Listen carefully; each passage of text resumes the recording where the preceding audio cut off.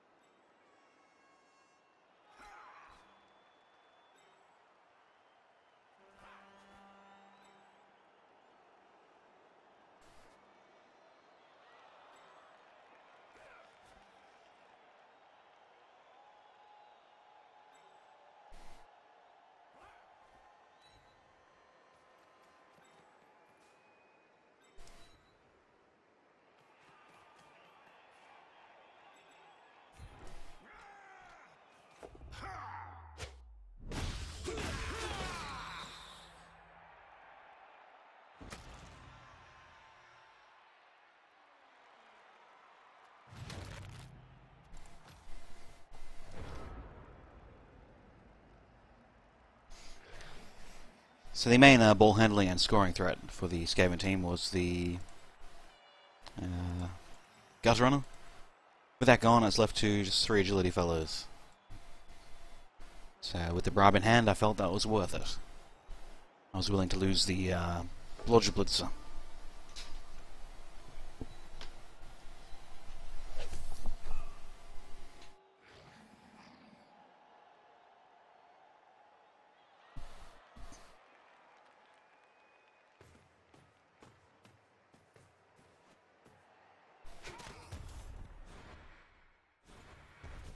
Learner reroll successful again. Into a pow. Takes the push in an effort to get the tail next to the ball carrier, as well as not being adjacent to the Troll Slayer. A good decision.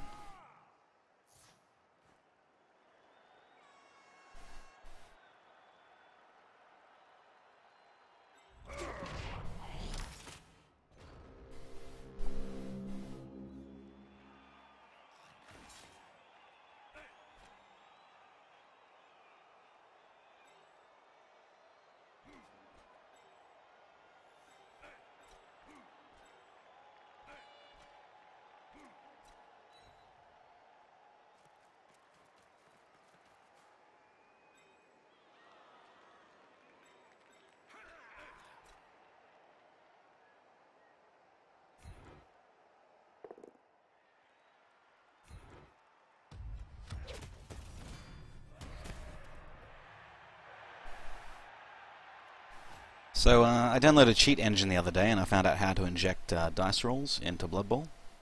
So you can pretty much just choose your dice. Just like Try's been doing with his Assassin. Turns out that it's pretty good. It does everything you want it to.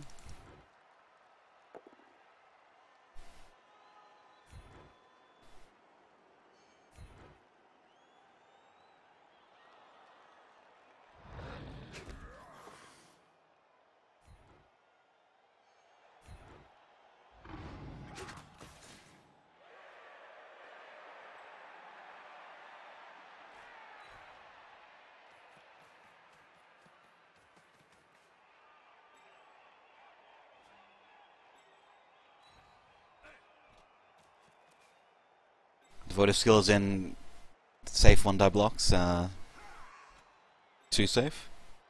Devoid of any risk.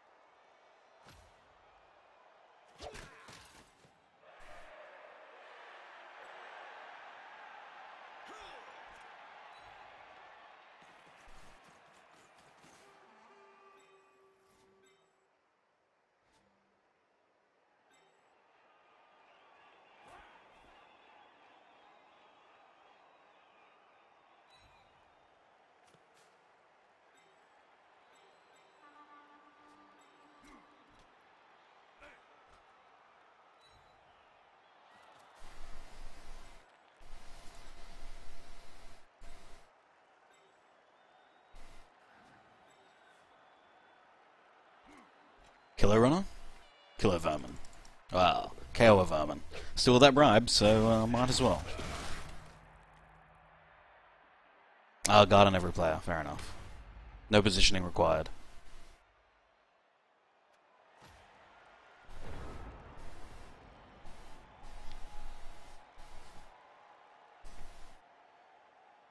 Well, I mean, that is the advantage of having block, and the disadvantage of not having 3 strength pieces. 4 strength pieces. That, you know, picking guard on every piece is a really good idea. Well, maybe with the exception of the Troll Slayers. That is why it's chosen, and why it's perhaps a little less common on Chaos and Orcs. It's still often chosen. And I'm sure even humans develop into a build where guard is on, you know, at least 8.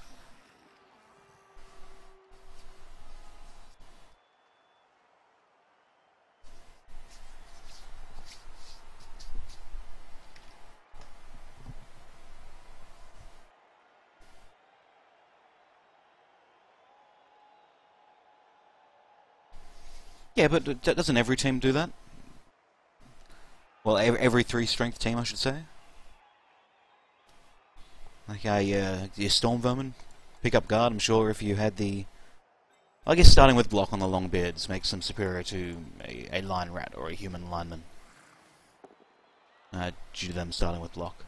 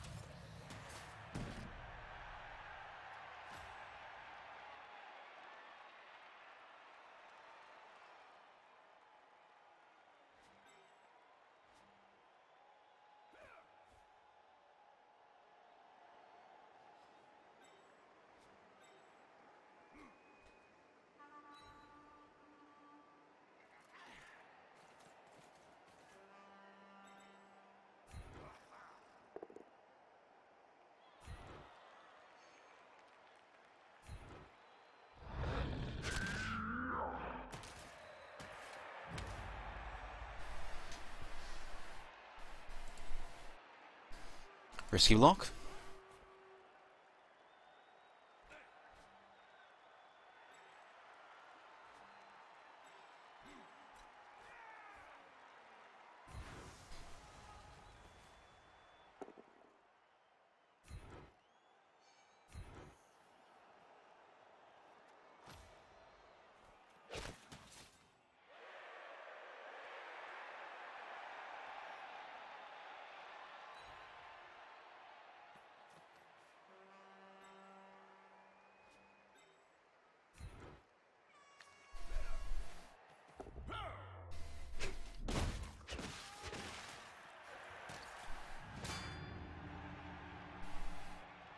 How about these referees? Blind as bats.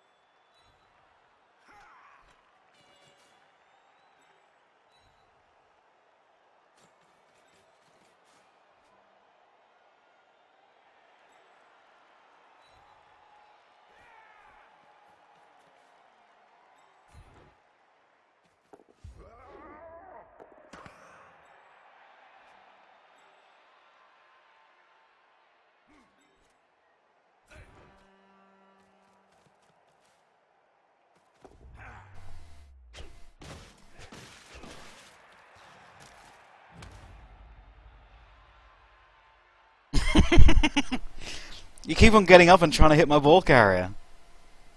What is this? Shame.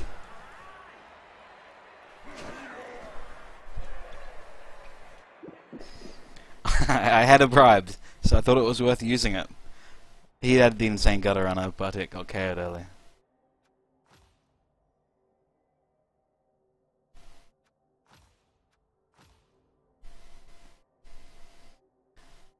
And I got denied points on the runner that I wanted points on. Shame try. Shame.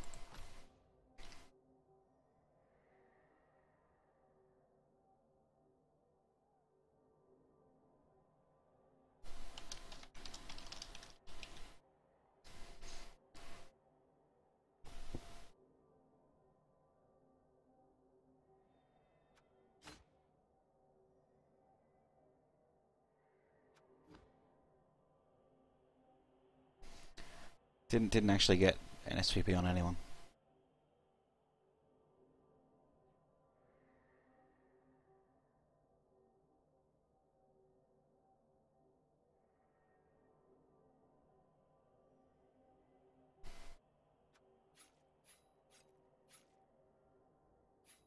Angry Ginger for the death roller, what do you reckon? Gingers are pretty angry. They're the types that would use secret weapons.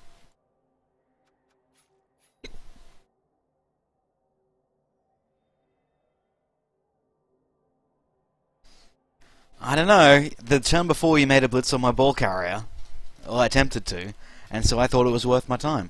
I'm never going to escape a Skaven team, and if they're right-clicking on my ball carrier, at some point they're going to get the ball free.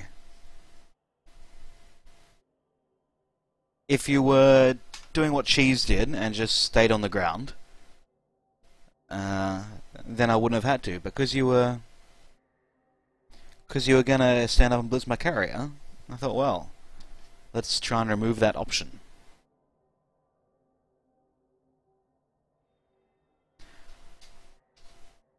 You've made crazy dodges.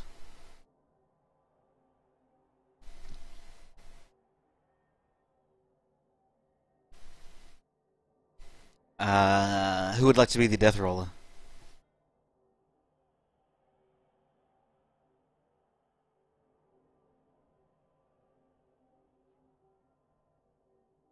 Yeah, but if not that turn, he could have done some crazy dodge out and done it next turn, and in the interest of risk mitigation.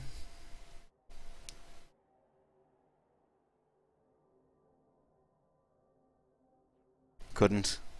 Yeah, but not that turn, but the next turn you could have. And then if you stood up the other guys on the sideline, I've only got one blitz, and there's one guy standing that I can't actually deal with because I've only got one blitz myself. I usually don't foul because it costs me a player that I need, usually. I don't want to be a man down, but in that situation, it wasn't the men that were the biggest threat. It was a lucky right click with a bunch of dice. That would be my undoing. I mean, it's only difficult. It probably wasn't needed, but...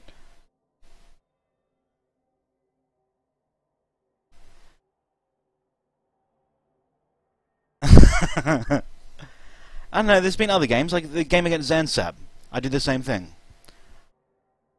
When Zansab played his Skaven and was down men and was right-clicking my carrier and doing 4+ dodges to get to my ball carrier, I would foul him off too.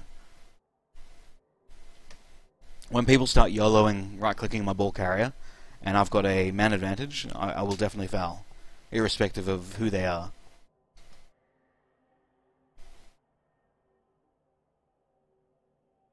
But if people aren't right-clicking my ball carrier and they're respecting tackle zones and not trying to make crazy dodges, then I usually don't. I usually just screen.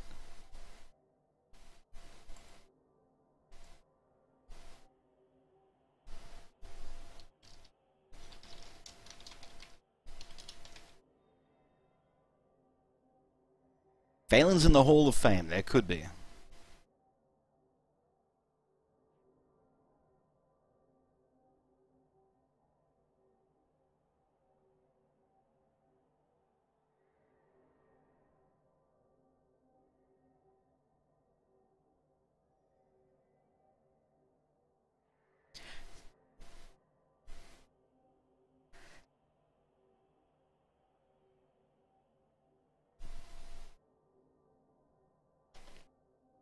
Alright, but yeah, if he couldn't have reached me this turn, he could have next turn.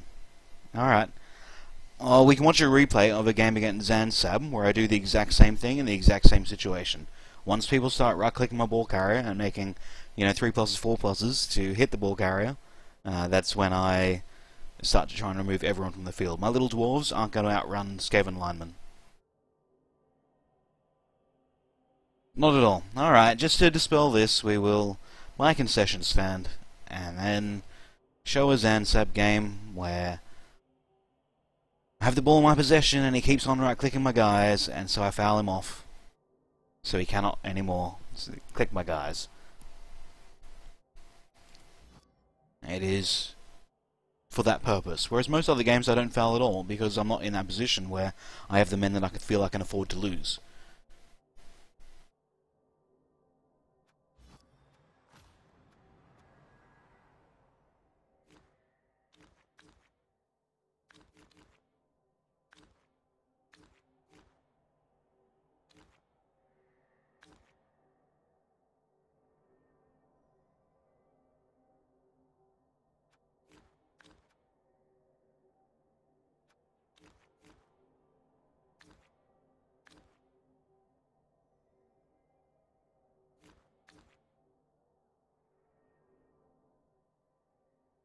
I think this might have been it.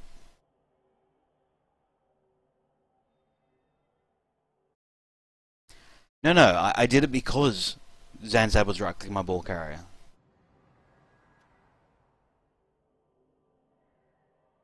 Oh, this is someone that got a free win off me. Oh, those are the rat stards. Without doing anything. Without a pre-turn 1 concede. Alright.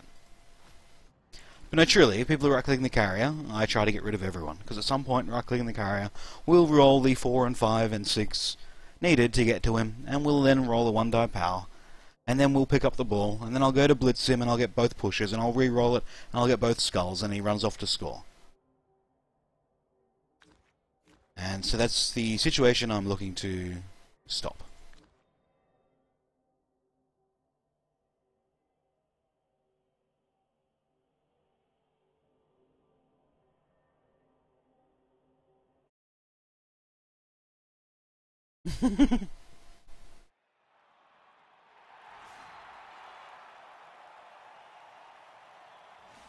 Because if it wasn't this turn, it was next turn. So I only move 4 squares, a Skaven lineman or Stormverm moves 6 or 7, and so they might dodge out this turn and be in a position where I cannot protect the runner, and then go and do the dodges again next turn, and I'm in a world of hurt.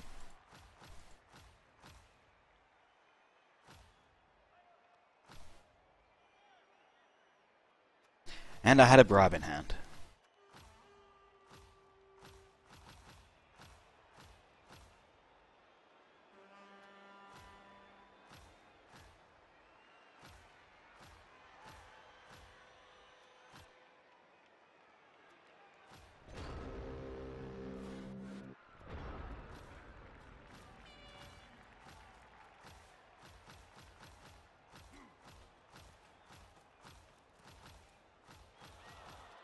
This replay seems to be messing with us.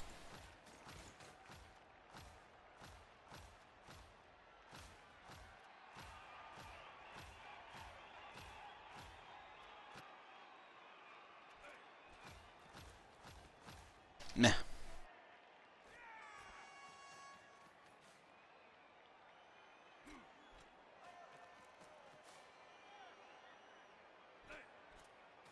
Good luck, Taicho Hunter.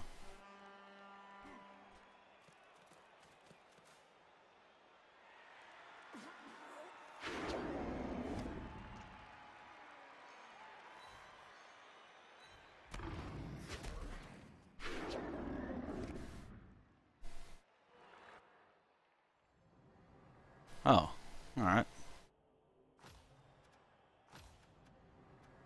Oh, that was the DC game. Fair enough.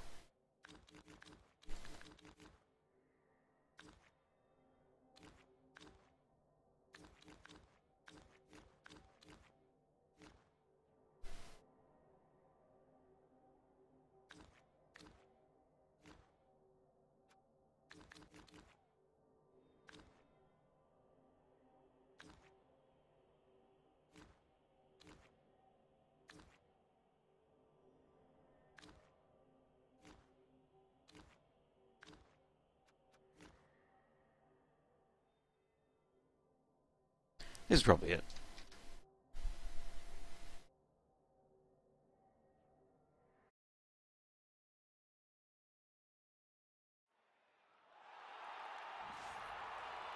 Look, guard and everything is a good idea. I don't know why people don't take it more often. Even as Chaos and Orcs and Sauruses or Lizardmen, at some point you'll come across another 4-strength team, and if all you got is block and Mighty Blow, you'll be making 1-die blocks like a pleb, while they're using guard and assisting and getting 2s. Mighty Blow is shit if you cannot actually make the block. So guard is a requirement to make the block. In some situations.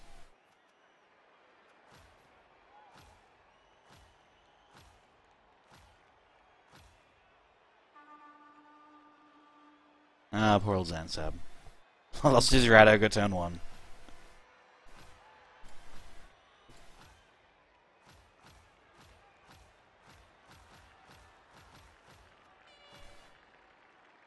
You know, just making a little path down the flank, clearing people out.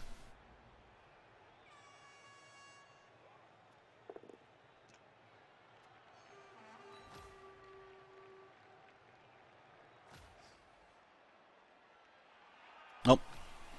This might be a thing.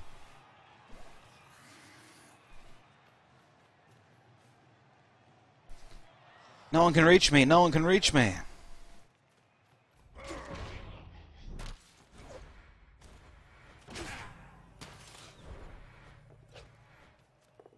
Still come at me, and, you know, red dash shenanigans. So, that's a demonstration of the Skaven ability to, from bullshit anywhere, come through bullshit anywhere that you can't reach, and run off. And so I'm pretty sure I'll be willing to stop that this game, and I'm pretty sure I'm going to go around fouling people that make that attempt.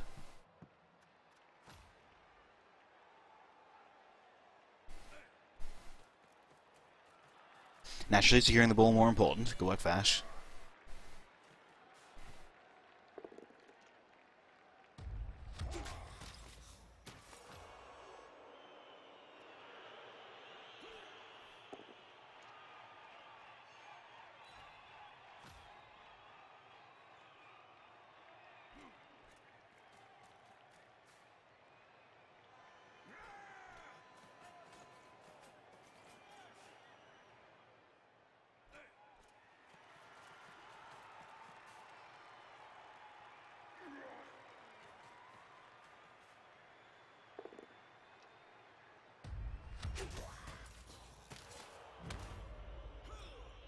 Ah, fair enough. Alright.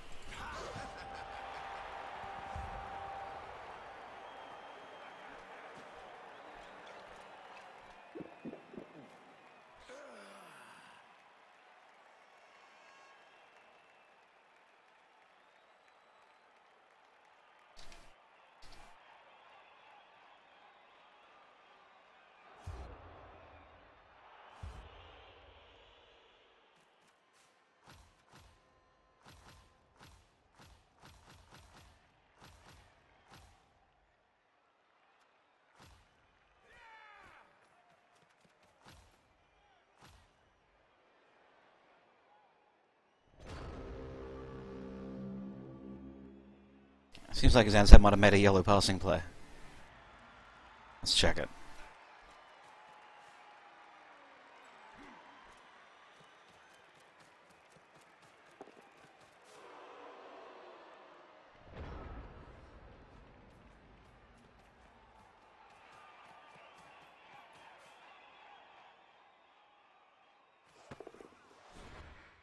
I don't think it was favourable.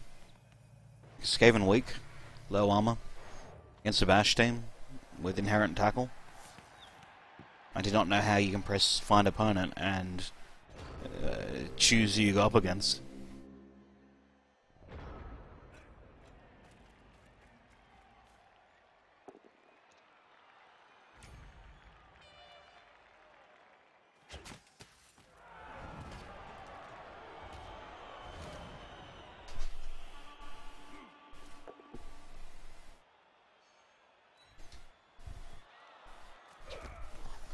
Bought into a babe too.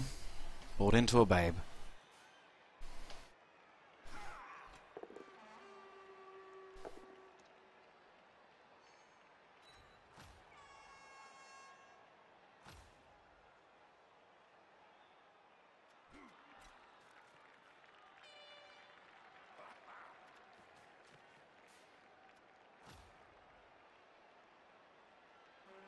Maybe I just ran it in.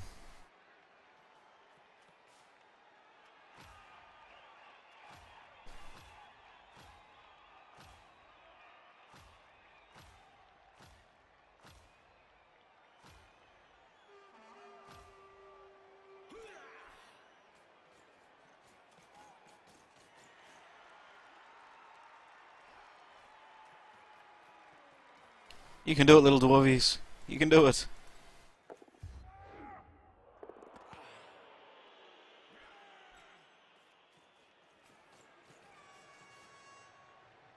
Alright, looks like we didn't catch an example, but no. I definitely do, people are right-clicking the ball carrier, fail everyone so they're stunned so they can't actually do it. And if not for that turn, like once they do it once, that indicates that they're going to try it. It is then the greatest risk.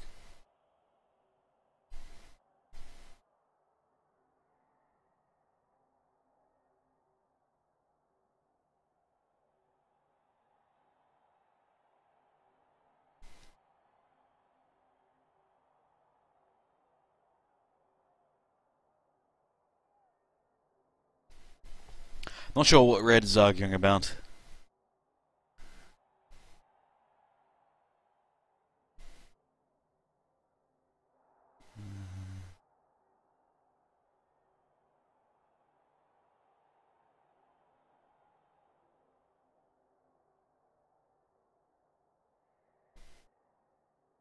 But yes, the grand summary though is that I don't traditionally foul, and I only do it if people are making YOLO plays on my ball carrier.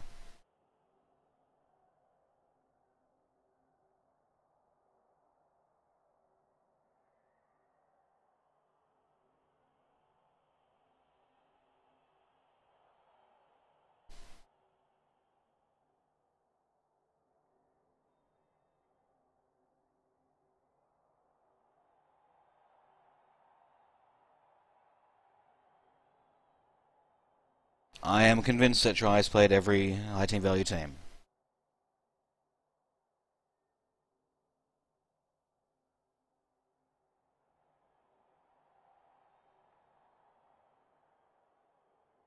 Many times. In the meantime, we were after a cheese game, weren't we? It's cheese beating up some poor fella?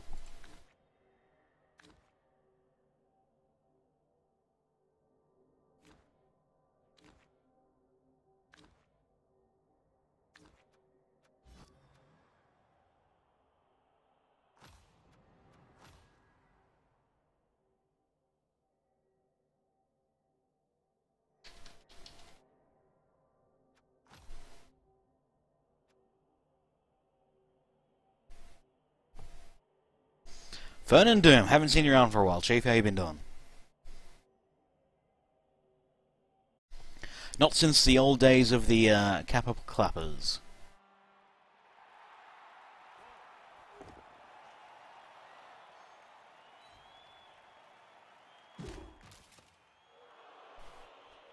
And I think you died on the Clappers. Bit of a shame.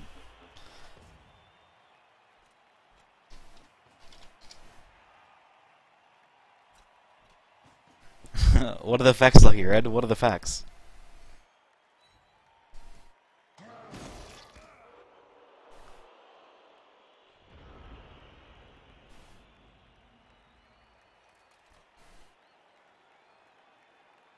I'm quite convinced that Try has faced every team at some point.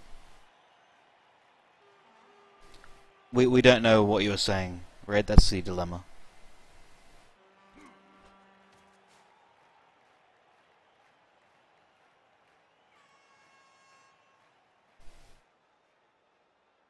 That people have the temerity to press find an opponent button when they want a game of Blood Bowl. I think that's what's going on.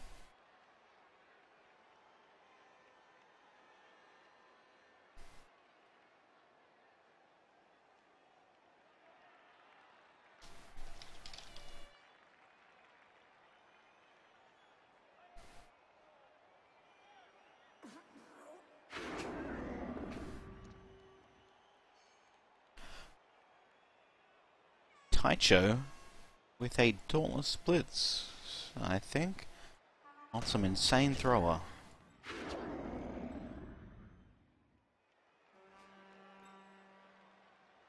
Oh, he's attempting to push the thrower into the troll, but it's not working because of stand firm. He should be pushing his runner out, I think. Wow, that's not even safe.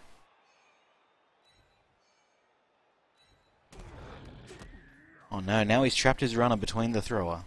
I guess it now offers a, with any guard, no guard. Just a 1-die block. No, a red die block on the thrower. This is a 4-strength thrower. I think that push was a mistake. I would have liked to have seen the runner pushed down to this square, and then had...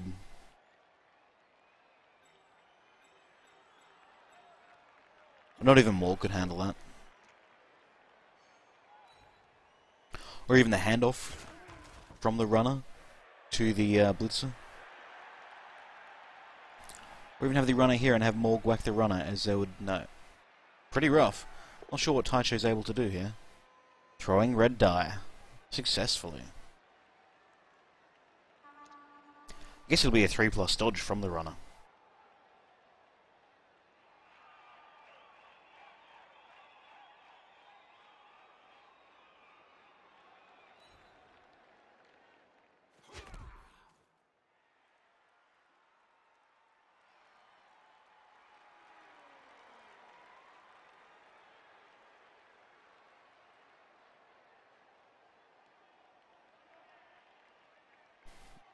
I think the TLDR is that Try thought I was maliciously fouling him, but it was really because I felt that my runner would eventually get sacked, and I needed to not have the game scored. Like, being down so many people early on, and then being able to pick up a ball and run and score to draw it, that would be a bad thing for me to have happen in my position.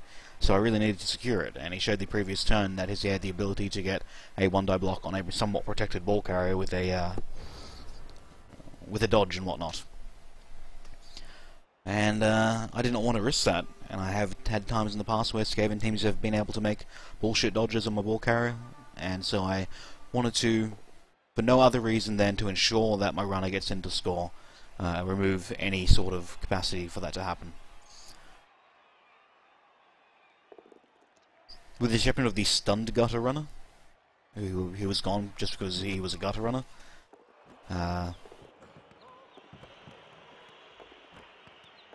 This would be crazy. It could go anywhere. Yeah, just because gutter runners are threatening in themselves. Everyone else was just they were left alone unless they weren't stunned. So if they had the capacity to get up and move somewhere, then I would consider it. And Try disagreed, and I wanted to look for a clip that said otherwise. In the million games that I've played, and I do not recall everyone, but I'm quite certain and quite genuine in that it wasn't for any other reason than ensuring the win.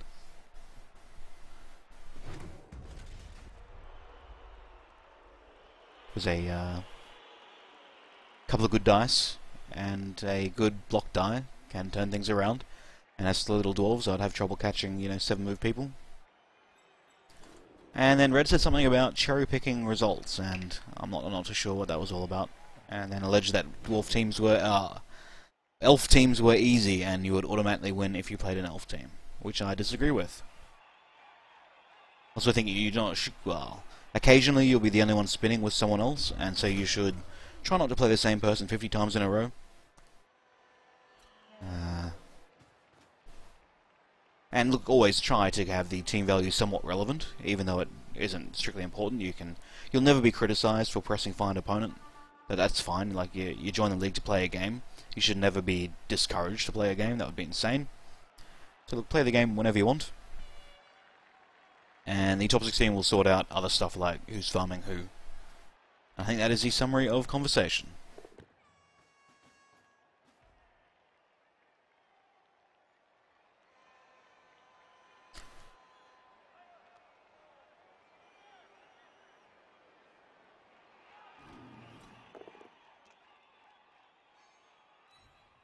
Scissors, paper, rock, the lizard, Spock. Troll's son's a troll slayer.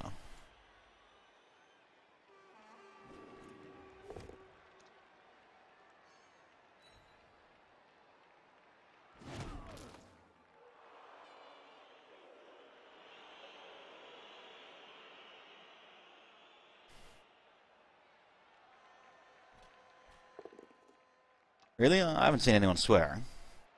I haven't seen any bad language. It was just people expressing their opinion, which is everyone's entitlement.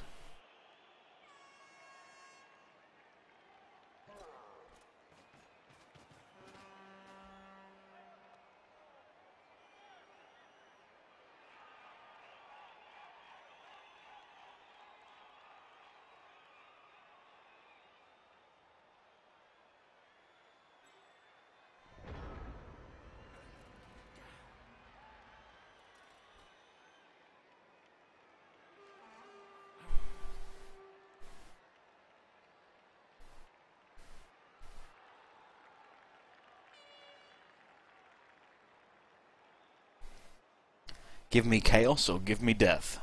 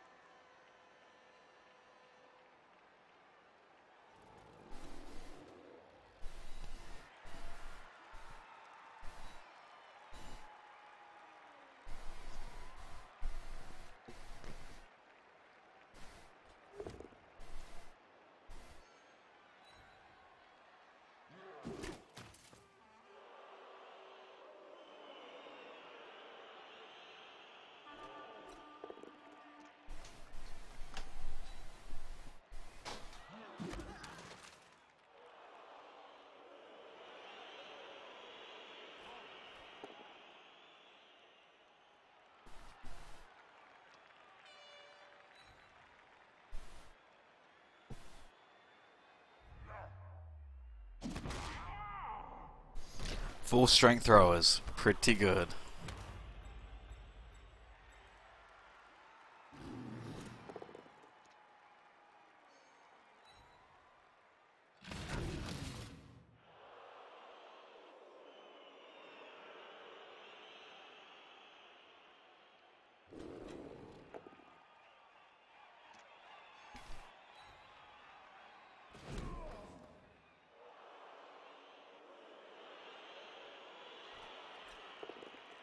Look, dwarves got block and tackle on their linemen because they don't have full strength pieces like orcs or chaos or saurus. That's the trade-off. They got some out-of-the-box skills for no full strength options for a bash team.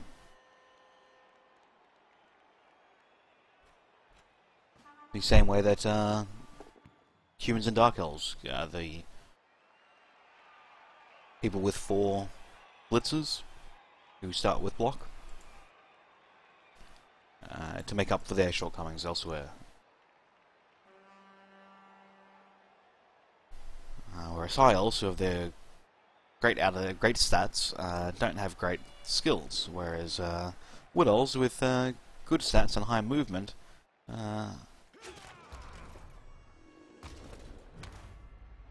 but super squishy to get a positional that is fantastic from level 1.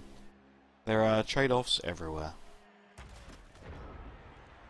The dwarf trade-off is no full strength.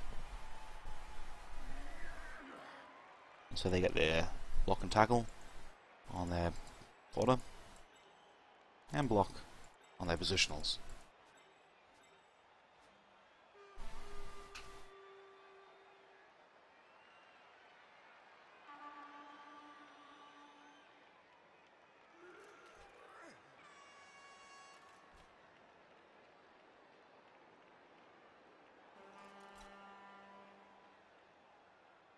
I think you're wrong, Red. When I played Try's Dark Elf team, he had 300 team value on me, and I looked at all his pieces and said, look, all this team value is in dodge. So while he does have team value on me, it's not real team value, because I hard counter it for free. We could look at the past broadcast from yesterday, and probably catch that. In my Scottish accent, it would have been.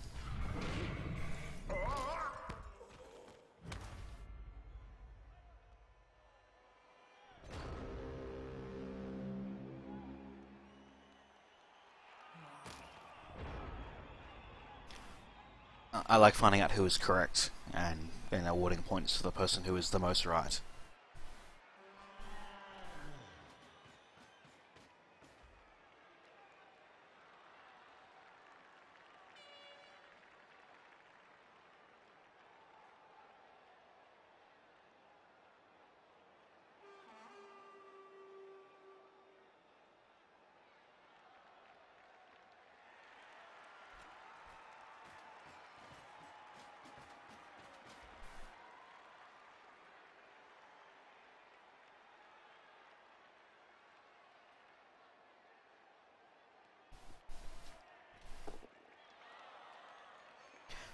Not even Cyanide knows what they're doing next, which indicates that they haven't even started on it, which indicates it might be quite some time. So I don't see a new DLC race coming at any time soon. Probably after Half-Life 3. I think that's when it will happen.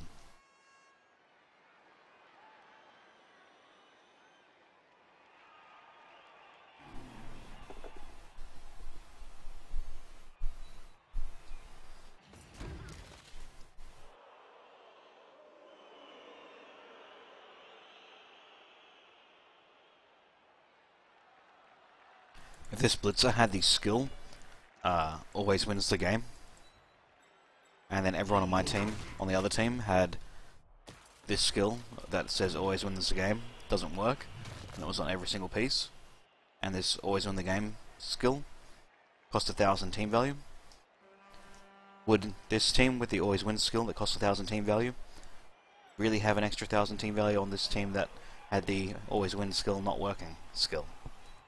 For no cost.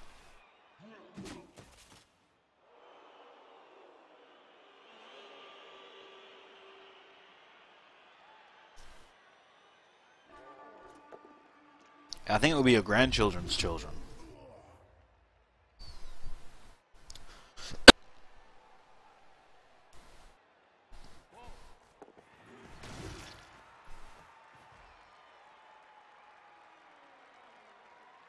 I think it's just hype.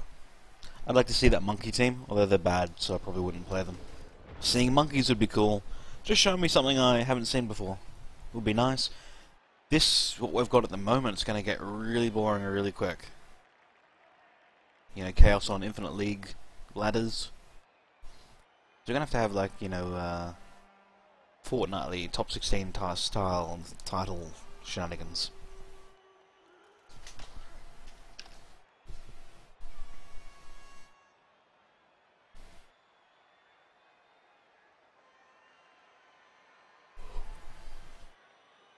If you look at the Fumbler website, they've got a monkey team with chimpanzees and shit.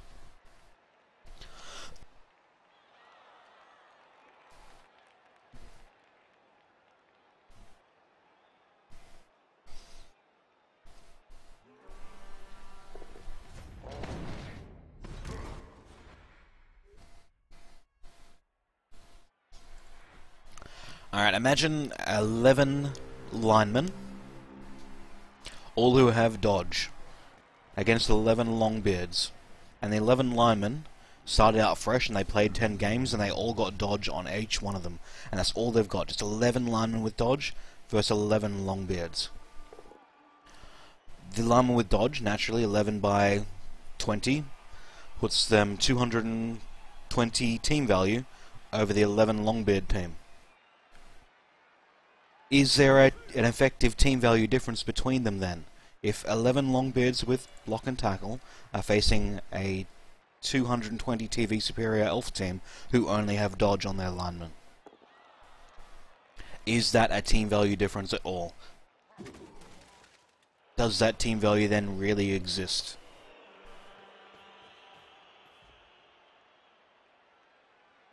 Lucky Red says it does.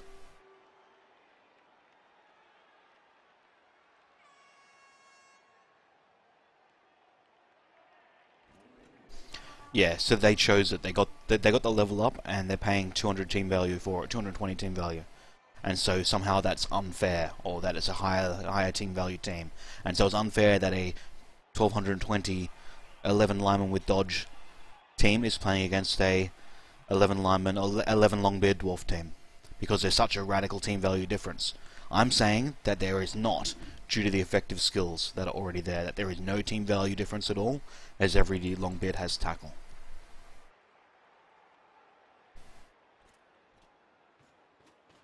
That's the argument we've always been making, Red. That's the argument we've always been making.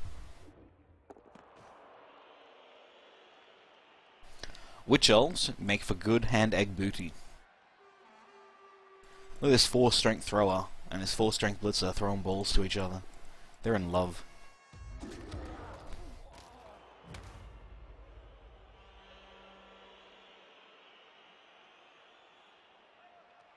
Yeah, because my Master Shift didn't work. And you bought a free reroll. And all my dice were double skulls.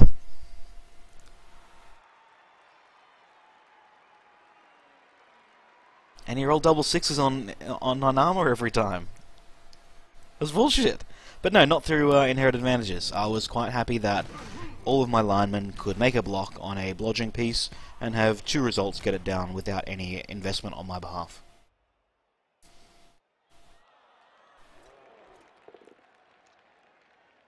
And so I looked around, I said, look, this is a blodge blitzer, a blodge blitzer, a blodge blitzer.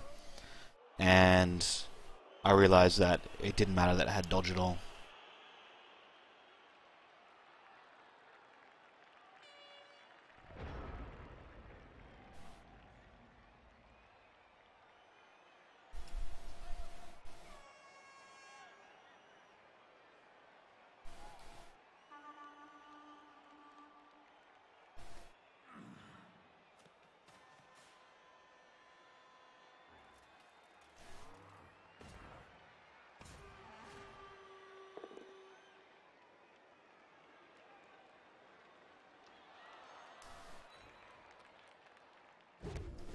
Don't know what I should get for lunch. I'm thinking about a pizza.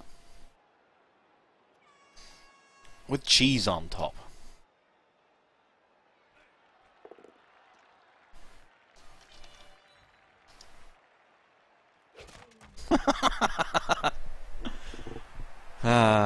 Good work, Cheese. Arming that SPP. What are you gonna get on him?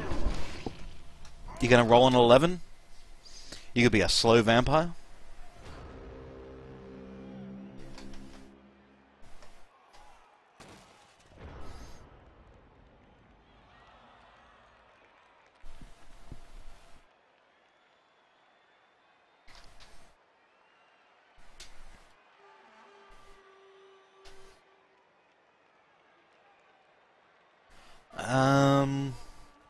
Just upload it, the specific one, if you can find out which one it is based on its date and time, to a file sharing site, and then just paste Arena the link, and I'll download it, restart Blood Bowl, and we should be able to watch it. Look, the games that I've played against Red, he's done quite well, and he's usually been a star player that's really carried, but that's what they're there to do. And I've not seen anything super insane. Except for when I watched the games yesterday where super insane shit happened.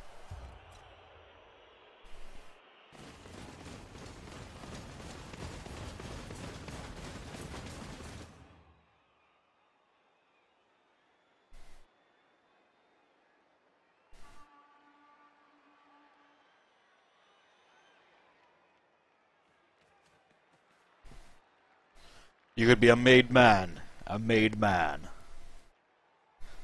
Pizza with cheese on the bottom. Yeah, look. Cheese on the bottom could be a thing, Cheese. Pretty good.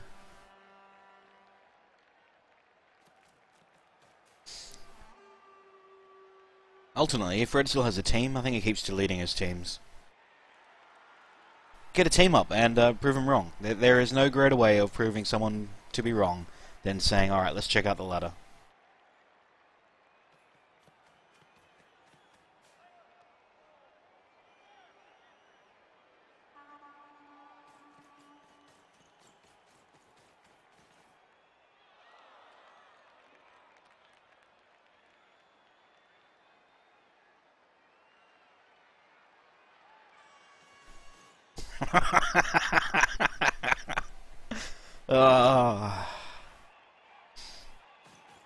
It reminds me of being in primary school, and in primary school I was into doing outside stuff, and I won the cross country and the swimming, and I remember running around to the guy that didn't win and being lol lol I am the best in US shit.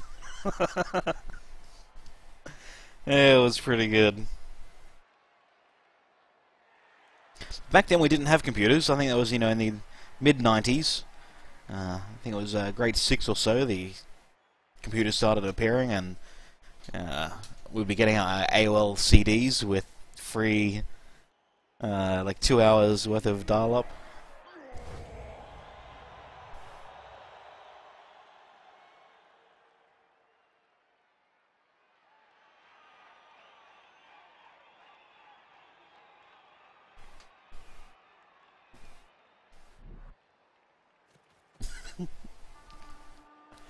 Well, see, LOL is a new thing. It's an internet thing. Whereas back then, it would have been ha ha ha ha ha.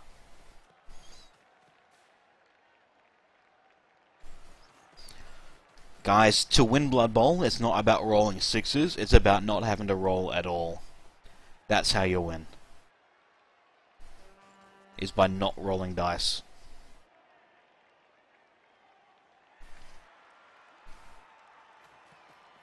Game against try, aside from picking up the ball, and a handoff, and a forward agility quick pass, I don't think I rolled the dice at all.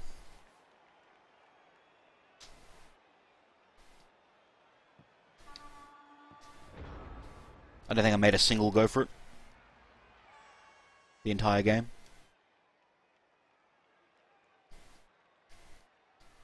So yeah, absolutely, the fewer dice you roll, the better.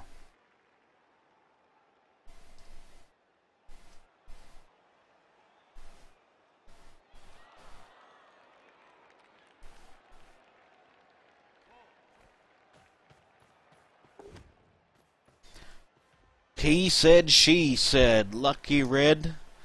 I think it's time to settle it with a match.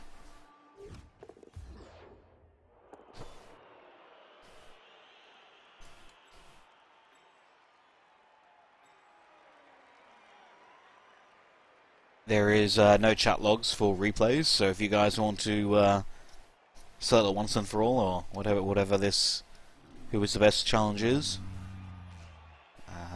go for it.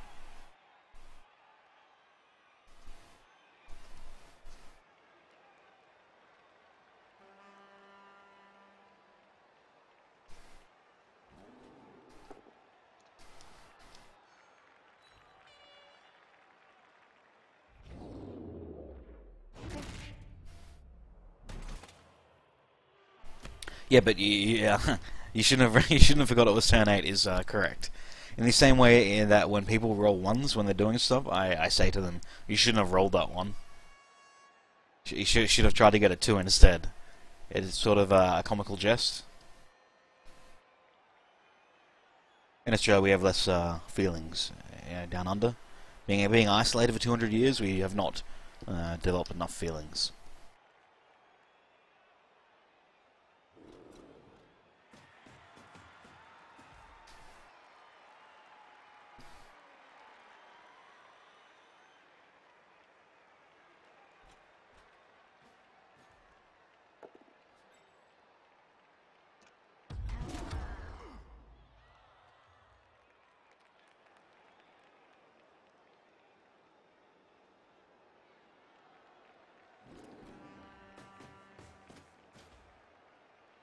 Rematch, guys, rematch.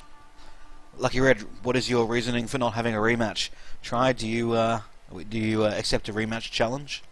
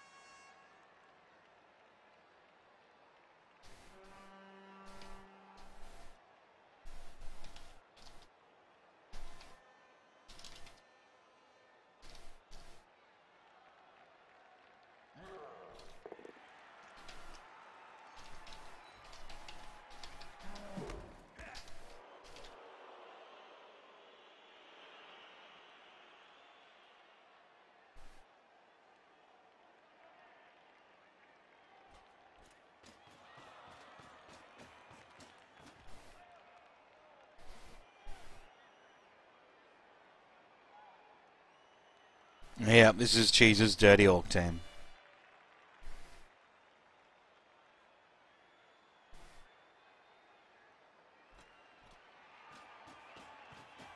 Let's do it. I'll throw in 100 of my own points to the winner.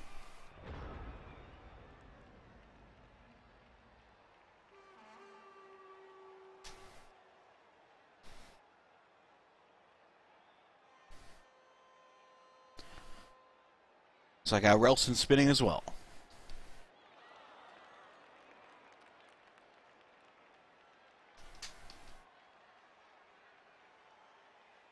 I'm going to make a quick coffee and try and get Try and Red to agree to a match of some description. 100 points a bonus. In addition to being correct in chat, they shall be forever known as superior than the other person.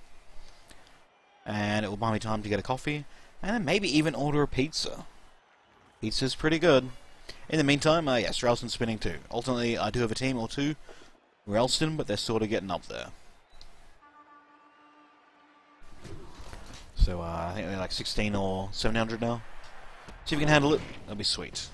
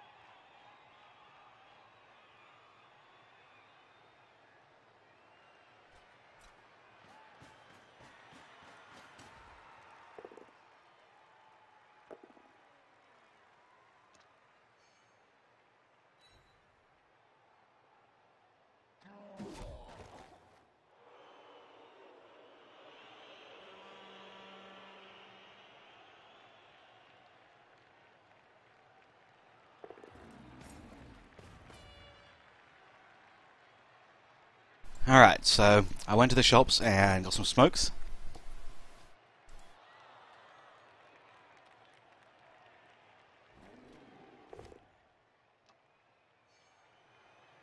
And they had Pringles on special for like 3 for $10, so I got them.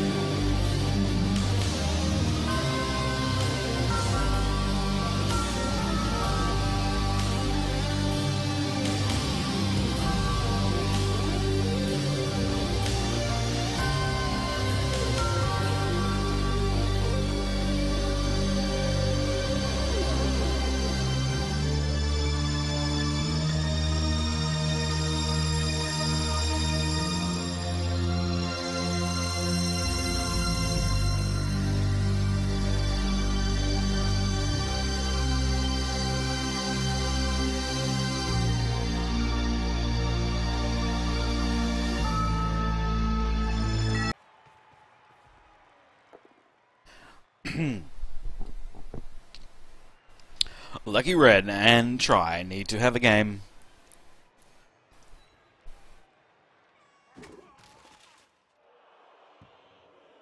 Block guard, stand firm, mighty blow. If you get doubles, usually dodge. If it's a double strength, take it.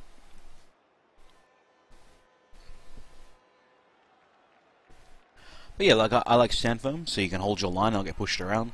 It lets you make sideline plays with a little more security. Often your long beards are all with guard and are all standing next to each other to protect each other, and someone can push them all down to obstruct that. Stand firm prevents that.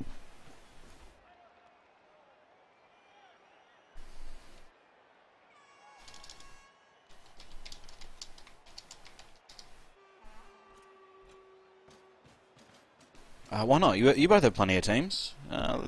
Red's got a Chaos somewhere, and I'm pretty sure he has a Dwarf team. Pretty sure he has a Lizardman team. I'm pretty sure your Try's got 2 or 3 or 4 or 5 even.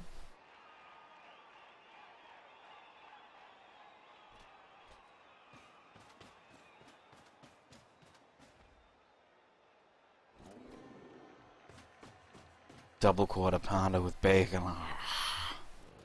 You know, I used to get Coke all the time from McDonald's, and then I realised how bad, well, says the smoker, that a lot of sugar's quite bad, and so I switched to coffee, and I've not looked back. Like, I've not had a soft drink in a number of years. And that's been with alcohol. But truly, coffee, mate. Yeah, this is Morg. One of the better star players, as it has block.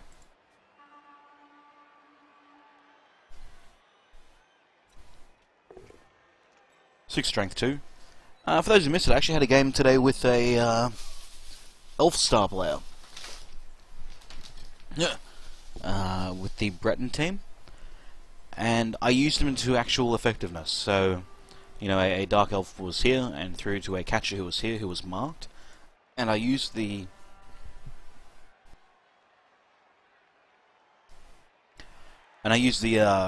pass block skill, not to intercept, although I did try to intercept, but to park him next to the potential receiver. Already had one marking him, so normally for an elf it's a 2+, but with someone marking it's 3+. But because of pass block being able to maneuver around and get into other tackle zones, it made it a 4+. So maybe, look, and I did see in the Knorr game earlier today that someone had a gutter runner with pass block. And so, you know, pass block, diving, tackle could be like some sort of backfield shenanigans maker. And so you pass block, get your 3 squares, get next to someone, you know, maybe you have catch, and you get 2 attempts at rolling a 6, and then when they catch it, they then dodge away, and you've got the potential for extra shenanigans. Like, it's super situational. Wouldn't you just rather be in a position where there's no one safe in the backfield? I guess it's easier said than done. But yeah, look, the more I think about it, the more I did really like the utility.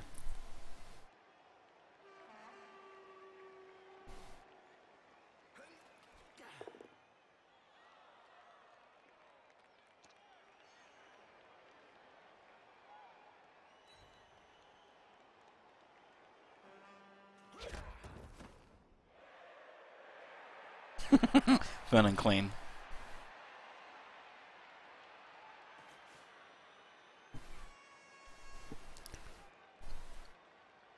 Yeah, but isn't the whole purpose of video games is like, oh, you're a noob, no, you're a noob, no, you're a noob more, no, you're wrong more.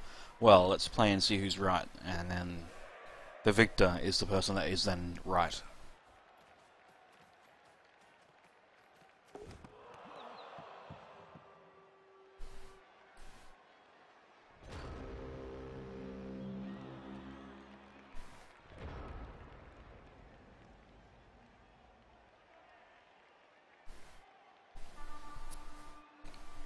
Did Ralston end up getting a match?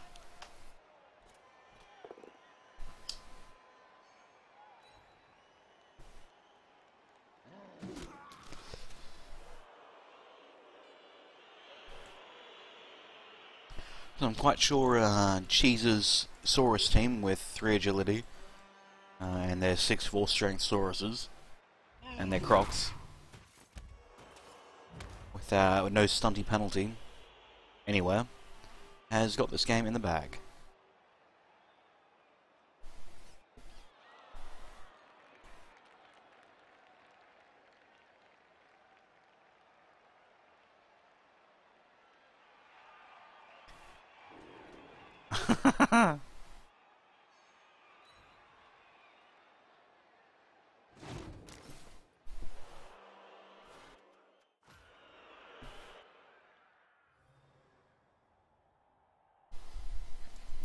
Actually, when we do this top 16 thing, which is... Actually, what's the day today?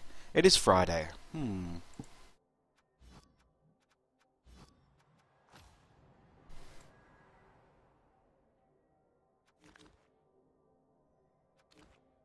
we procrastinate this for another week, or maybe start it on the weekend or something?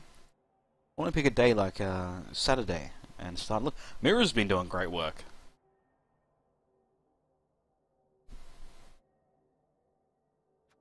Thor front page now, the Mighty Mouse High Elves.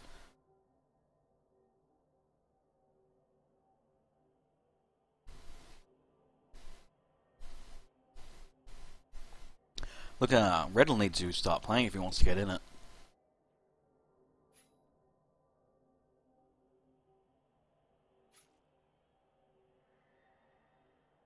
There it is. The one game Lisbon.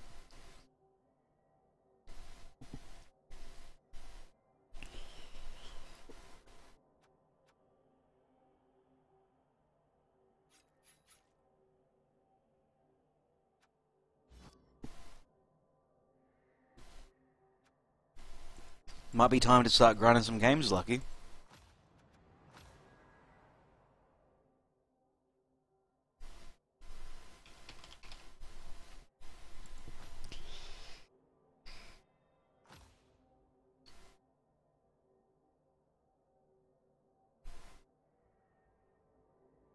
No, play to your heart's content.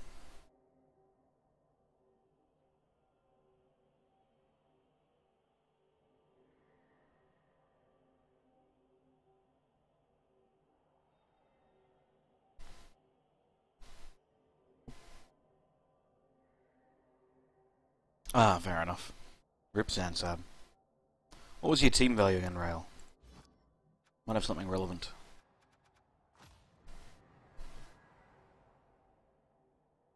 Reminds me of that time that I played a Chaos Mirror with Dry. They're both 1700-ish. In fact, I had 3 at 1700-ish.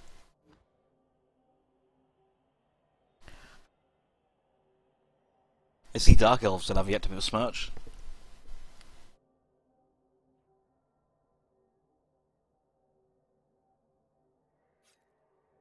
Ah, 1310 might be a bit much.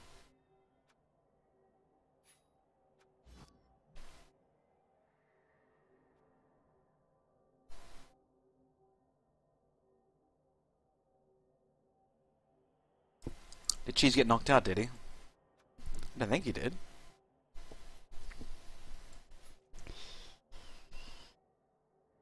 Arg, orcs.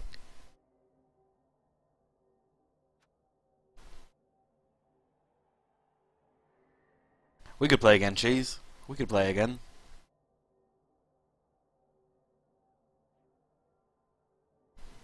Let's see if you can get more powers.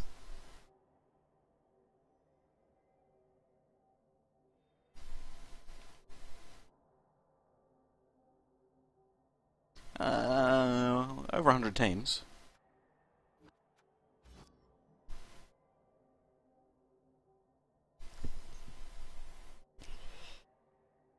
Some people with 2 or 3.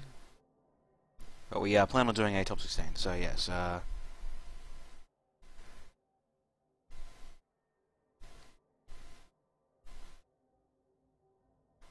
don't know, what are the chances Cheese gets lucky twice in a row? Alright, fine, we'll see you shortly.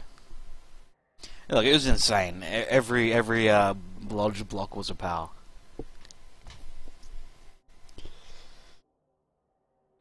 Every D6 was a 1. Even still, it's such a pain. There's so much force strength going on.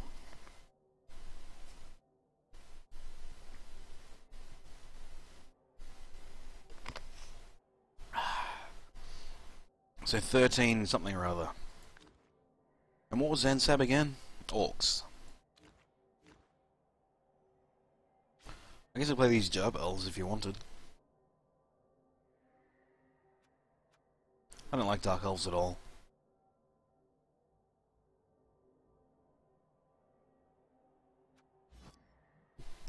They just seem to be the most middling of orcs, dwarves. That's just my humble opinion there.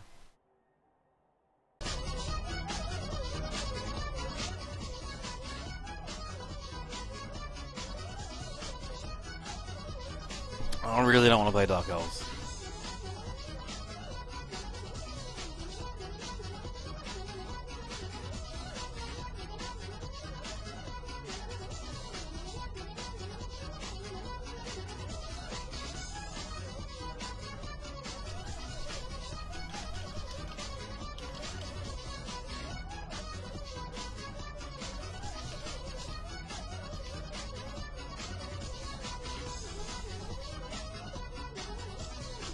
Dark Elves are the best dwarves. Yeah, so Trollslays do have the lowest armor, so just 3 longbeards with guard. It could weaken people a little bit. Yeah, like Taicho, like I have a dwarf team that has guard on almost every longbeard, and I couldn't handle Cheese's 6 4 strength pieces. Although, I do have a secret weapon. I do have the Death Roller now. I just don't want to spin into Ralston with a significant team value shenanigans. I just don't want to play Dark Elves.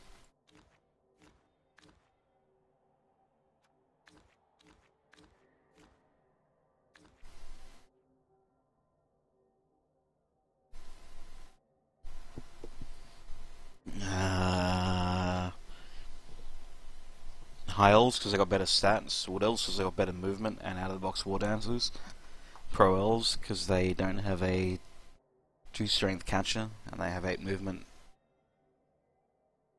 shenanigans. I mean, there's no strictly better, they're all situationally better. They all have different strengths and weaknesses. Usually only flank silver, so if your opponent does put their guys 1 square away from the sideline, you can frenzy and push them out.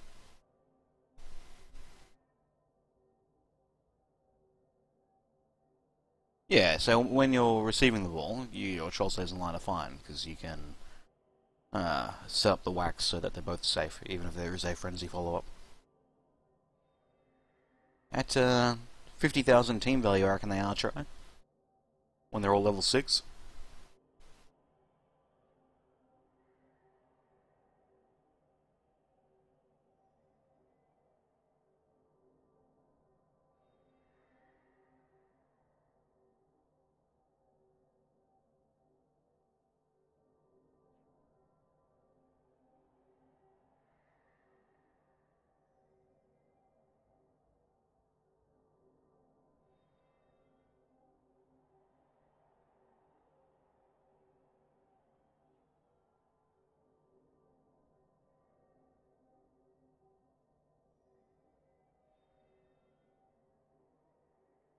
And so what was the team value? It was 13 something.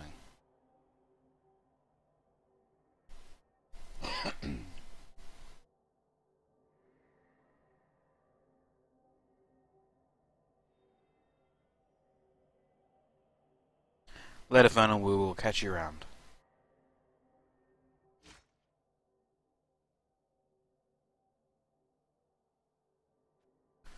What do you reckon, Ralston?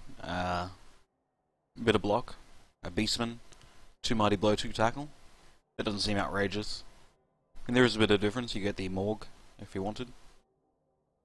I guess it depends if all your Chaos Warriors have block. Just to avoid having to play Cheese's bullshit, I will quickly spin now.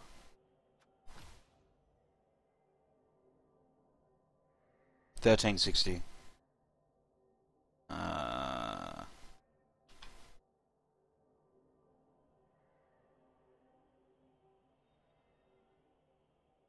350. So get a Master Chef. Yeah, no claw. Get a Master Chef or something. It'd be sweet.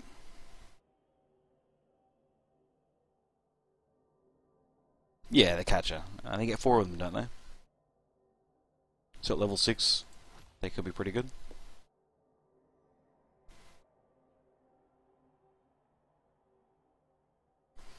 Yeah, look, I've never said that one elf was strictly better than the other. They're all fairly even.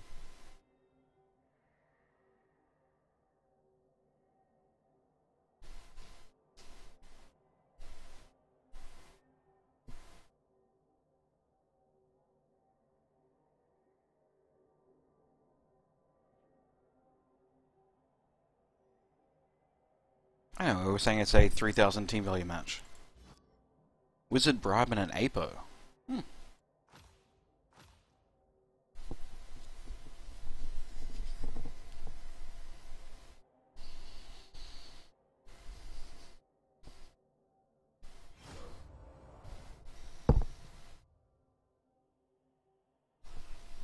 Have we played much before Railston? I can't remember games. I don't even know what day it is. I had to look.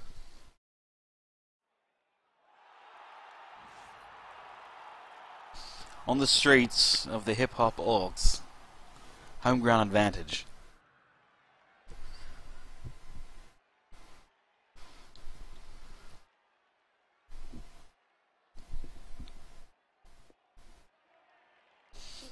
Nerves of Steel 3 Strength Pro Elf catches. Pretty good. Pretty good.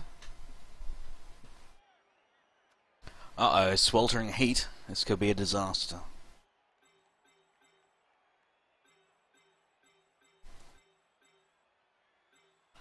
Lodge Blitzer. Oh my god! What is this monstrosity? A 4 Strength, 4 Agility Blitzer. Right. So I do have a bit of a block advantage. And if I use guard correctly, might be able to deal with the Black Orc.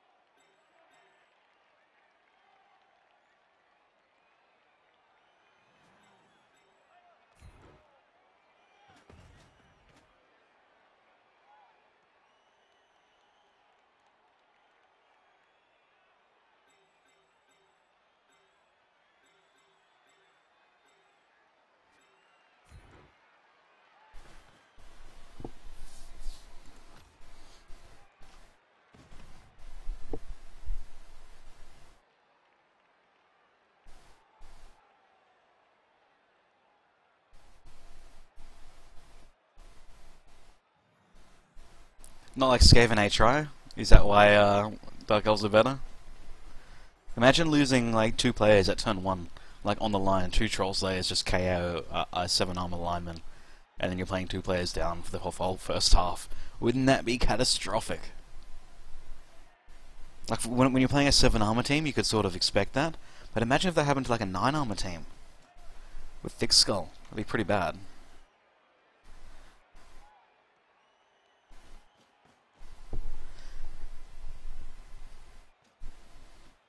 Yeah, me too.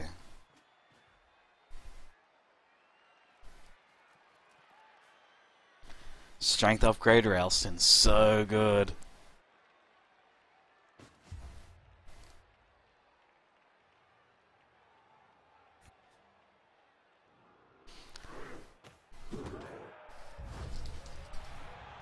Oh, that's a good kickoff event. Oh, it's a very short kick. Please don't be a touchback. I could probably do stuff there.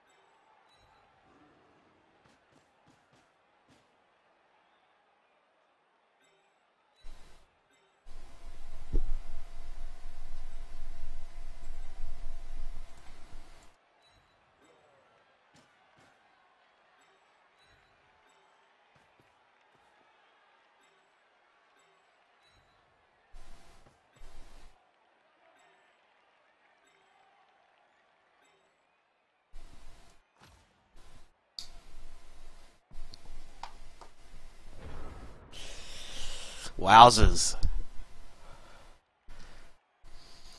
Perfect defense, the best defense.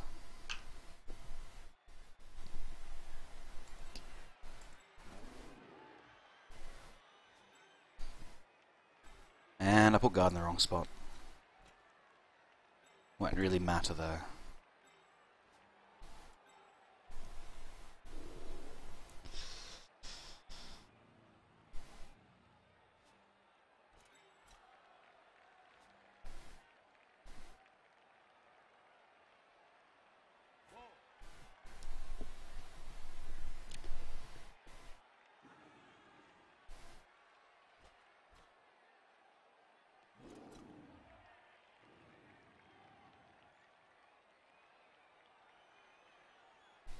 What are your options, Cheese? You already got Mighty Blow, maybe Frenzy. 4 strength pieces allow you to get 2 die blocks on 3 strength pieces, and the Frenzy will let you push people out unexpectedly.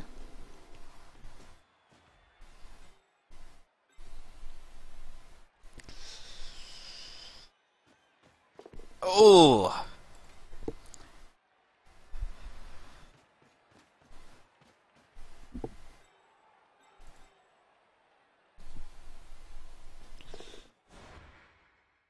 Three agility pass needs a 3+. And your catch will be a 2+.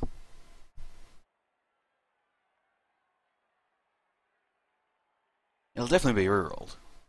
There's no way he doesn't reroll this.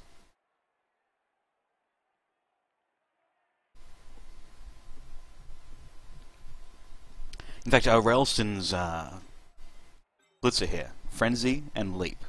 And you're a Witch Elf, a full strength Witch Elf.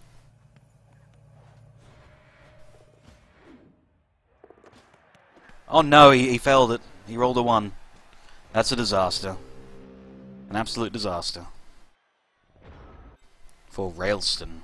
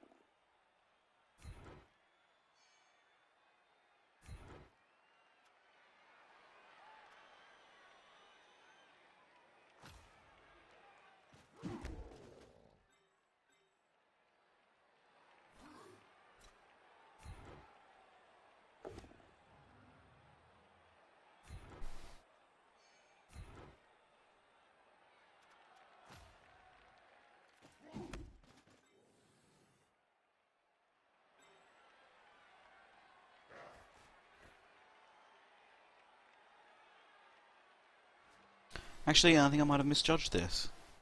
Yep. Yep.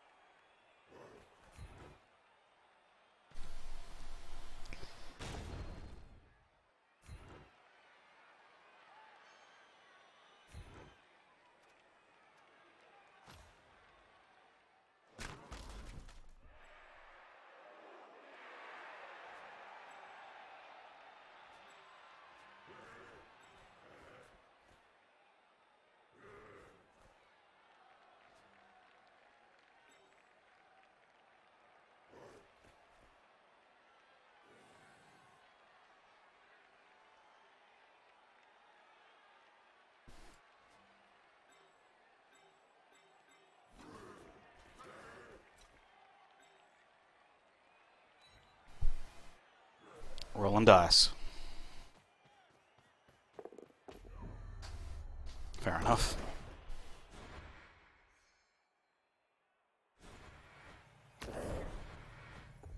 Fair enough. Nuffle giveth and Nuffle taketh away.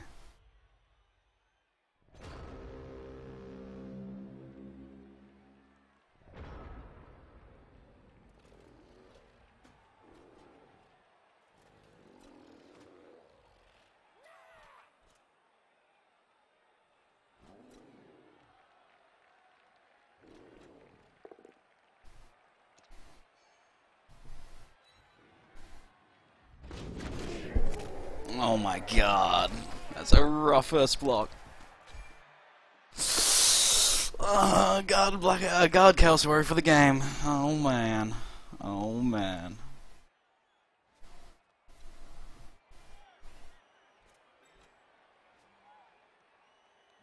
Picked up a stun as well for my double ones.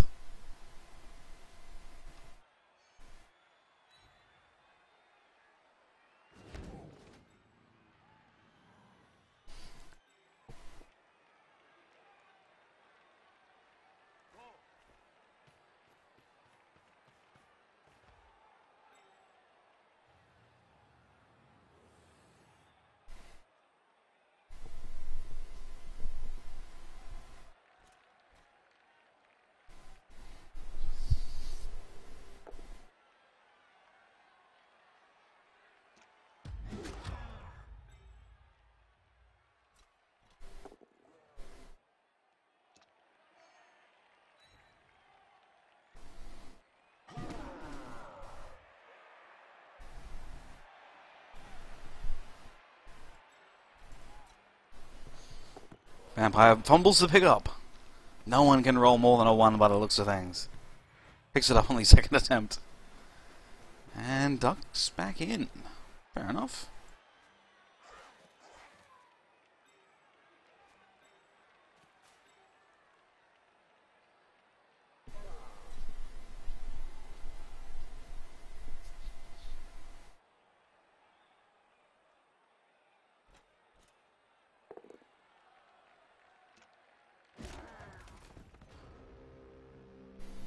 I think I have an option here.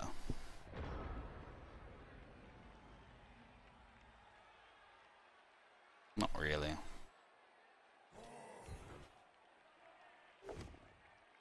Ha!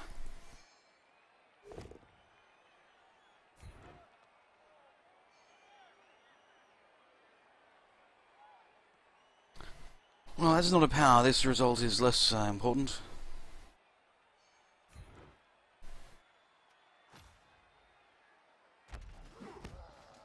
Well, less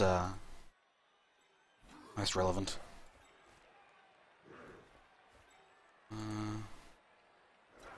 Well, anything that bad that happens could be a disaster.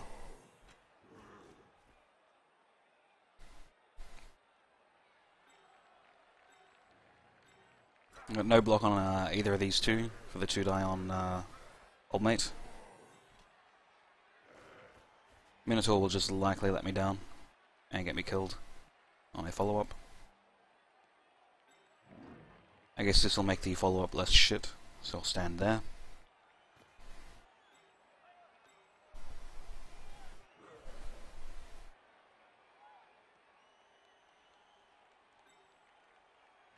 I'm so scared now with no reroll that I just get fucked.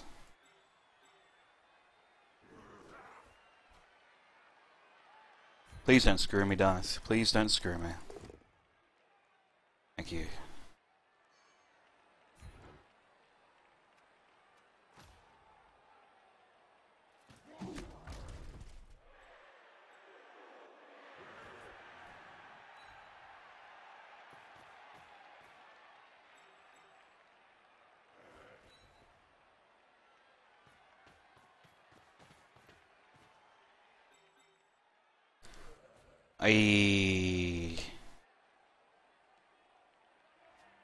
Because this guy's still standing, right.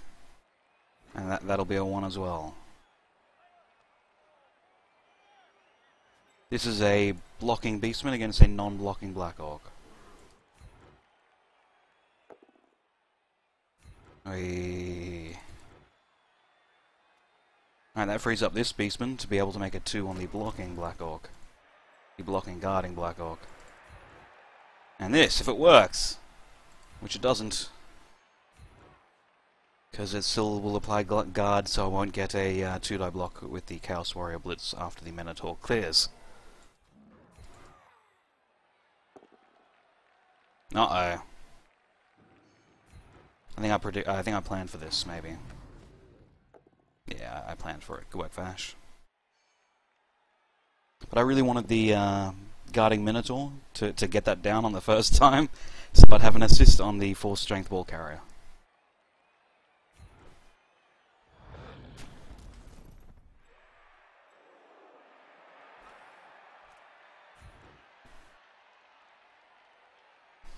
Pretty sure guard beastman will help out too, which should give me 2, which gives me the power. And after a bunch of pushing, should be able to... Well, not really.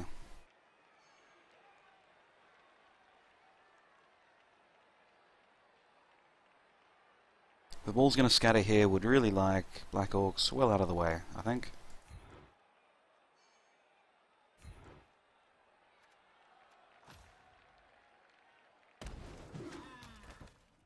No!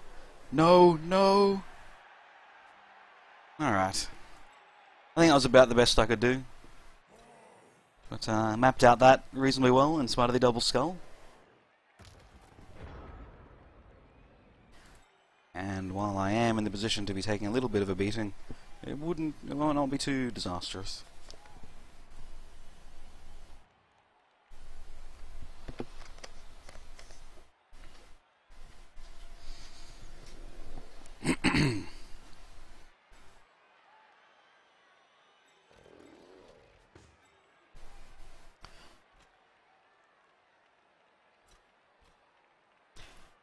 How's that, guys? You should be impressed. You should be impressed by the planning and positioning and making the safer blocks to get the blitz on the ball carrier in spite of it being in a cage, just because one person was touching. One person touched here, and it resulted in every single piece doing something to get that 2-die blitz on the ball carrier. I'm impressed. That's all that matters.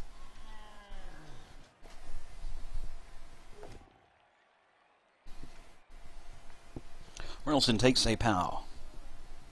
Oh no. Don't hurt Railston. Oh, it's only a stun.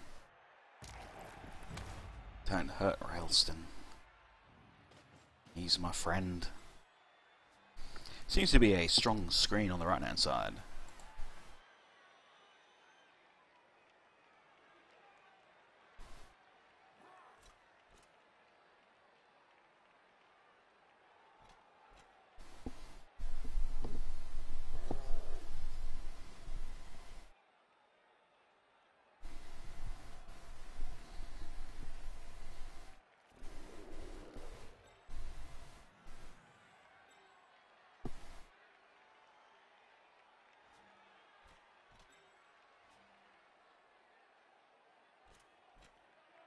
Ooh, that's a dodge blitzer. That's a fair enough attempt.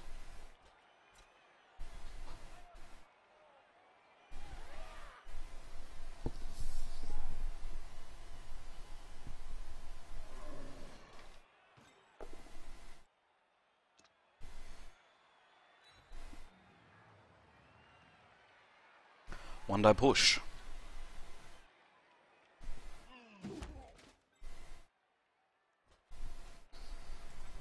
Frees up little Goblin.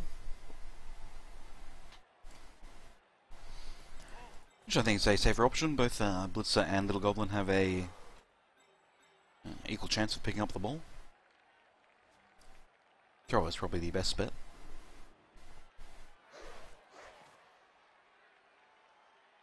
Uh-oh.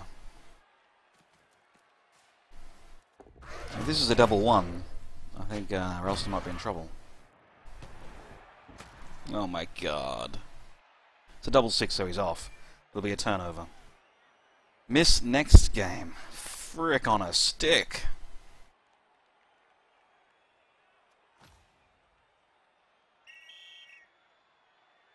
He picked up a bribe too. Oh no. Ralston, that sneaky fella.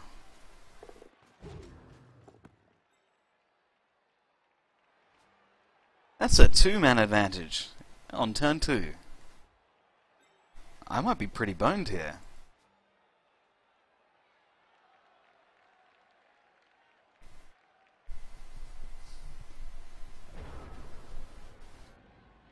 Holy smokes, Batman.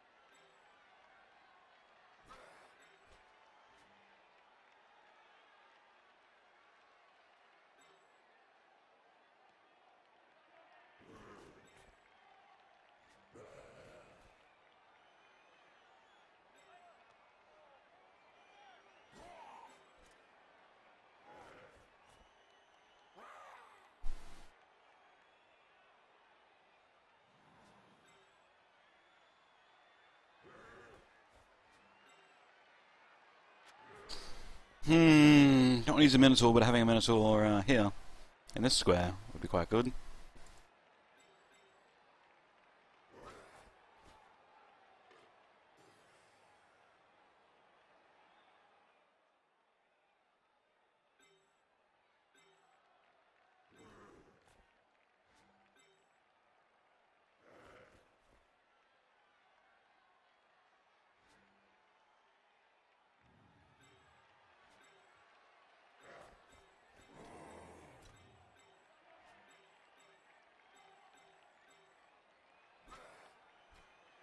Because of him.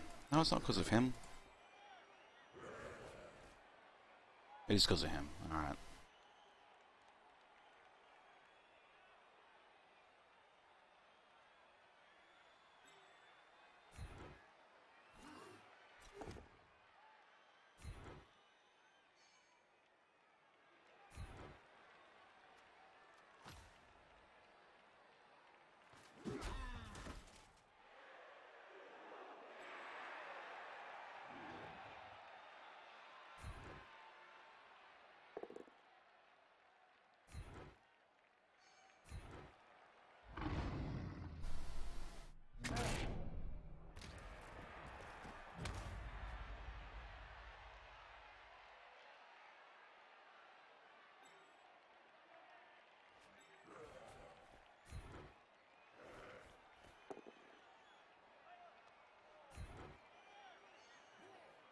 That doesn't help.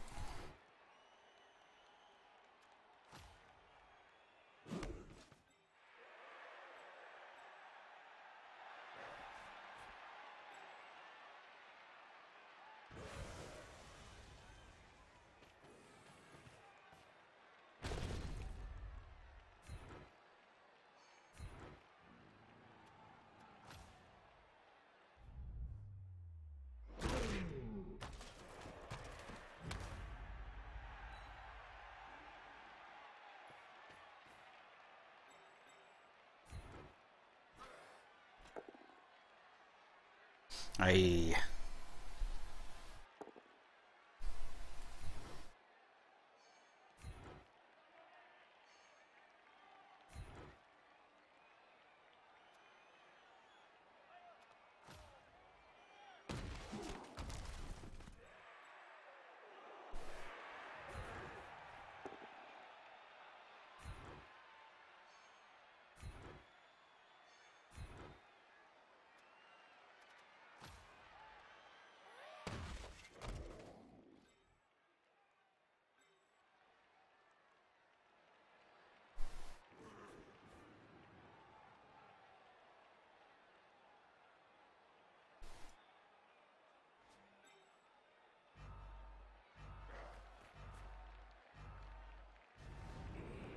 I got nothing.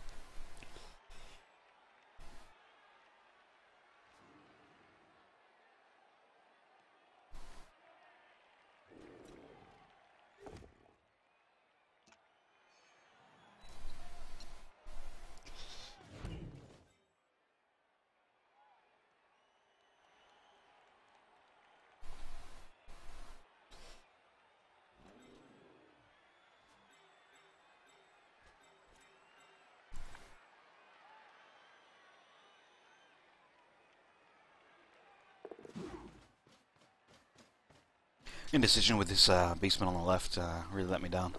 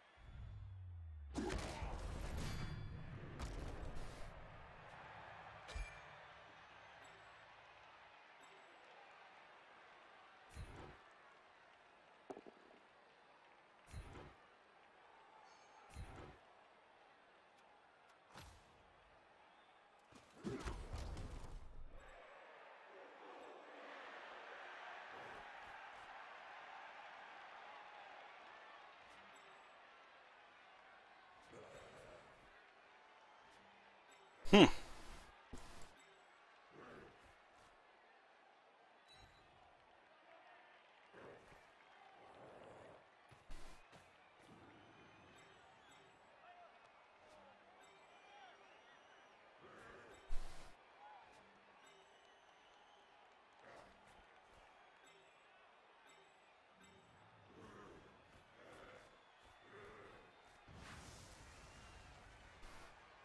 Whew. Is there something safer first? This guy? Yeah, whack, whack. That's fine.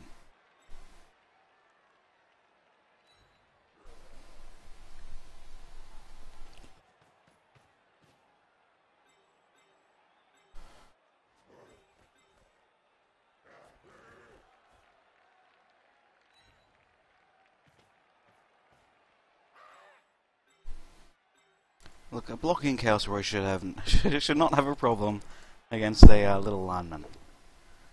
Alright.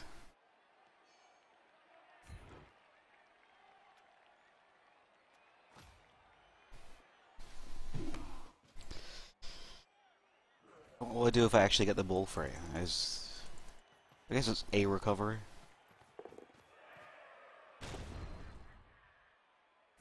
Fair enough.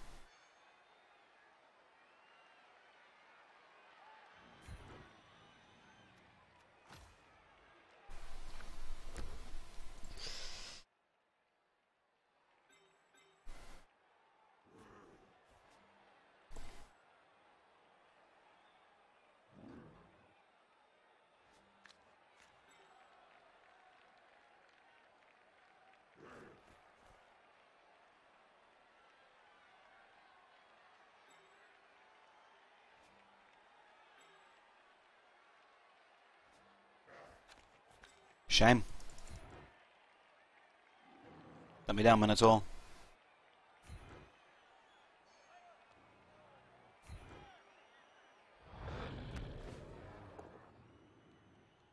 Good work, Minotaur.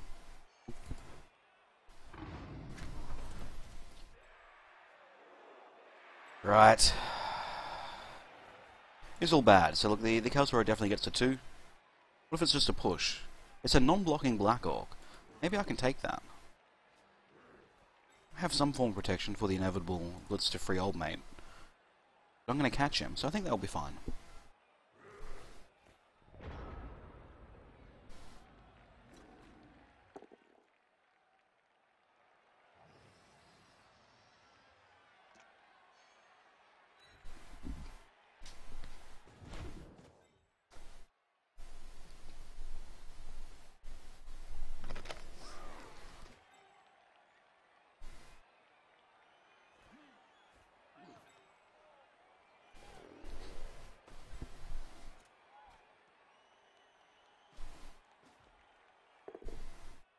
Nah.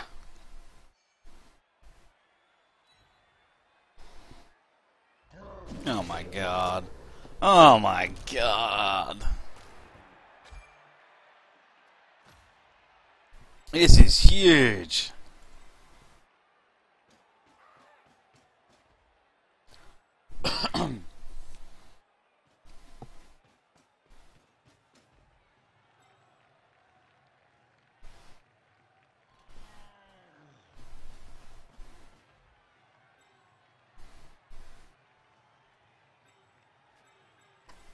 I haven't seen so many casualties since that time I played Tri's Dark Elves as a dwarf.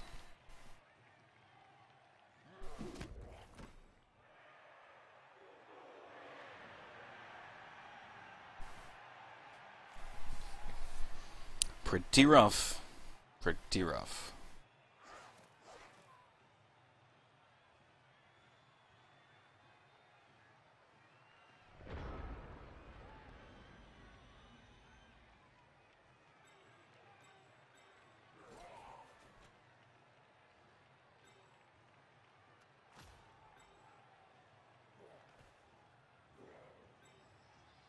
There'll actually only be 1.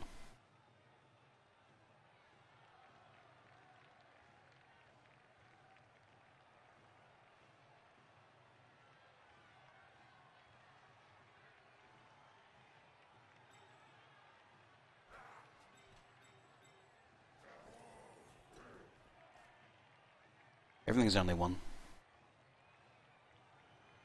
Shame.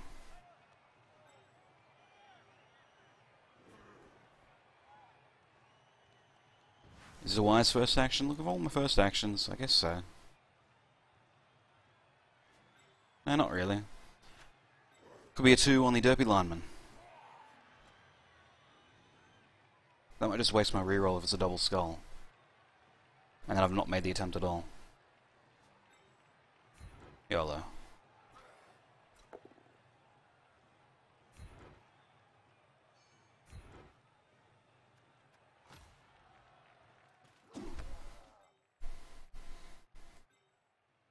Well, someone's gonna have to get lucky. I guess it's a non-blocking. I can do that later. What if I just fail though? Then I get beaten up as well as stalled.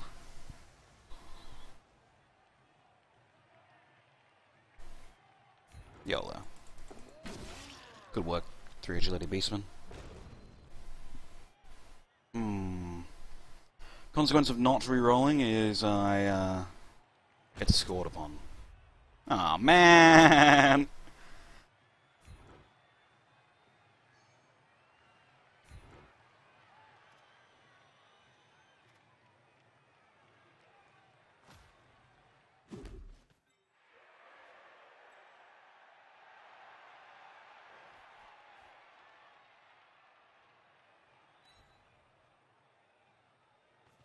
This may do something that I want it to do.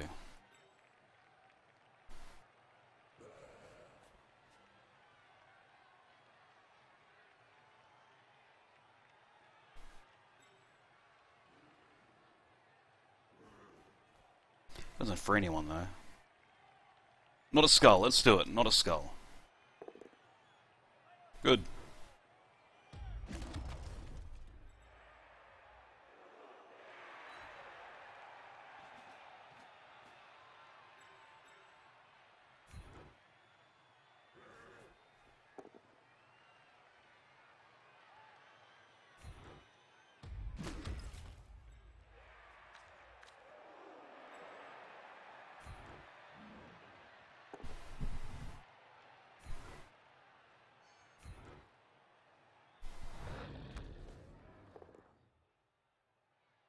Fair enough.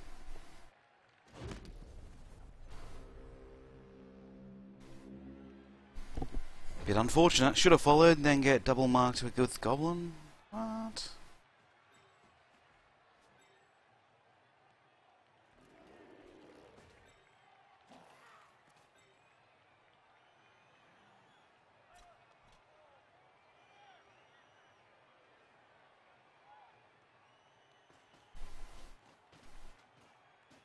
And if I'm followed, I get auto 2-die blitzed.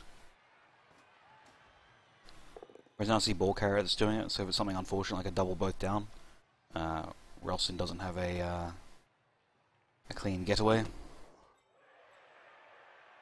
Like a single go for it, could be a double one. We've seen plenty of double ones.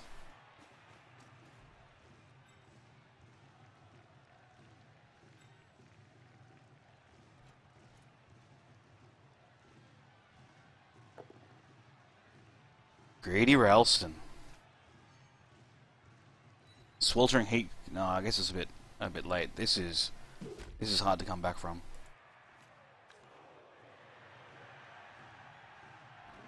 Locked Goblin with Chaos Warrior. Look from around the back, I guess. I mean, then the open blitz that I dodged away from blitzes anyway. There was no way that I saw that would not result in this guy being 2-die blitzed.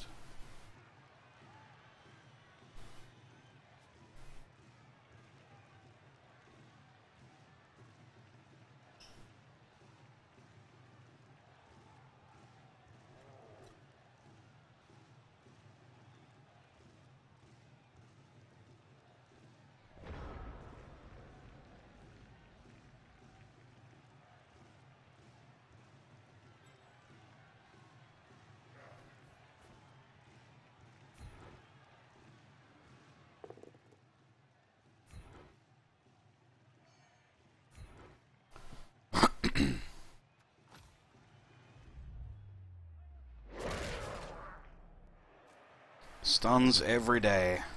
Stuns every day.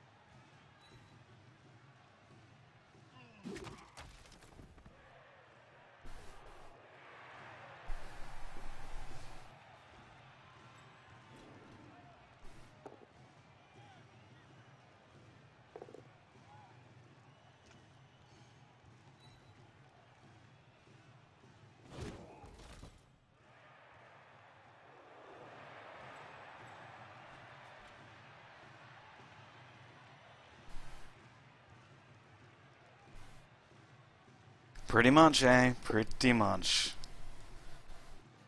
I don't know what else I can do.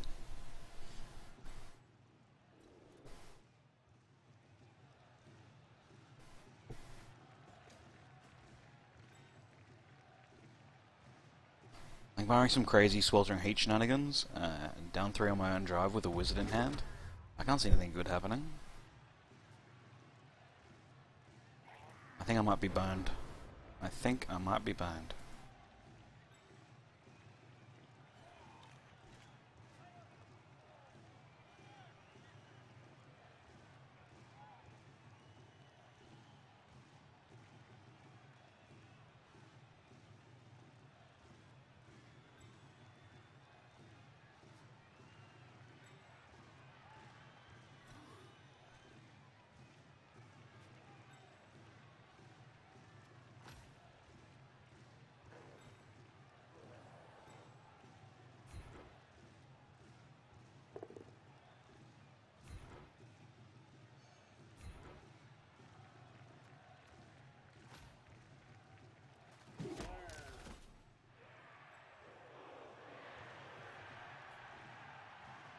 Ralston scores anyway next turn, so going down to threaten him doesn't do anything.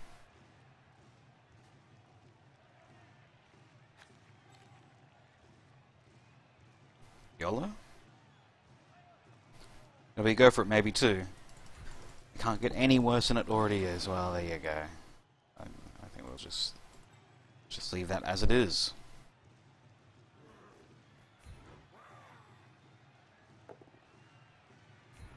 I thought I was due for a power.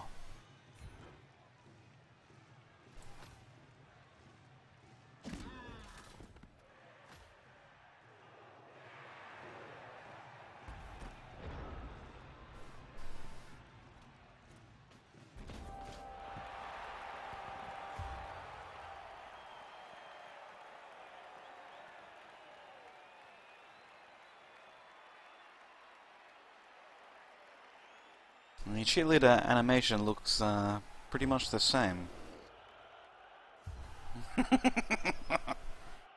Oh my. Sweltering Heat has taken off 4 for Ralston and only 1. With only 1 turn though, there is a slim to nil chance that this makes a difference.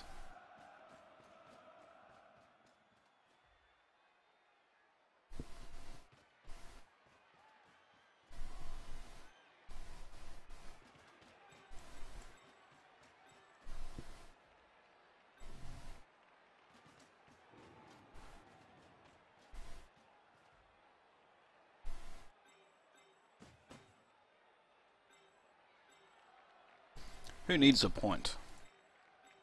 Journal does.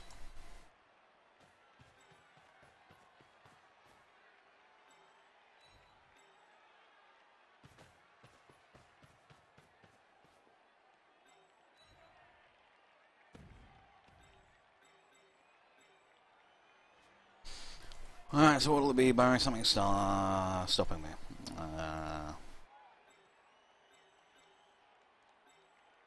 I'll meet on the Black Orc?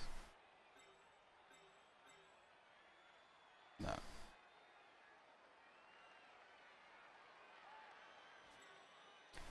Topi Minotaur? It's a bit dumb. I guess it will be Chaos Warrior into other Chaos Warrior into Minotaur. That could be it.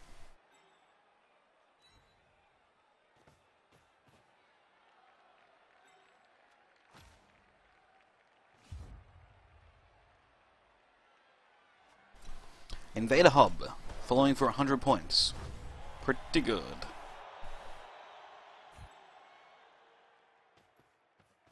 Come on, Journal, catch the ball. Go on, Journal.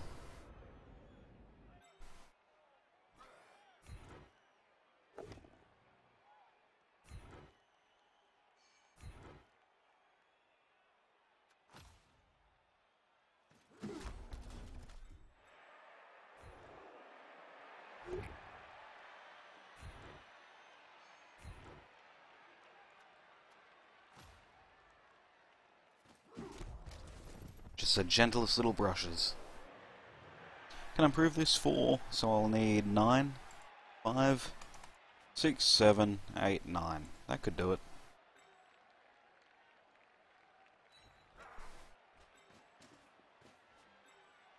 I'll save the blitz in case it's a push into a push or some shit.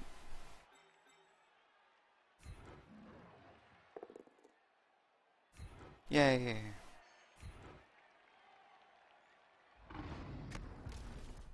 Lackluster.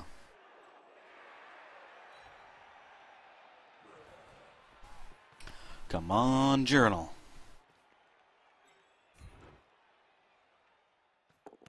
Go journal. Good work, Shippy.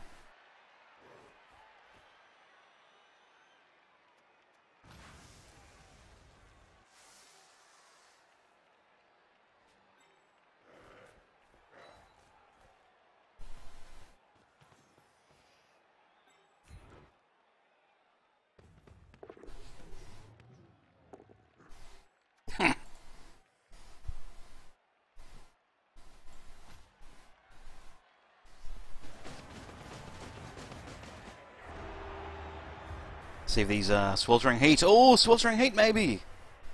Maybe could put me back in it. Oh, all 3 Black Orcs on the sweltering heat for 1 Minotaur. This could be something.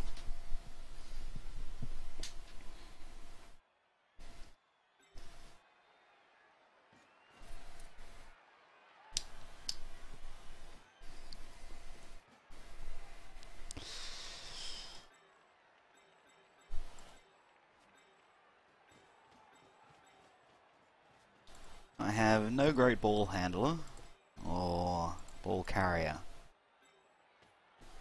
And I'm still down 8 to 4, 5, 6, 7. Only down 1 thanks to the sweltering heat. Wizard's still in hand though, so likely to have an unexpected turnover that kills everyone. Well, we'll see. We shall see.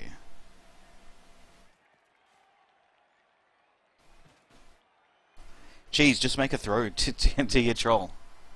Like, what could go wrong? I can't think of anything that could happen badly.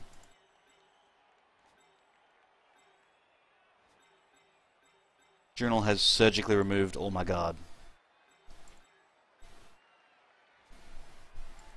Ralston has surgically removed all my guard.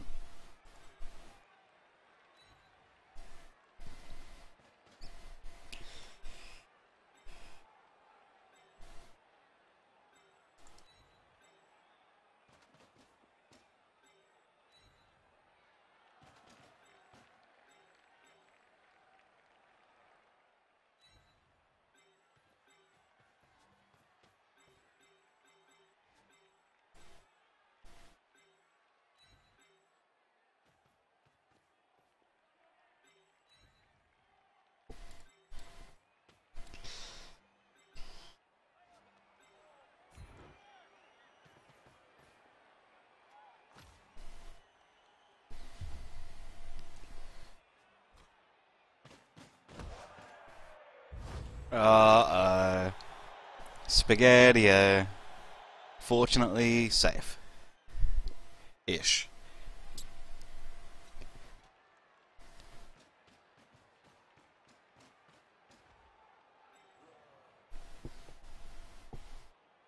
Will likely ruin all me blocks. Nympho Blitz. Damn you, Try! Why have you cursed me?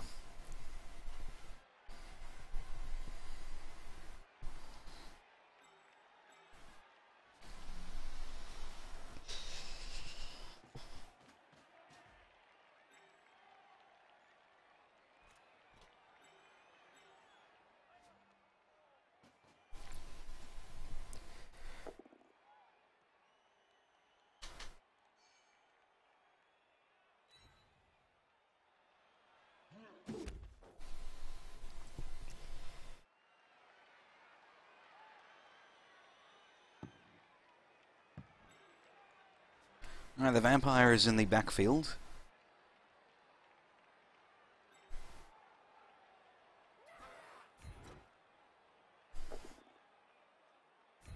It's a good start. Pushes are what I need here. Nothing but pushes.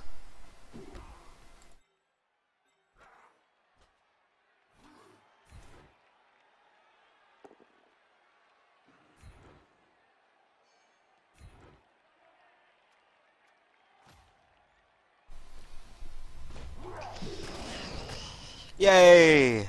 Caught a break. Caught a break. It's a niggle to Black Orc. Apos it. Apos it to a sub. That's interesting.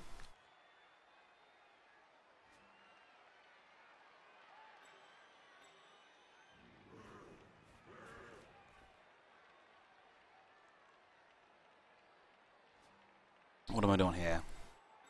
Blodge. Sure hands. Another blodge. Area phrase. Stock blitzer, blodge tackle. My beastman. Mighty blow blitzer.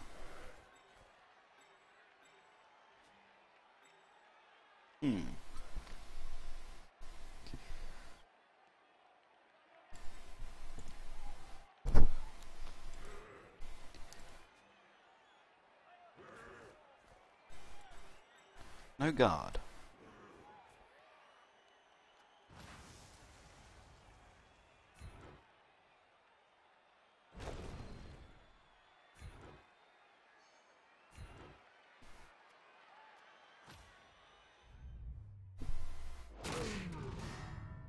That's big. I now have a man advantage, I think. Go work, little beastie.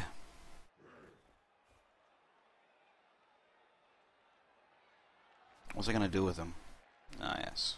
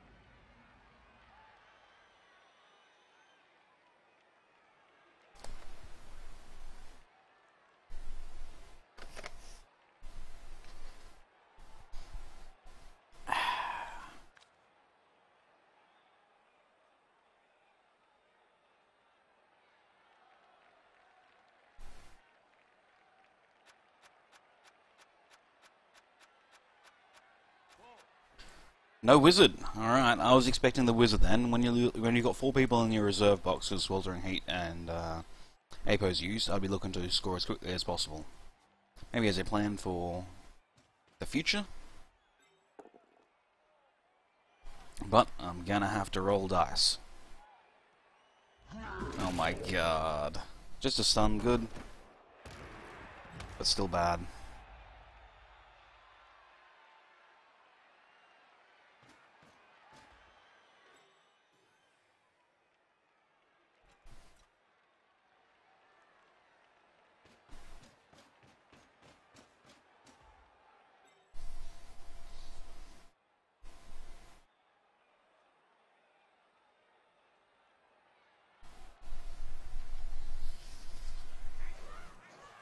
Stadium does not affect TV.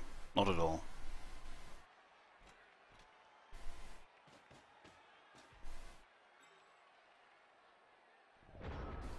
Yes, you can make a fresh team whenever you want.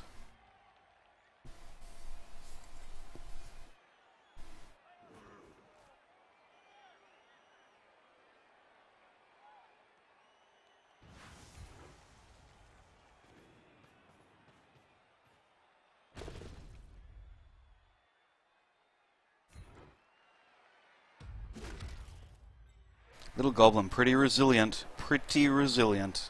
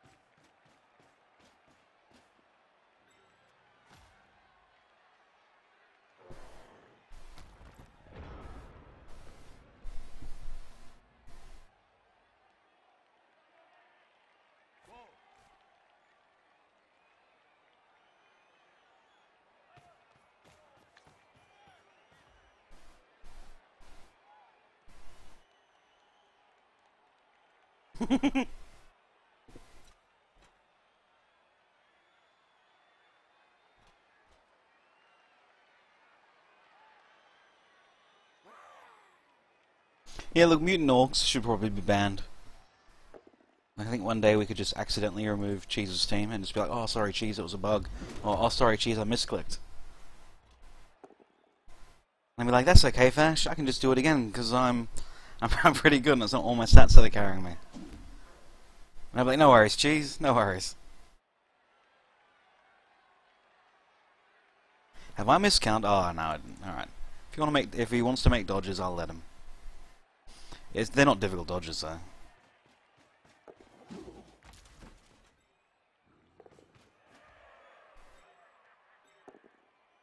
Ha!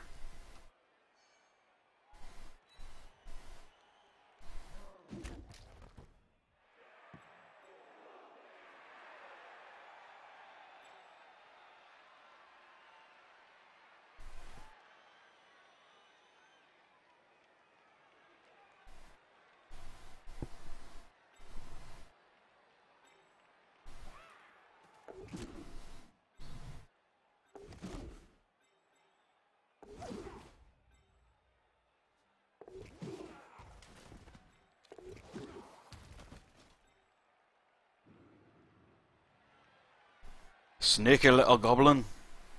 He's a sneaky little goblin.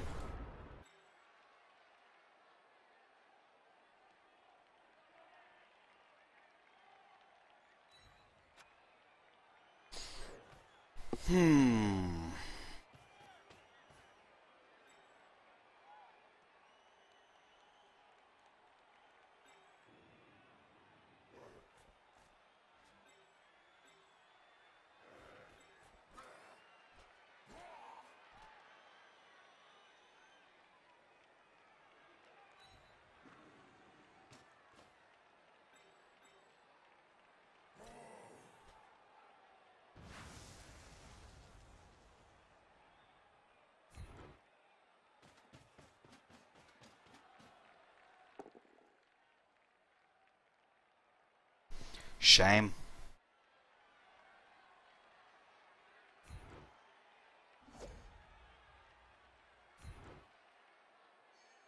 Do I want a mutant blitzer touching me? I don't really.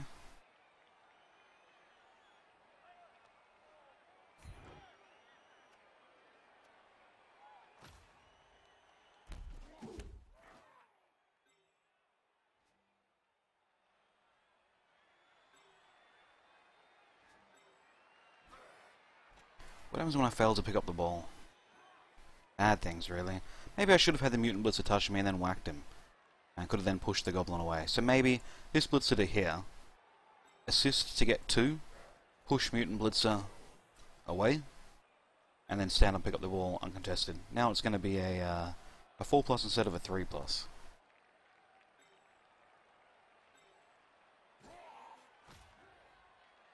And the consequence of failure is a turnover. That's a pretty big consequence.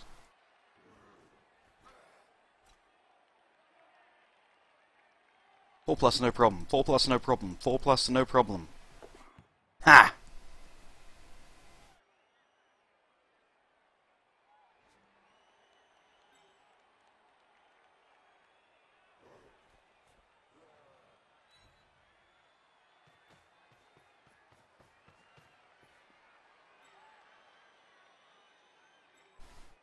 Alright, 1 die YOLO time.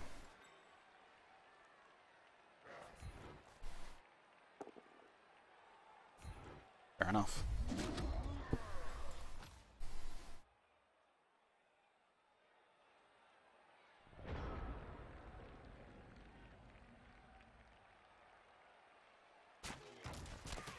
Uh-oh. Fireball his own Goblin?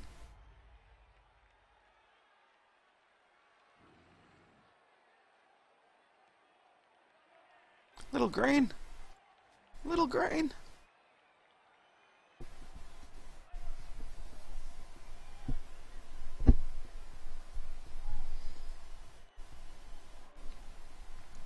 So not actually sure how I can win this game.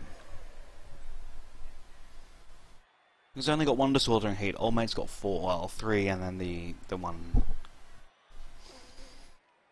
A-Pro reroll. And that's assuming I can even draw it. Like, we're struggling for a draw at the moment. But how will I win? What strategy would I use? I cannot deal with that. Not with this.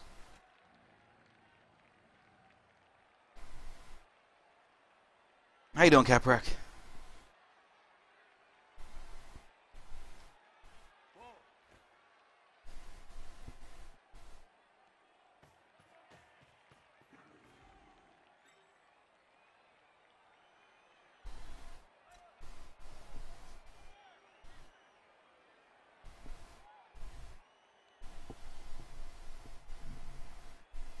I think if you're going to go for the blitz on the ball carrier, it would have been best to leave the thrower hanging around.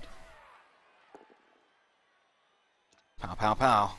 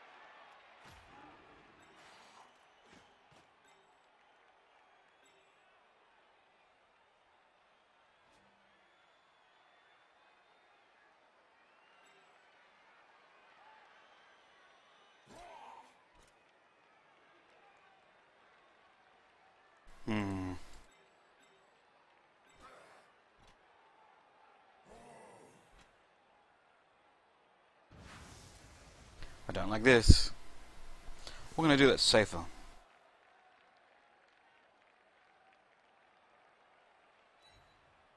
A Rasso thrower.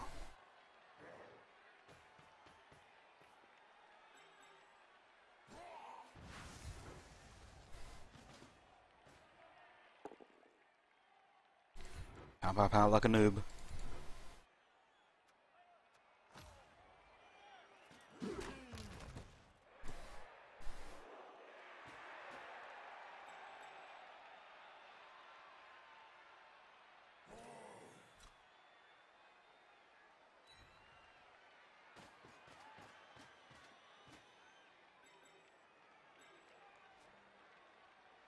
Did I want to do anything here? I didn't really. Nice, tackle on the dodge.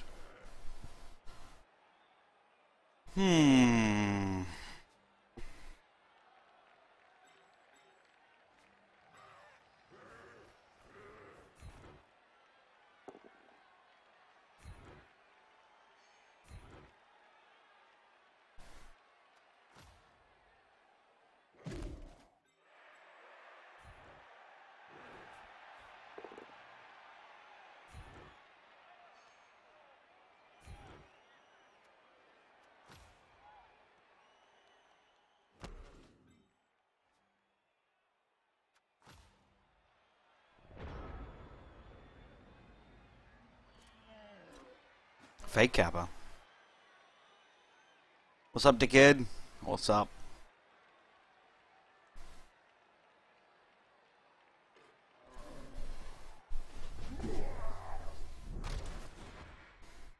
Four plus.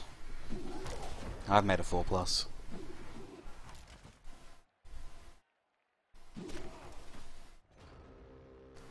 Whew. Caught a break, fellas. Caught a break.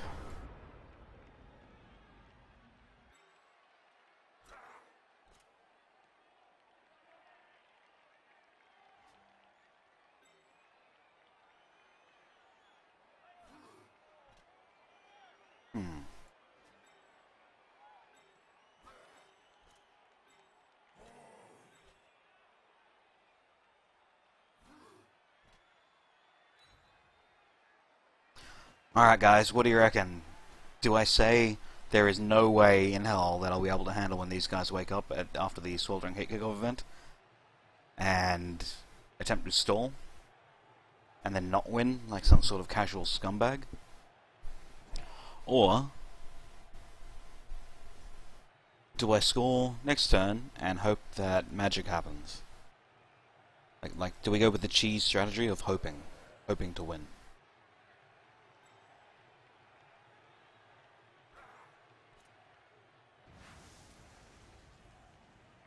I just don't think hoping's an effective strategy.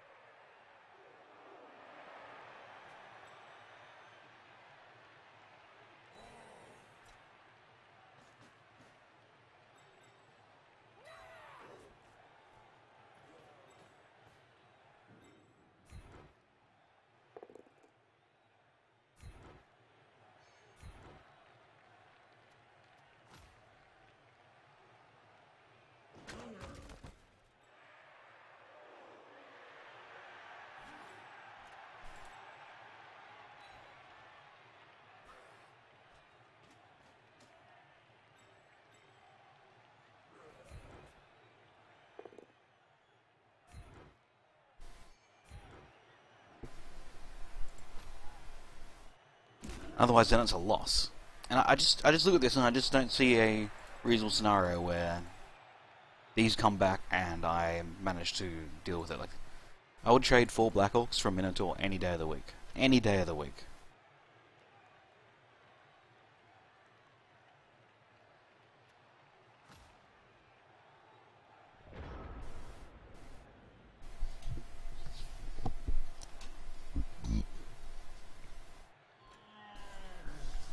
Like, maybe if every single one of these guys attempts to dodge and gets stunned, oh sorry, gets injured, then maybe. But I just do not see it happening otherwise.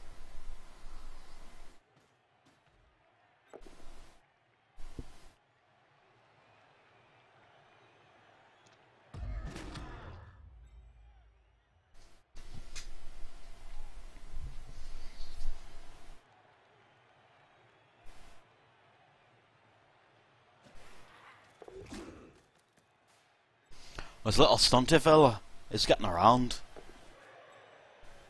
Be a blitz from the Dirty Blitzer.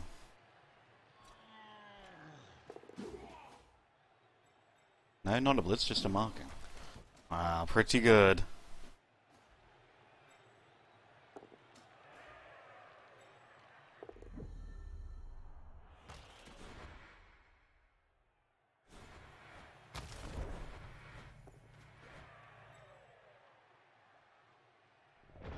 Hmm.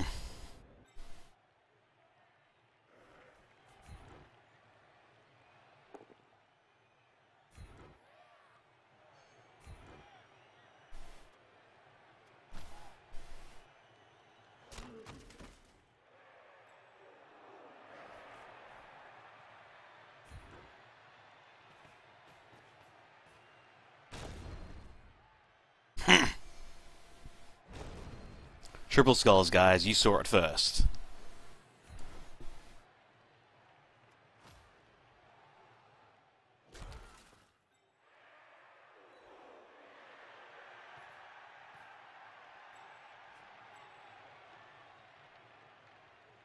That makes this quite dangerous.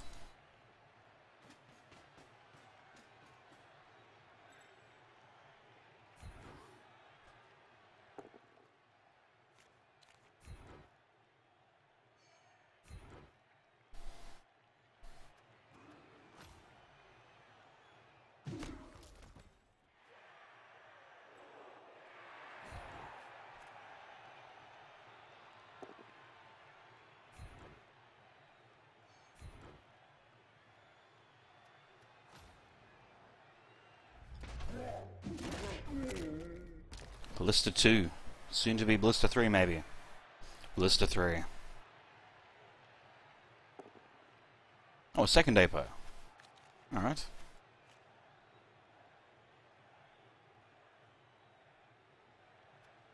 Into a niggle. Ballista 3. Ballista 3 it is.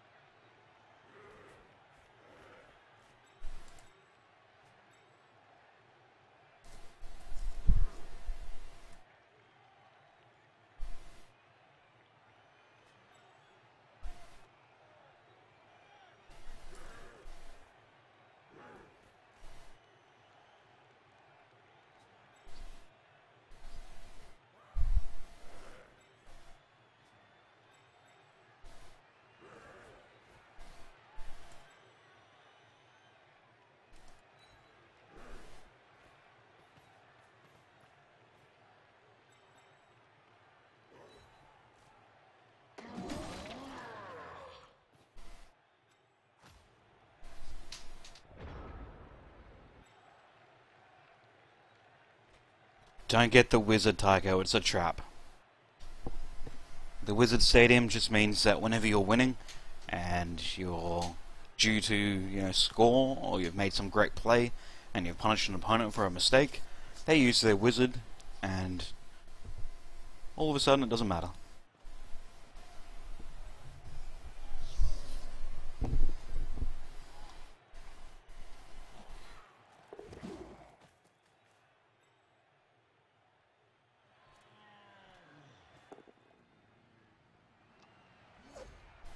Dodge, Chaos Warrior!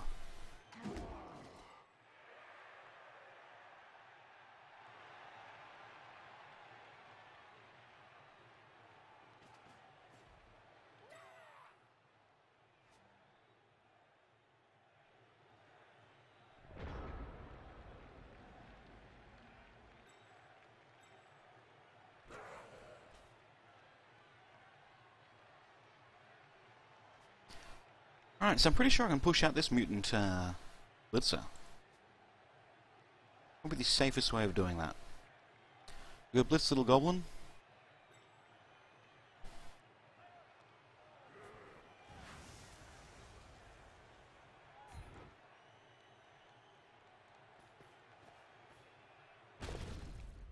Oh my gosh. Imagine. Jeez Louise. This is scary as shit now. Something safer I can do? Not really.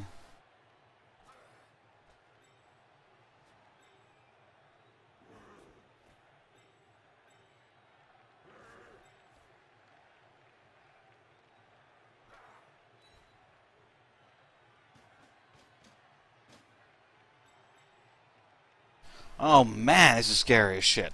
What if it fucks me?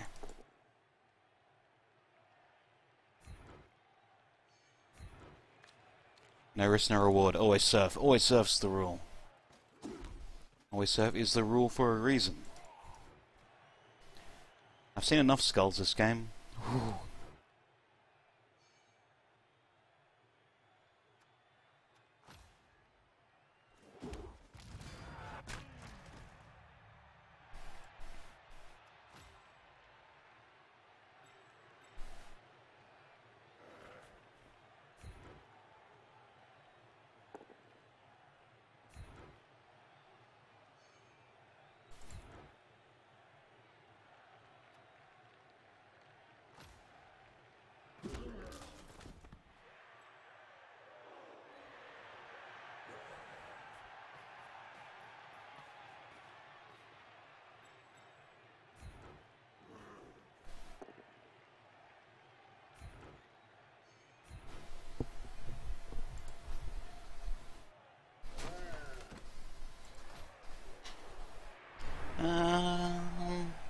I don't know, Capric does alright.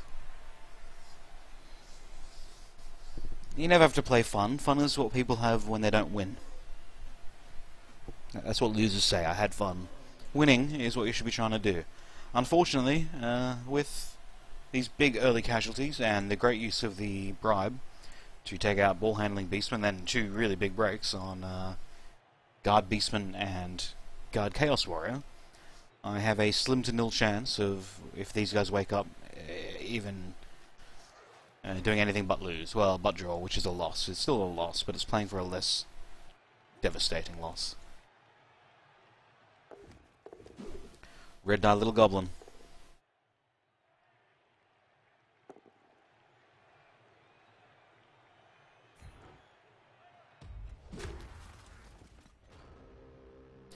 Who has been quite resilient.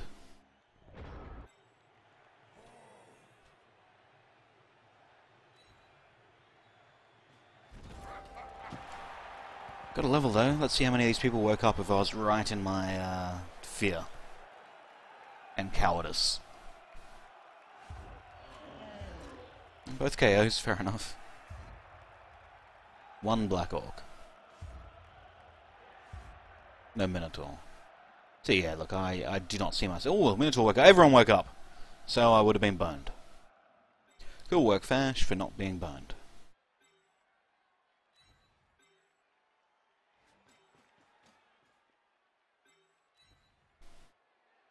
So yes, it was the coward's way out, but what do you do?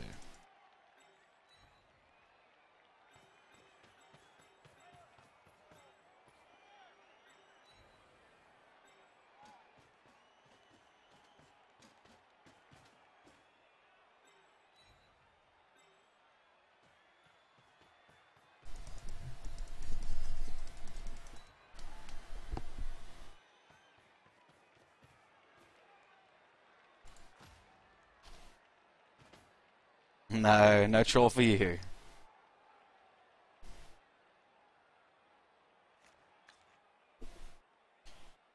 Losing my ball handler for the next game will be pretty rough. I'll just go like Cheese and just concede whenever I'm missing players. Poor Cheese, we give him such a hard time. What team benefit more from Wizards? Yeah, the ones that can pick up the ball and handle it a lot better. So yes, agile teams will, but at the same time, if you get a stadium, you're giving your opponent a Wizard too.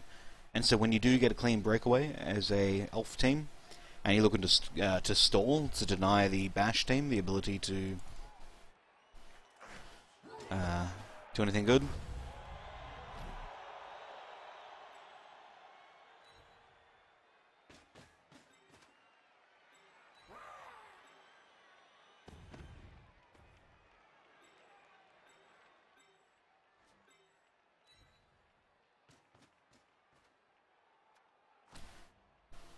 Yeah, they just punish you with a lightning bolt, and your squishy hurts more, but you can bust cages then, but you should have the tools to be able to do that already. I just think the wizard adds extra elements of RNG, and I think if you're looking to, well, I think the more experienced players will say, look, how can I minimize RNG, and adding a wizard to every single game is not the best way to minimize RNG.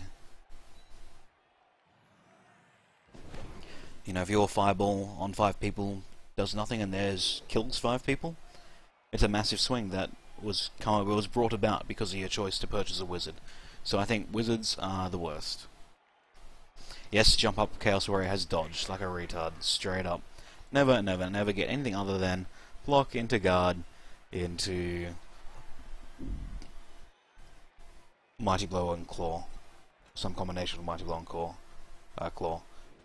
Maybe dodge. Like maybe dodge after block. Or maybe dodge you can get, but not jump up. Jump up's dumb. And I've never really used it. I used it once and it made a block. Maybe if I get block and Mighty Blow I could use it more. Or block and claw or something to that effect. But at the moment I'm just a shit chaos team with nothing but a little bit of block and a little bit of guard. I'll get there though. Oh, this looks like a 1.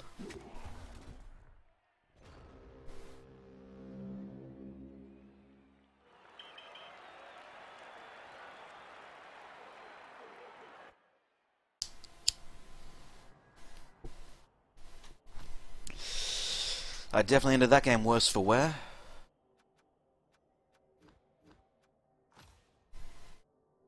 Ball handler gone for a game. Good work, Ralston. It's well played.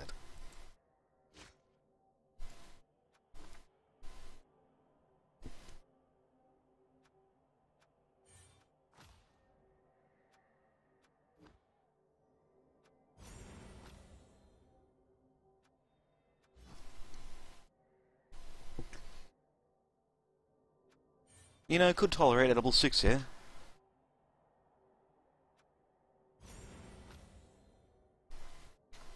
Alright. So, no Beastman next game. They're down to 11. That's kind of a bad spot to be. Might need to hire another Beastman. Got the money for it. Might as well. Press 1 if you'd like to be the Beastman.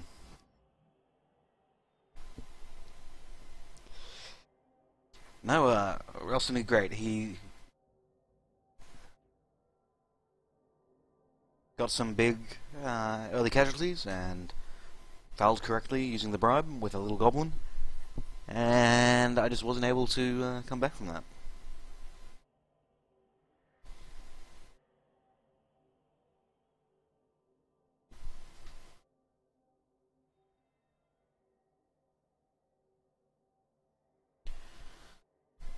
The horns on their beastmen.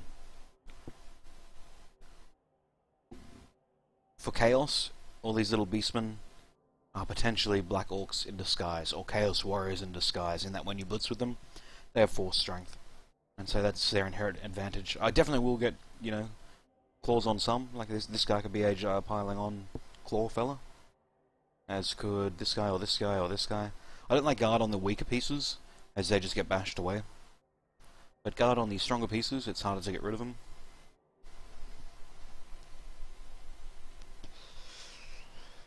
Maybe I could put Phelan between, you know, 2 Chaos Warriors or something, or ideally the Minotaur and 2 Chaos Warriors.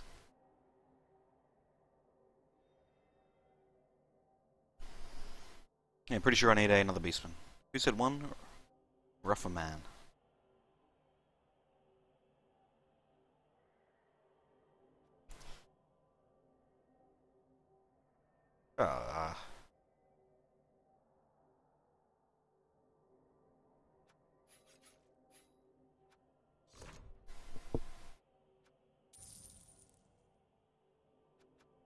Let's get a cheerleader. Boom.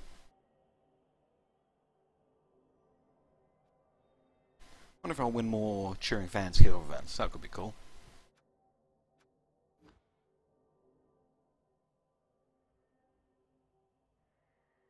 Shame about my Danthorpe, though. Shame about me Danthorpe.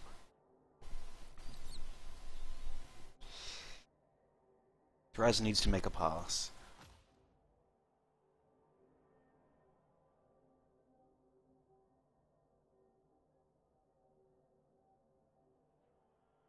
Yeah, absolutely.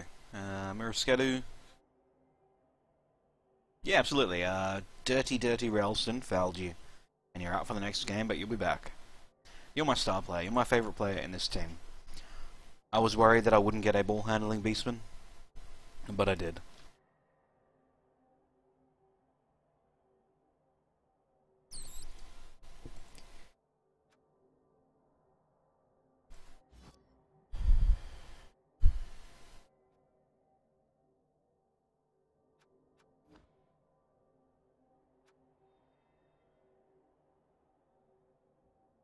Yeah, look, the Chaos are struggling too.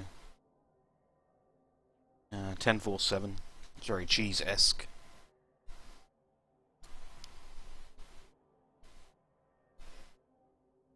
Even below cheeses, orcs. Bit of a shame.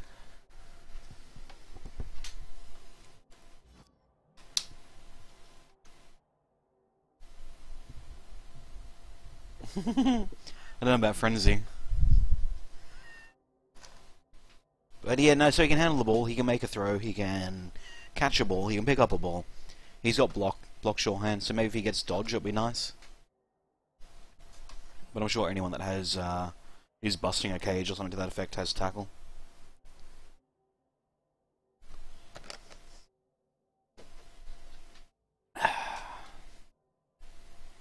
Not Ralston, good game. Yeah, apparently so.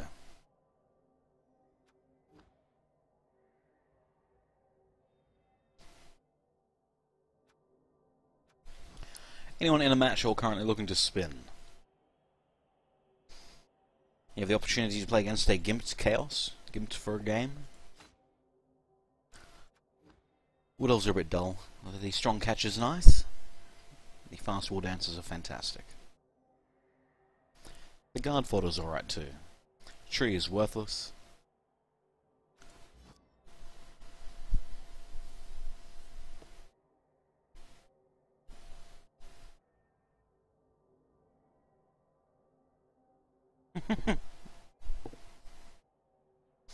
To be randomly berated cheese. Where did Phelan go? Did Phelan leave?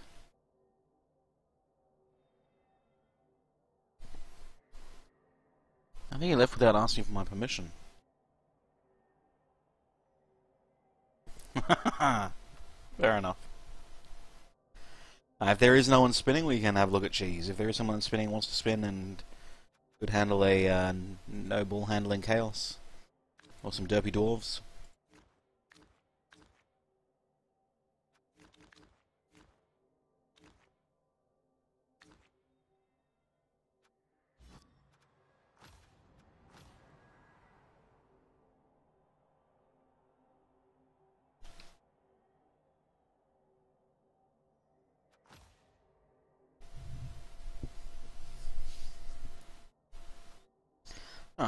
He did not ask me for permission if he was going to leave. That's a bit rough.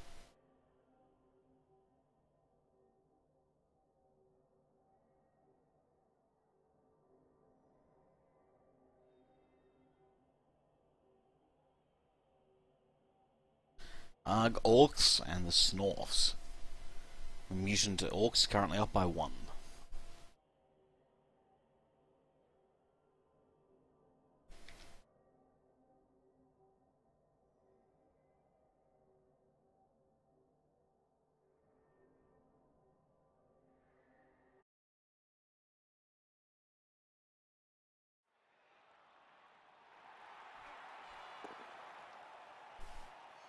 Turn 13 actually in the second half.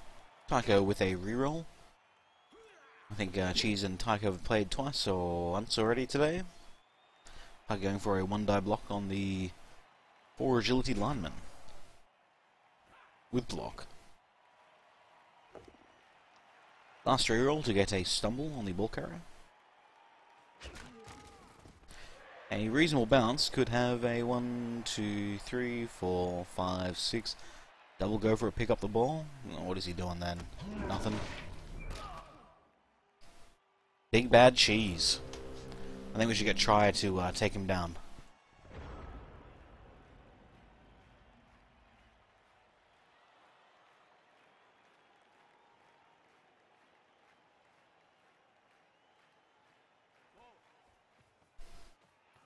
I don't know what team I could have that could really handle these orcs.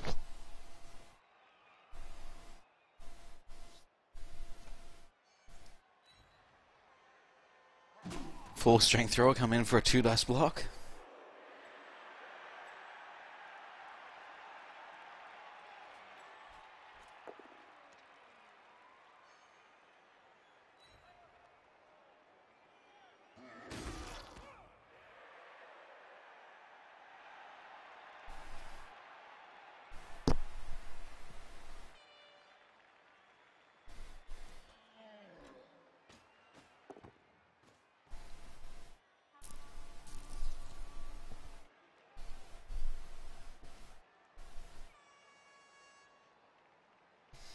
Oh yeah, Cheese does have a few 3 strength pieces.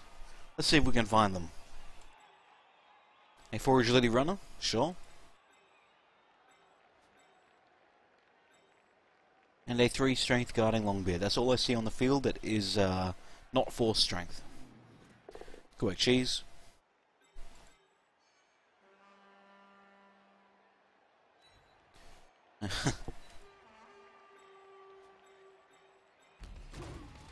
Oh, and a Blodge Blitzer.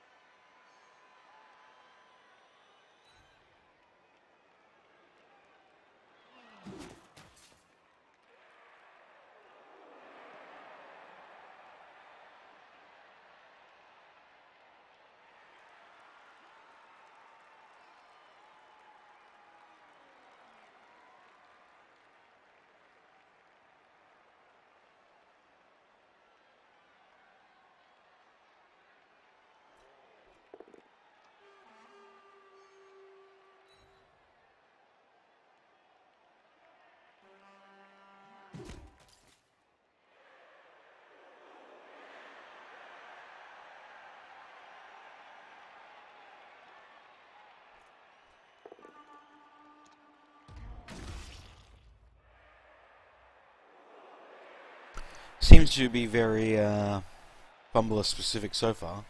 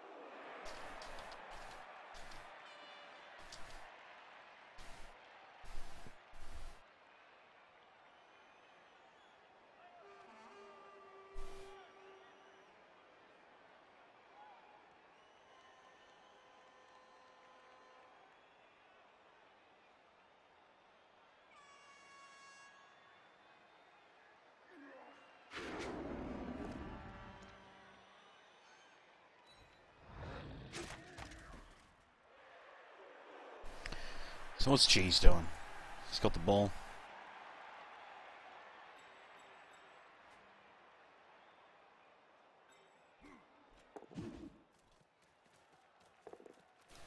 Tycho, never saying die. 1 die block, both down. Only now blocking derpy lineman.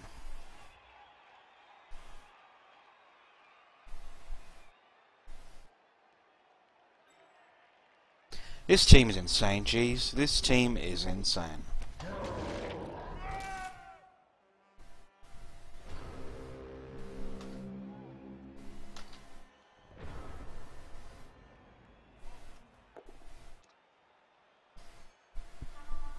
Like, I don't know what I would do other than just saying, well, better just hope I can get some casualties. Better just hope.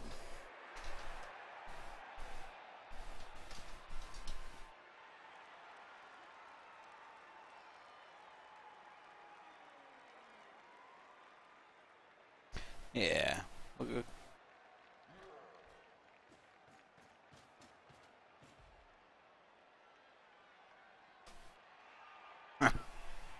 There's a time and a place, Silver. There's a time and a place.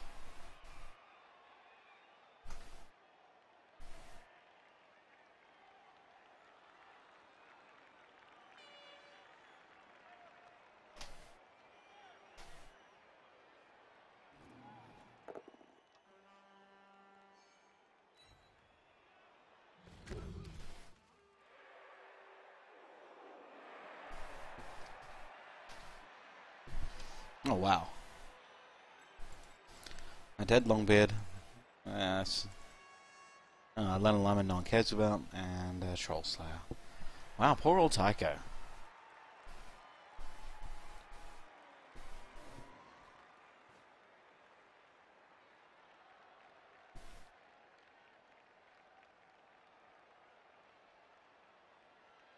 Nice one, Plagueborn. Practice makes perfect. If you're brand new to Blood Bowl, probably worth doing the campaign and then a solo league with the AI to really get a firm grasp on tackle zones and how they work.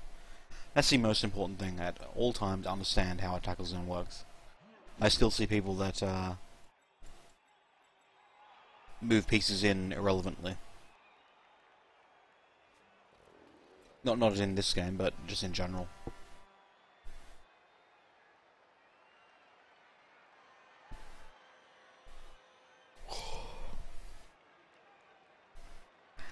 I don't know what you mean, Try. Like, legit. You little. If you were a dwarf, I wouldn't have failed. Because a little dwarf would be so unlikely to make dodges hit my carrier. You know, the same way. Remember how Zanzeb used to just every single time he could right-click my carrier with his gutter runner? You were doing that too, and the consequence of that actually succeeding is that I lose the match because you pick it up and score. And my little dwarves can't catch you. Like, 100%. It was legit.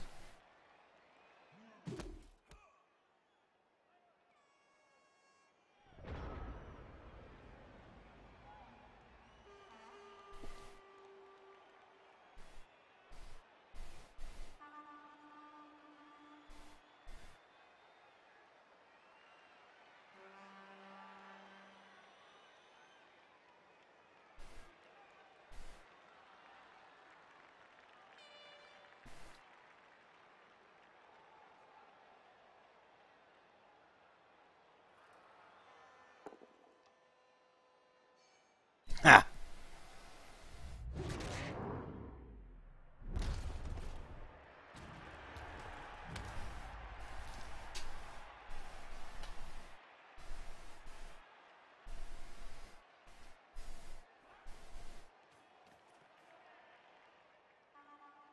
Did you deserve it though, Cheese? Did you deserve it?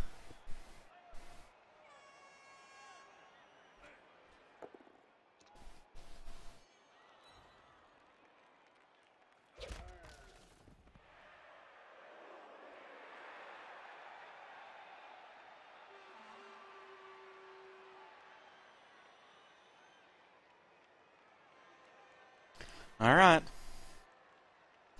Bring on the video.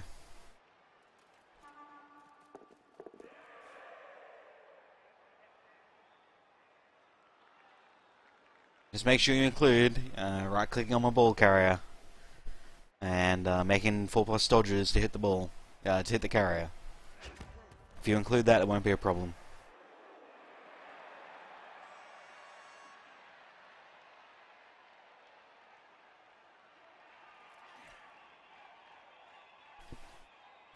Yes, Orcs are a great starter team. You've got the 4 strength pieces in Black Orcs, allowing you to get 2 dice blocks on unmarked, unassisted 3 strength pieces. And that'll help you, better control the field. Will be less about positioning and more about strength. Blitzers are fast enough and strong enough to be able to just, and they start with block, to be able to make reliable blocks, and blitzers do have the throw with sure hands and a free pass reroll. And so that's a great start too. And it'll take a bit of practice to use the troll correctly. Well, not really, but it'll be something to keep in the back of your mind that a troll will need to have a little friend next to him, or he'll likely just become stupid. But I think they're a great starter team. People say humans, so you can get the catching and passing game in a human catcher and exploit its speed to get away. I don't think that's strictly necessary. I think that's just, let's roll some dice and run really fast. I don't think that helps you out as much as a slower team.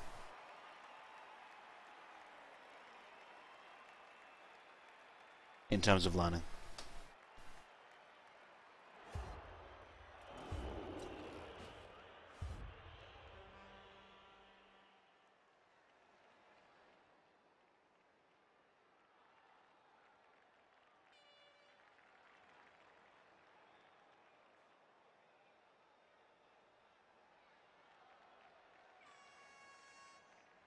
You give humans a go, Taco. Then you can, when you're up against a team that radically outbashes you, and you can't outmaneuver from them, you could then, as humans, outmaneuver them.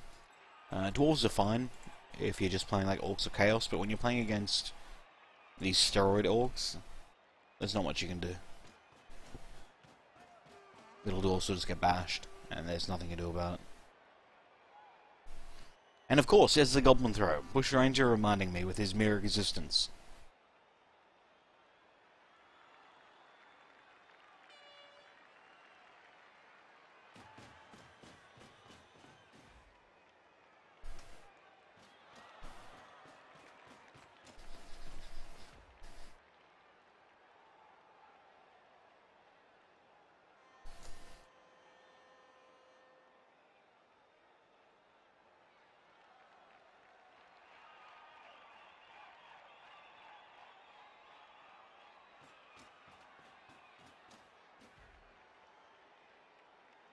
Cheese get a morgue. Oh man.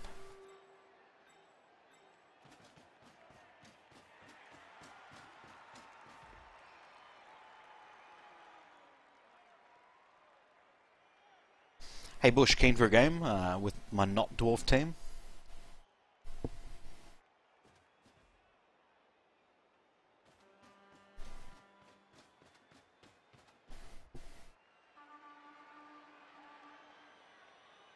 Or ultimately, I'd like to see try besmirch Cheese's Orcs. Like, I really would. And go and kill all this shit.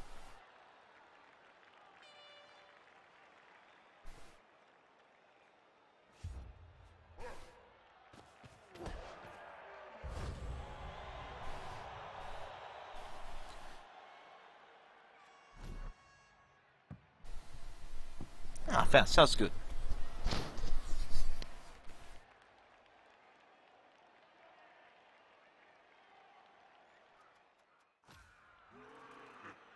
This is Bushranger throw a Goblin for us.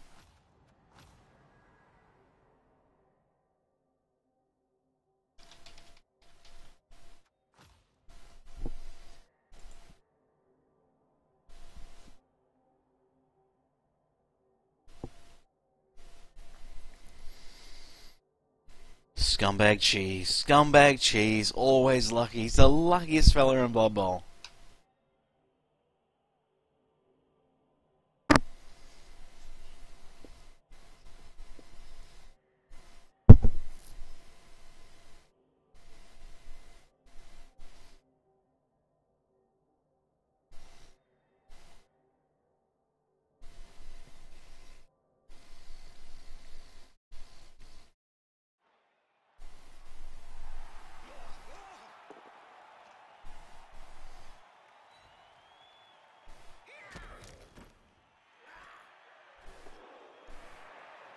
If you got strength Cheese, I'll just have to drop you. Straight up.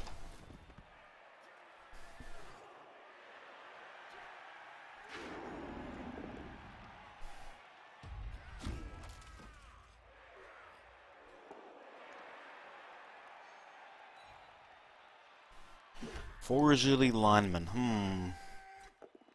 What are you really using him for? He's got a 4 agility block. What are you using little lineman for? As a backup ball carrier, backup receiver? A in the mix shenanigans, pick up the ball and try and scurry on downfield?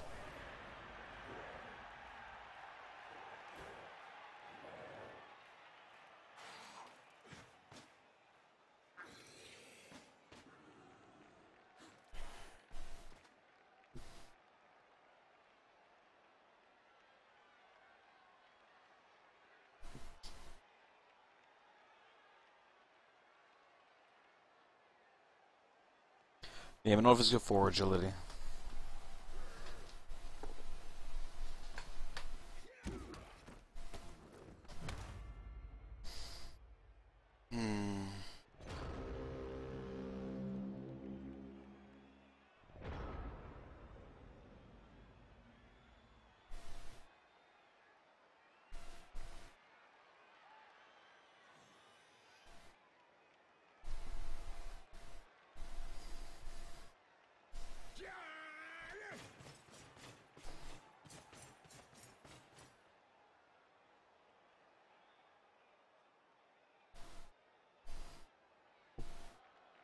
Look, you can't really go wrong with guard. It'd be nice to be able to have him run around and assist elsewhere.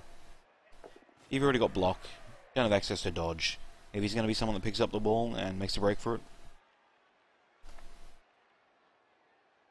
I think guard will be fine. I'd like to see Cheese play an agility team. I think that could be good.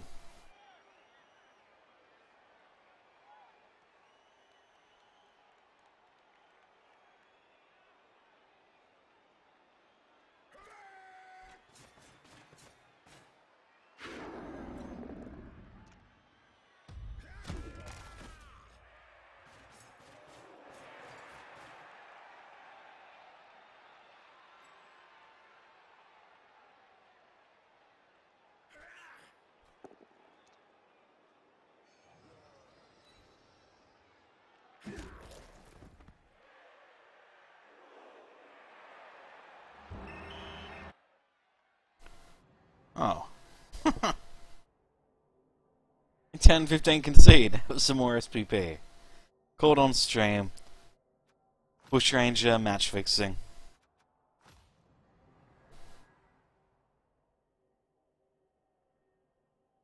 Oh, just general without doubles. Alright, fair enough.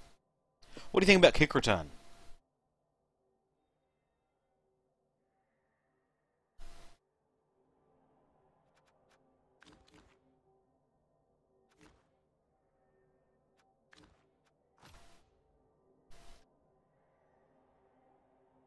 So you pick up kick return and you're able to pick up the ball if it's at a big distance. Usually orc throwers pick up kick return because they struggle to move around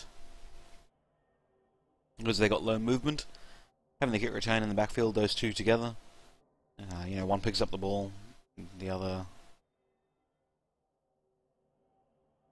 nicks off.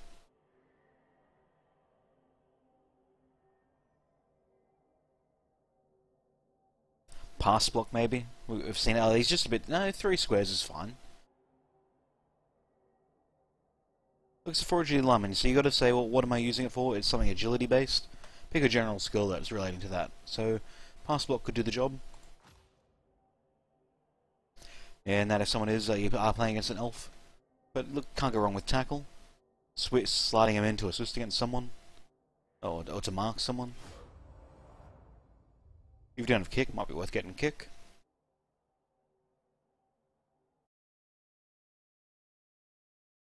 But no, the first game I played today, however many hours ago it was.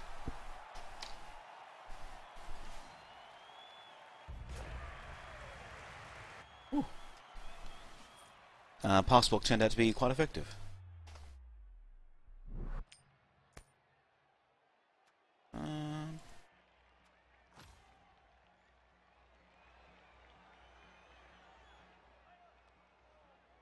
Leagues are all subjective. If you're looking for just random people of random skill levels with a bunch of rage quitters and conceders, and not actually playing Blood Bowl, just enough's fine.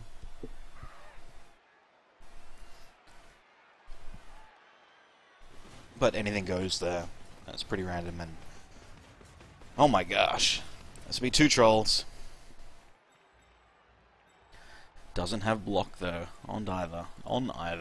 Oh my! These little astronauts won't get eaten. No always hungry roll on Ripper.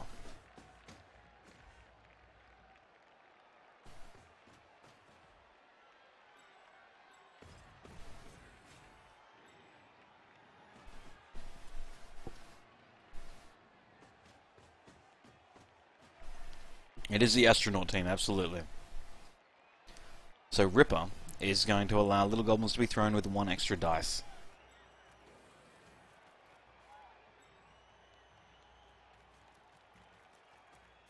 The double setup.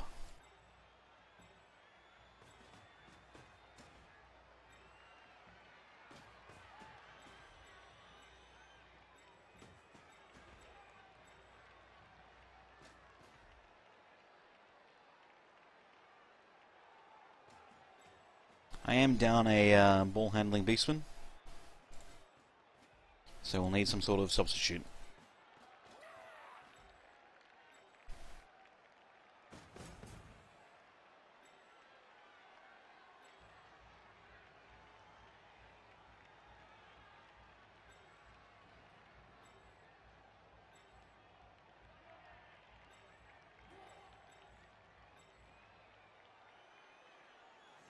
Yep. No stupid Ripper. Right, what's my plan for this line? 6 strength. It's likely gonna have to be the Minotaur with a guard assist. Alright. Minotaur with a guard assist. This dickhead standing on the side for no reason. That'll be fine. Guard on the Black Alt, fine. Don't need this beastman then.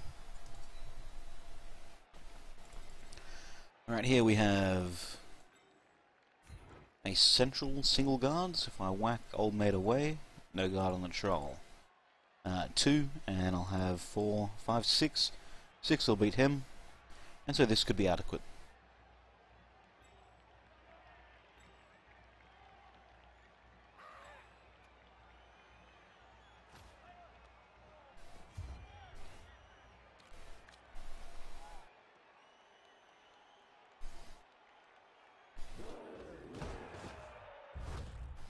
Changing weather. Nice.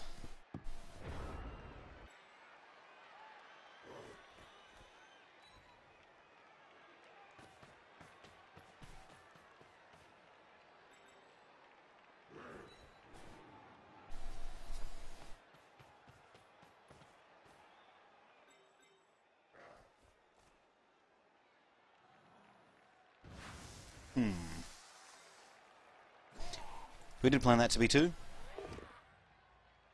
It's a push.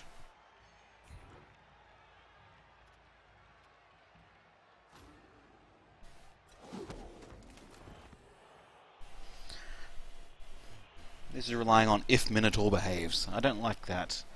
And no, it's 6 strength. I can't even do that, really. If the first result isn't a power, I'm dead. So that'll be the last action. And now I cannot get... Ooh. No. Nope.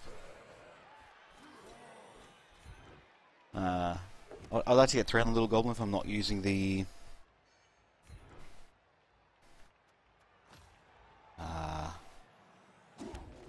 tackle fellow.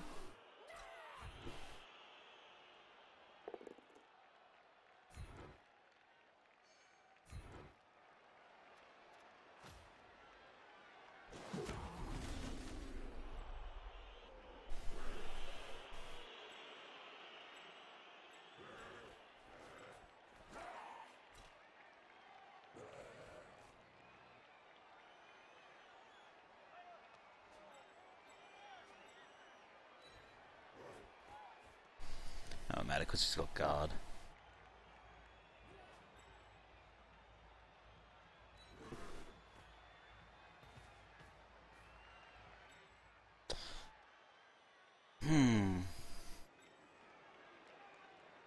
In hindsight, should blitz this goblin. This little goblin could probably still do it, and it'll separate someone from the troll, and so the troll might have a more difficult time getting up, or someone will be committed to assisting the troll. But a little goblin with this repositioning is not doing much else. That's not super relevant. Killing the astronauts is a good call.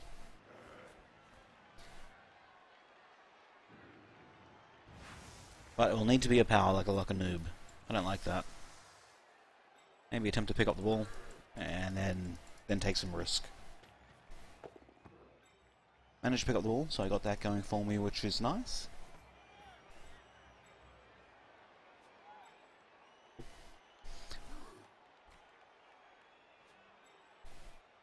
If I get lucky with the troll, I can then get a 3 on the goblin. Let's see if we can get lucky with the troll. Should get punished for this. Ah, shit. Getting punished, guys. Getting punished. Ah, shit. Oh, shit. Oh, shit. Oh, shit. Oh, shit.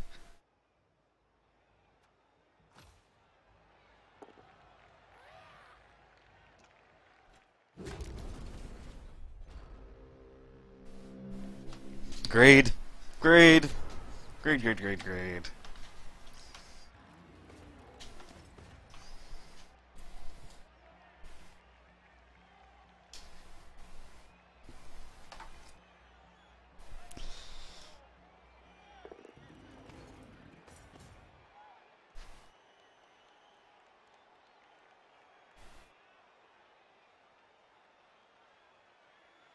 Yeah, I got, oh my god. Oh, double astronaut. I got, double... Oh no. Sorry, my 4 agility beastman has sure hands. Just because there's often weather events that make your pickups harder. And look, the worst thing to have happen is your turn to unexpectedly end because you can't pick up the ball. And so any sort of, skill you can pick up to stop that from happening is a worthwhile skill, I think.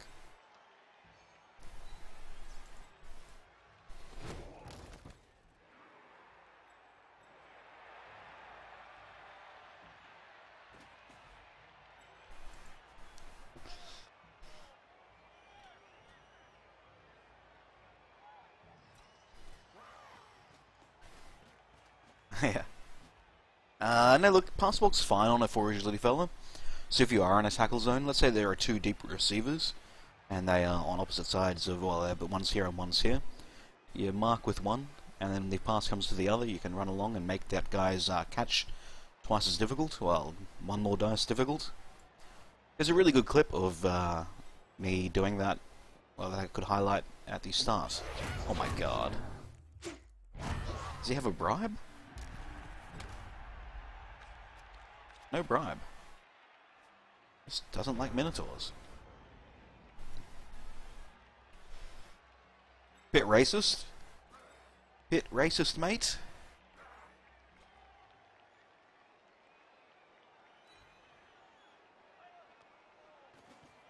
Shame this isn't my jump up, Chaos Warrior.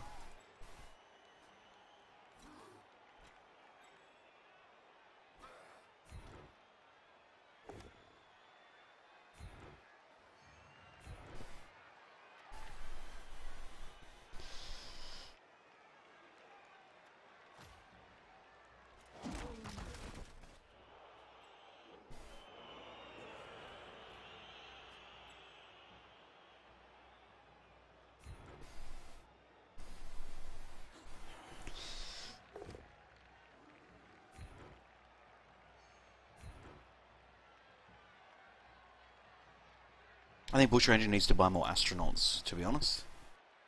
Seems to be losing them left and right.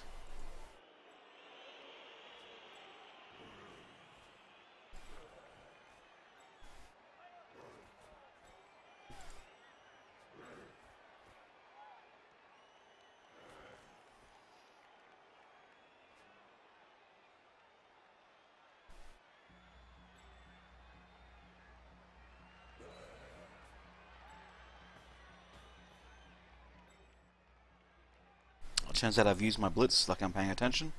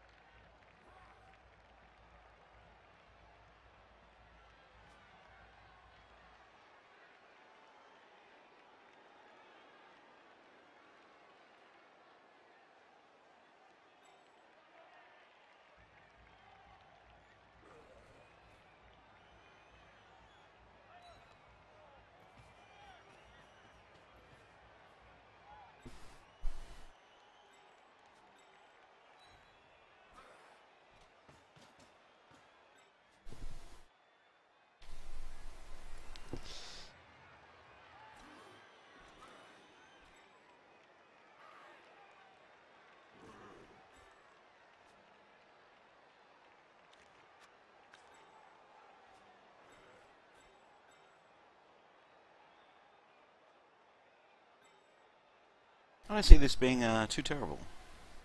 A little bit terrible, but not radically so.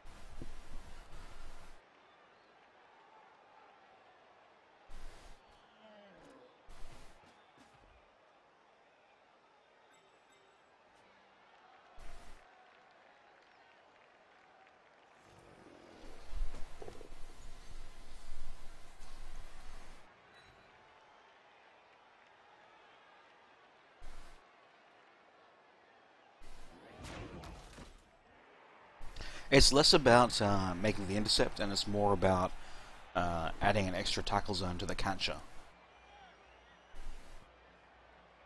Or adding an extra dodge out for the catcher.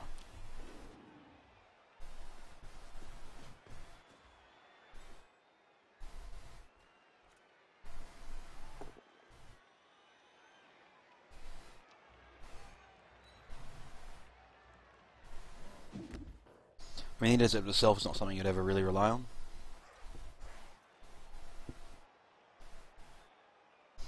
Bush keen to lose his astronaut.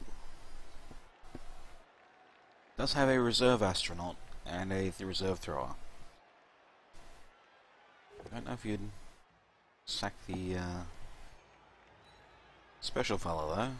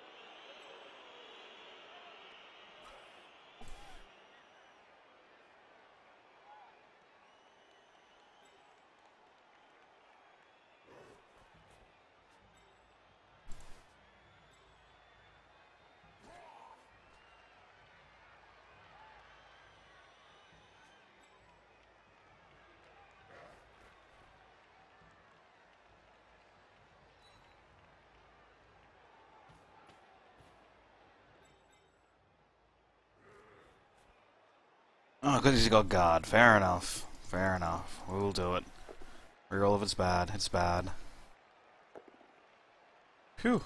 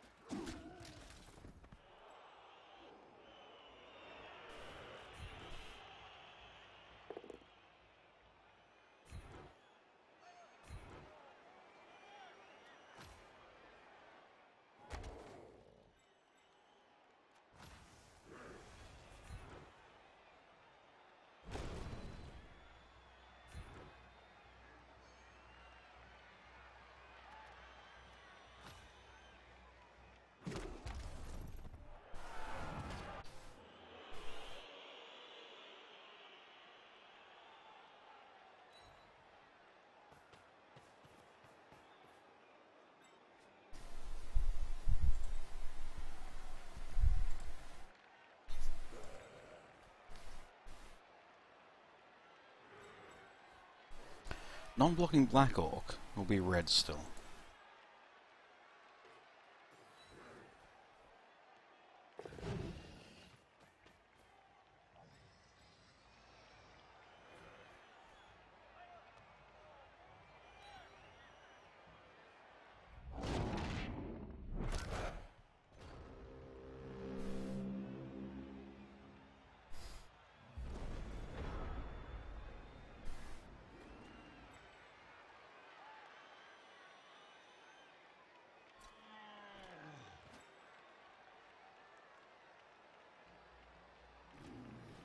Yeah, but you got to pretend you're playing against elves, cheese, and Potato comes and runs down with a bunch of guys, and because your thrower and your lineman are at the back, they come down and mark him. One gets blitzed away, the other other elves are downfield.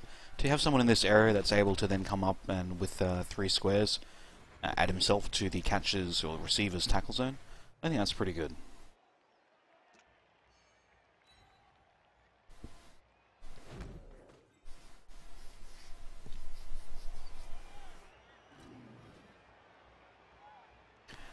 Oh man, he's doing it. He's doing it. Oh my god.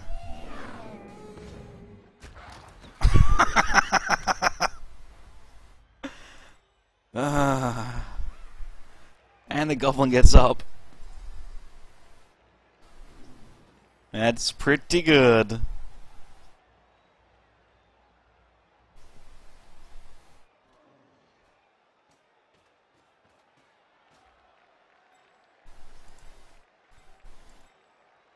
Both blitzers are guarding.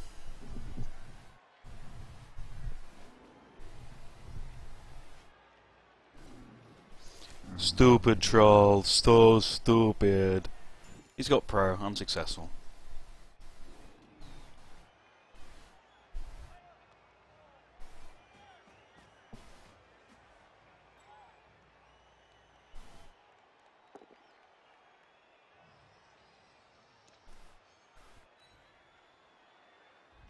Uh-oh. Oh, Ralston, no.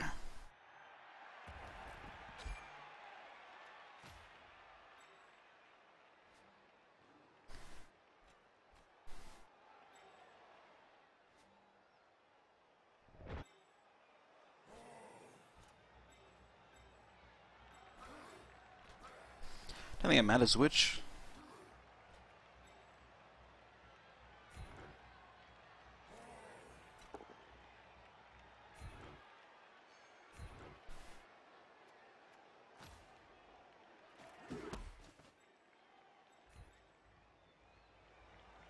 Ha! Good work, wild animal.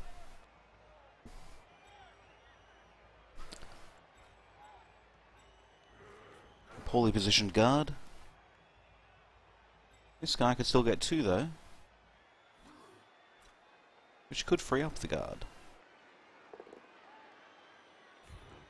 Good work, Medanthorpe.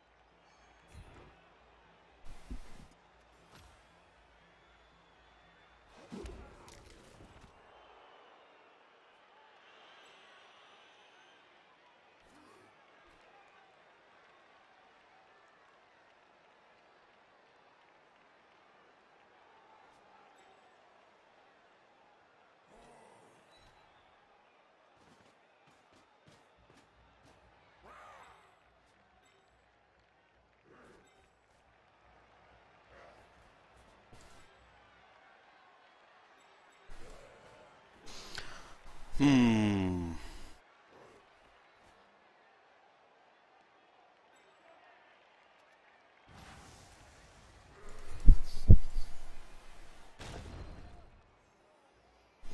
Damn! Damn! What if little goblin foxed me?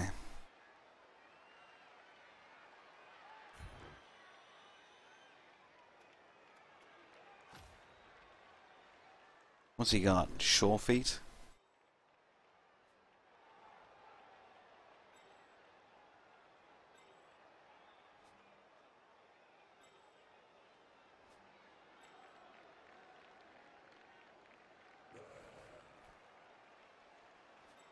I'm not confident in making that dodge now.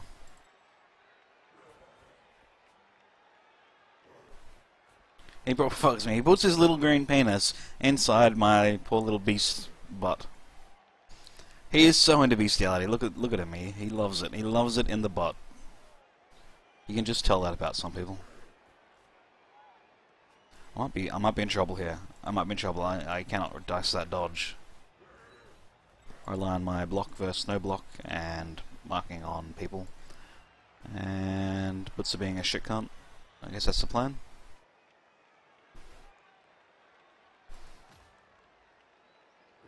Terrible plan, Vash. Terrible plan.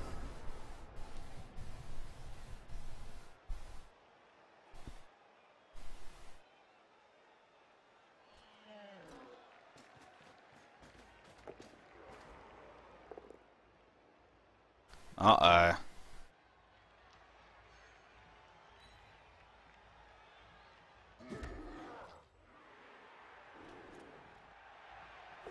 I just got baited and outsmarted.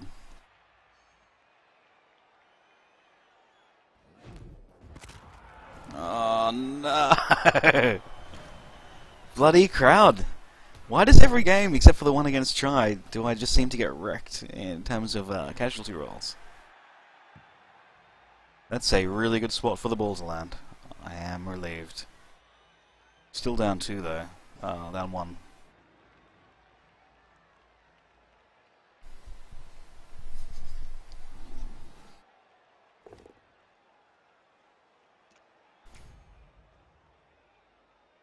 Grab. Oh, alright. I'd have pushed the Minotaur into the ball and had it scatter somewhere that wasn't marked. Because there are plenty of other places here in these 8 squares that aren't marked by one of my pieces. So I thought grab was going to be pretty YOLO there. Holy shit, they're baiting outsmarted on that push.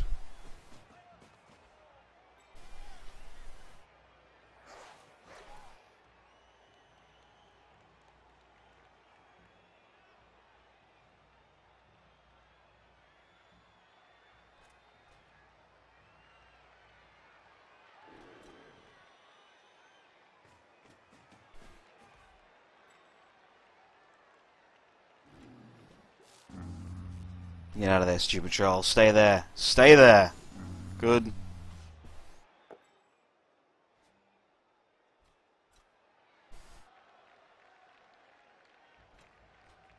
He's so stupid. He's really stupid.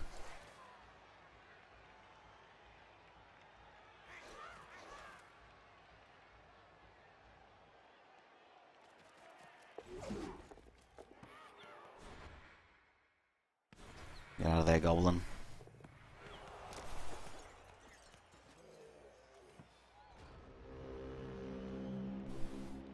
That's a reasonable outcome.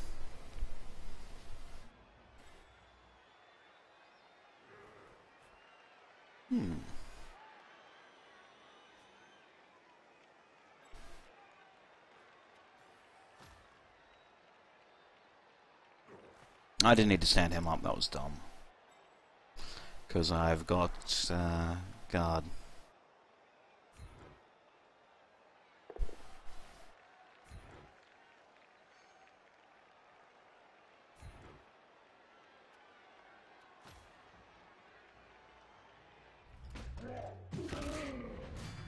Get out of there, Morsh. Oh, no, really stupid as in the Troll's ability, really stupid.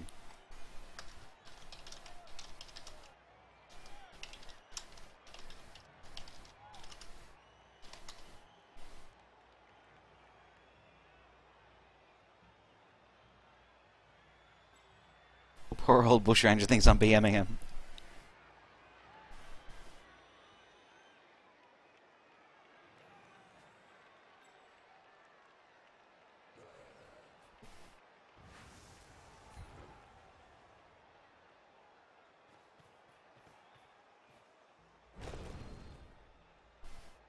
Come on.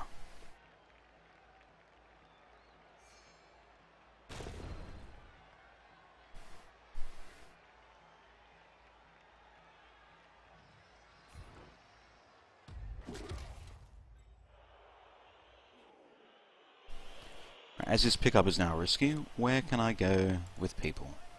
No.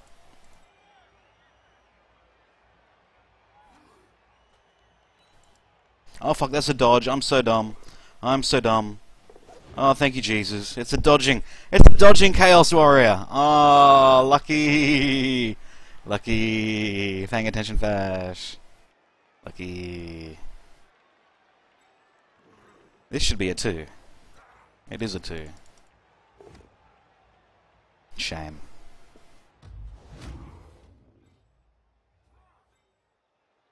This should be a 2.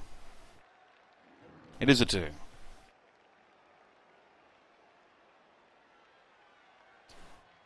Although, if I don't do it, I could maybe free Beastman to go and do stuff.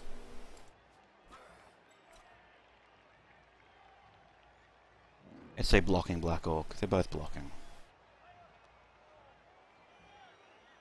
Look, I think zone control in this area is more important.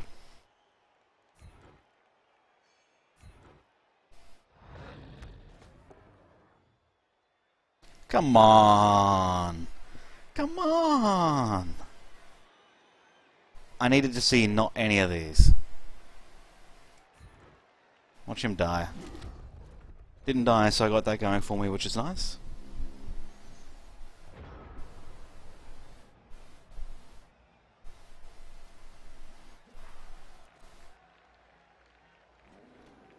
Yeah, look, the dodge turned out to be not so shit, instead of the shit that it usually was.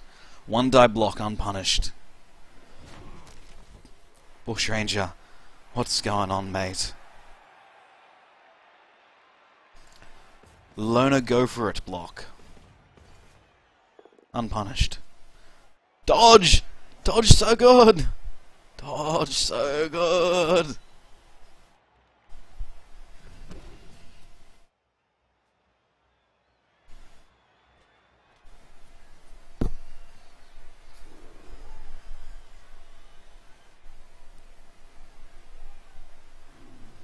Stay stupid, troll. Say stupid. Stupid. Yes.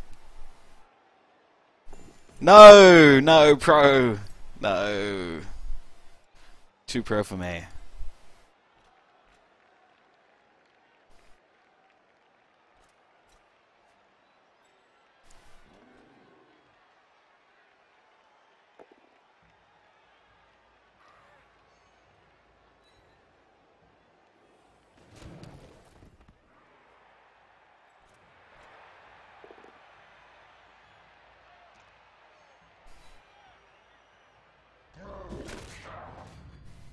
Phelan Hood, out of there.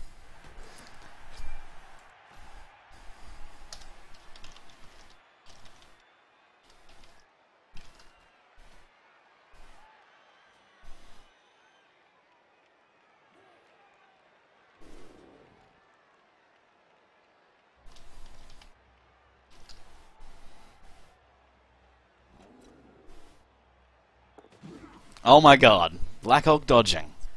I've seen it all.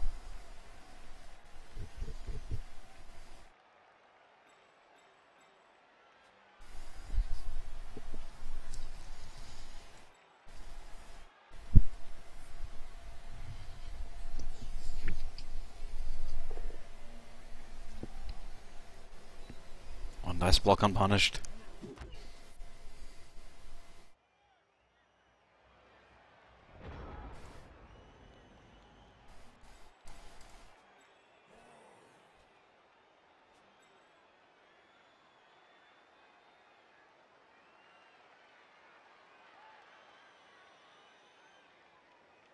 I should go jump up on one as well.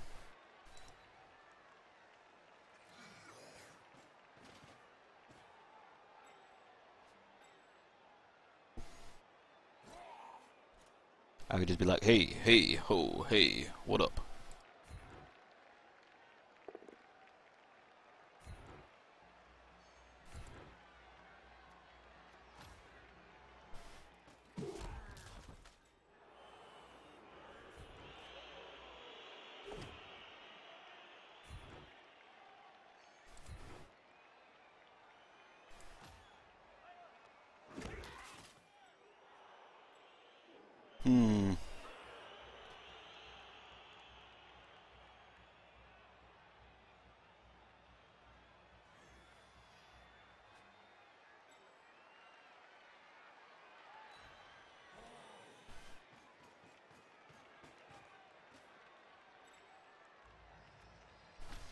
Alright, so options are...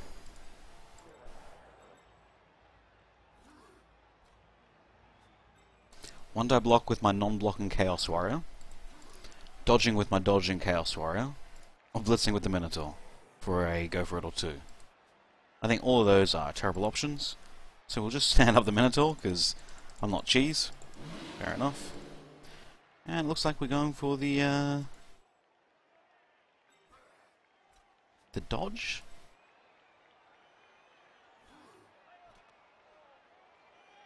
This looks like I'm saving my blitz for next turn also. Is that what's happening? Am I saving my blitz? I think I'm saving my blitz for next turn. 3+, how hard could it be? Good.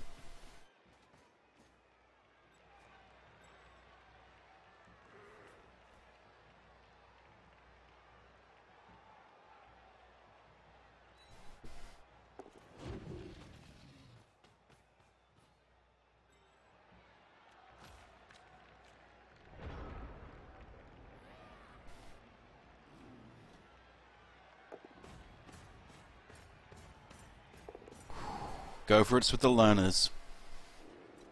Pretty good.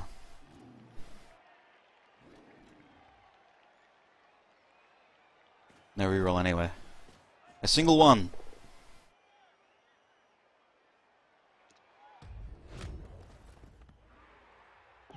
Yeah. Madanthorpe, you can do it.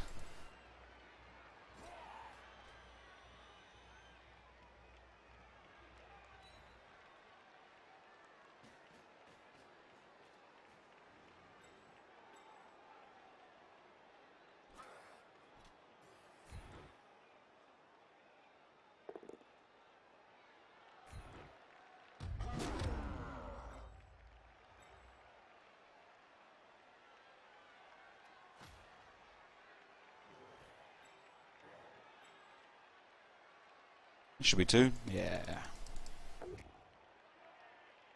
Yeah.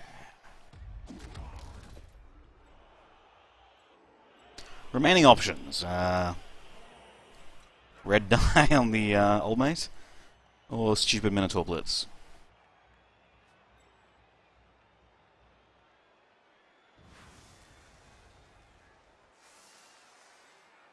If I go from this angle and fail, I can still push push the troll away from his mate, and that will require some Black Orc dodging. Ultimately, nothing good. Could attempt to dodge. Actually, I have rerolls, so I could probably attempt to dodge. And better protect ball carrier from bullshit. And then I won't care if the troll fails. The Minotaur fails. Fair enough.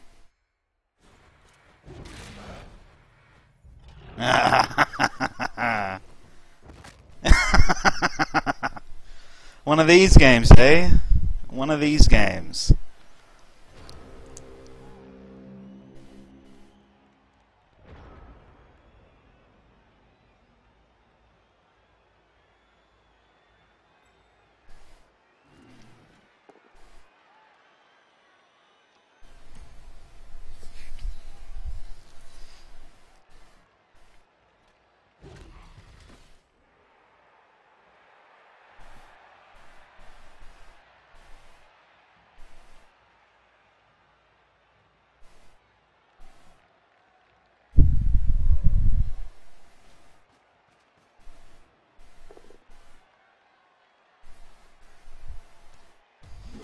Rafa man, where's your block, son? Where's your block? Double go for it. Ha! Right in the kisser.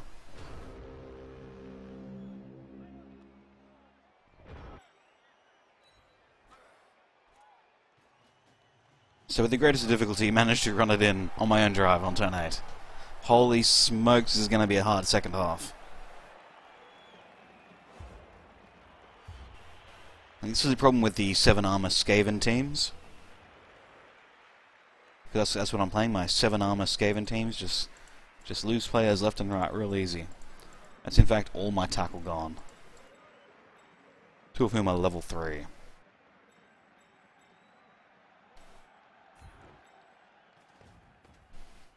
Some say I'd be caught between a rock and a hard place.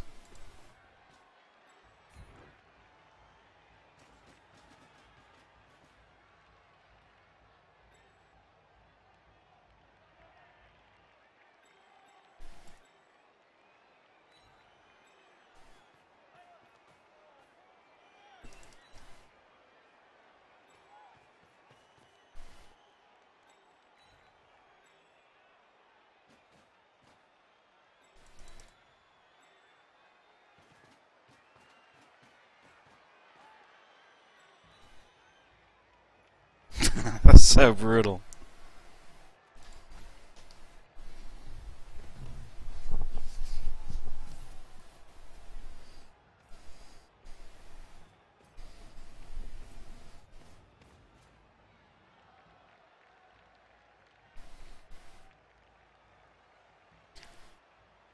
Alright, Astronaut in hand, Ripper, with no Always Hungry, but Troll probably has a better thrower in terms of the throw being a 2+ rather than a 3+.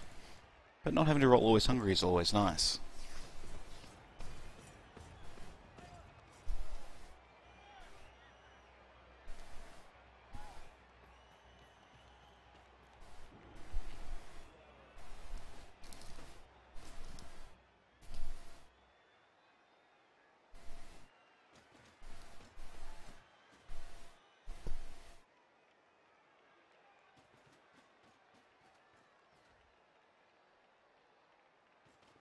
I see, this is why I think people say, oh no, you only need 1 or 2 on the bench are full of shit.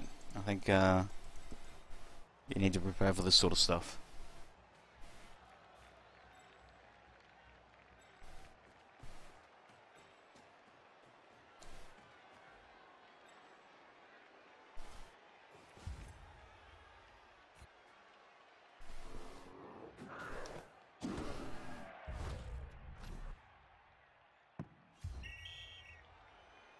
There you go, Bushranger, touchback for your trouble.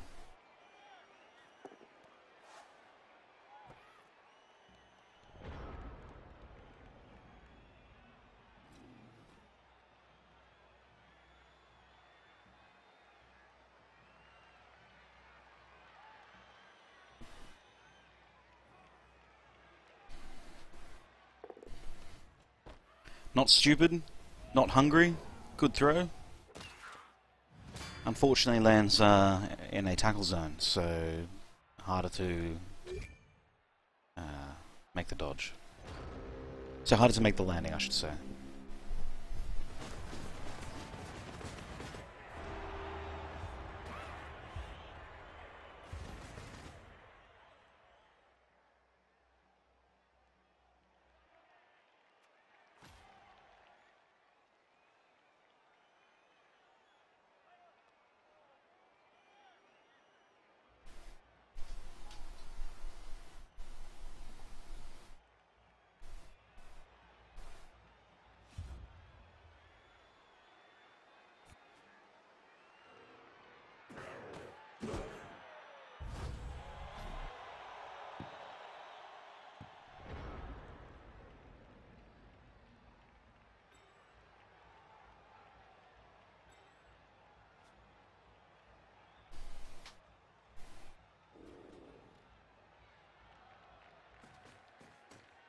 Me too, cheese, me too.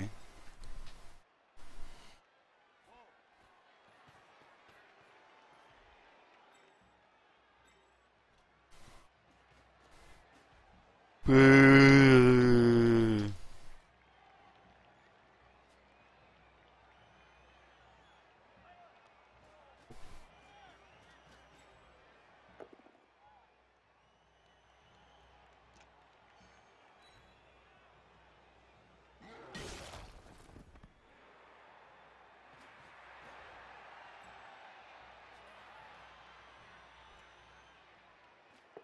Oh, he's going for it. Alright, undo.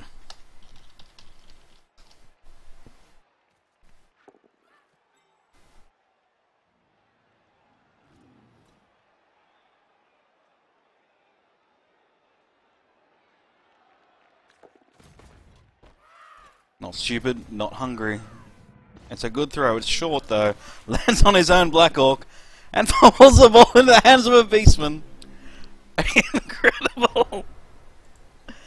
Worth it every time though. Worth it every time.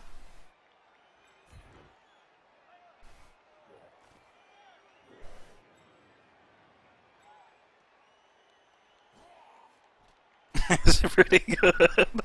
It's pretty good.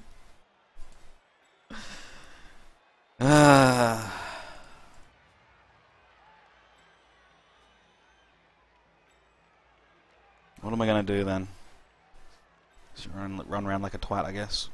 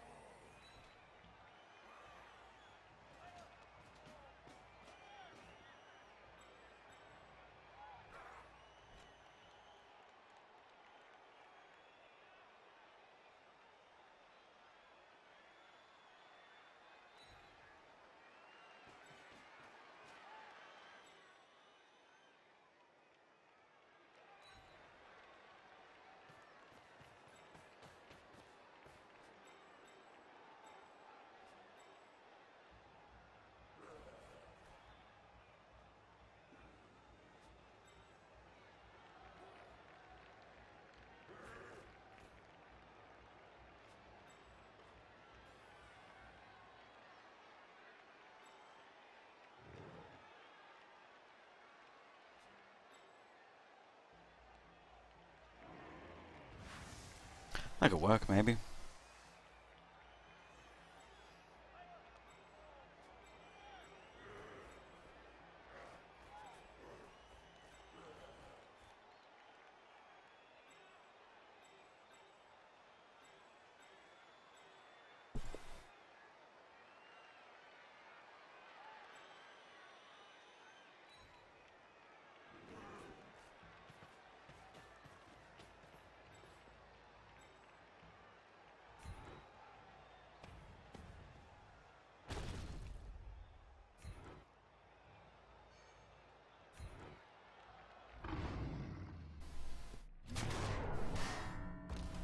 Gabba's spleen.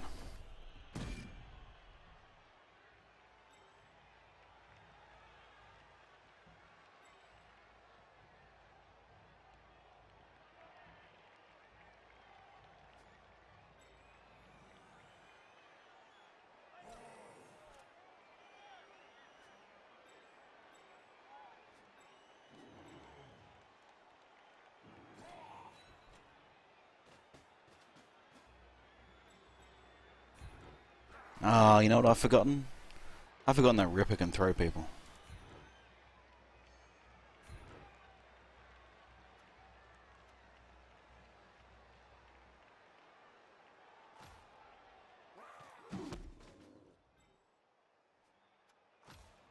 So I will have to follow so that little goblin isn't thrown and sacks my ball carrier. It's a sad day when you put your Chaos Warrior next to a 6 strength Ripper just to try and deny the throw so he doesn't kill you.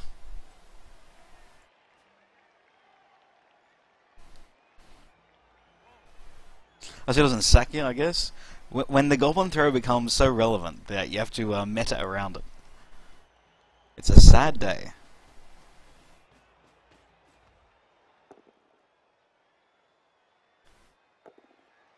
Skull into a push.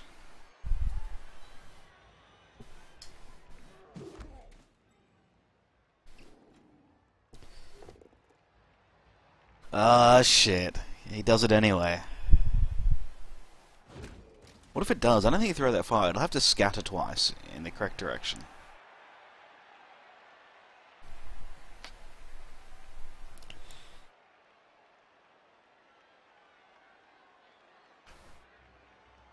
And it does look a bit short. Ripper there, no problem. Little Goblin lets the team down.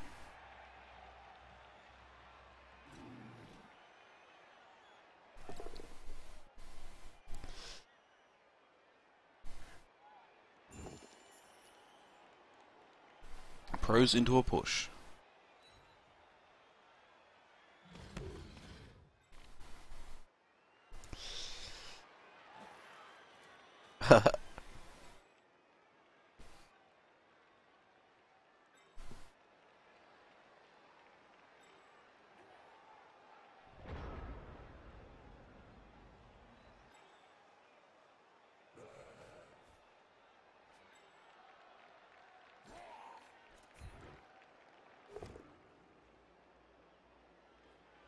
Shit.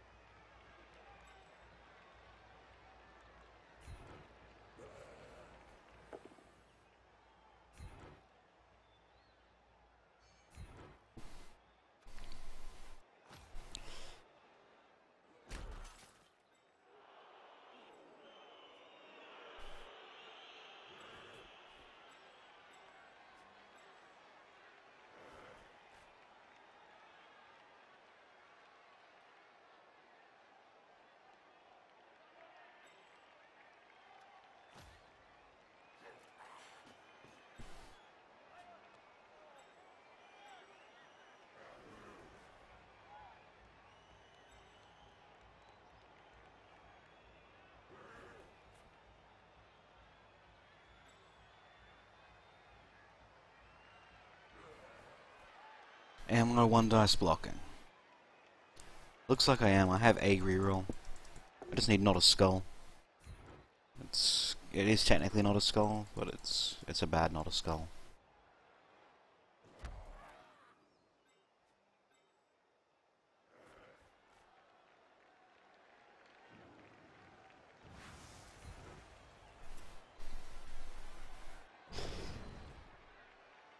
Come on.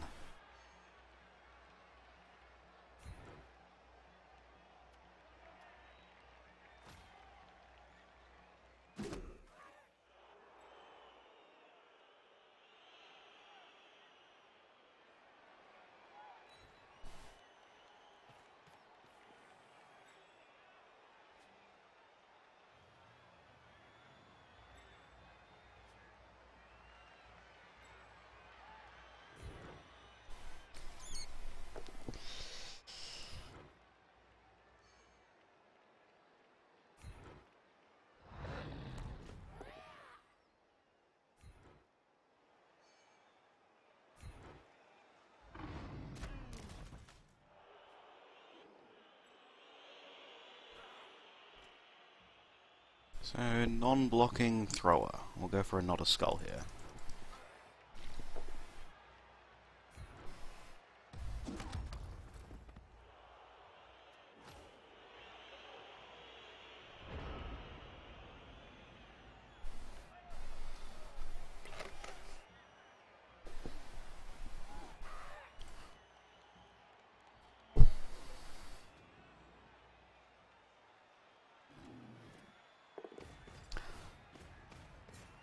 Uh-oh. Stamp the goblin first. That doesn't matter, because he doesn't assist anyway. Holy smokes. He's hungry! He's not hungry because of pro. Succeeds the throw. Misses the ball carrier by 1. Gets the unmarked assist. Could blitz with the Goblin, get a power, and then pick up the ball with the other Goblin to score. It would be a red there. 1 assist would give him 3. A negative assist gives him double red. Holy shit!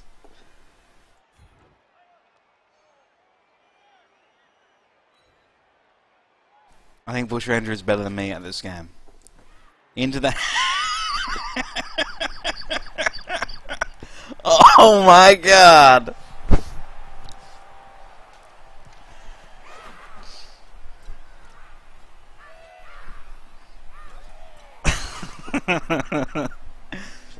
You just wouldn't believe it unless you saw it. Troll, not stupid, goes to assist, goes to stand next to the little Goblin, get Always Hungry rolled, pros to counter it, throws the Goblin, lands behind the ball carrier in an unmarked position to offer an assist, then little Goblin throws a double red die block into double power to down the carrier, ball falls into the hands of the unmoved Goblin that was thrown, who then catches it off the fumble and scores. What? What? What? What? What? What? What?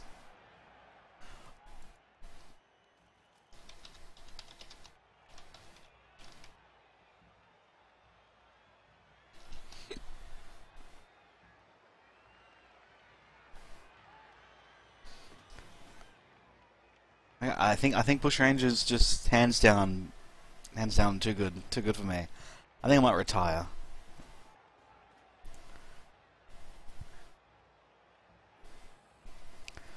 Holy smokes.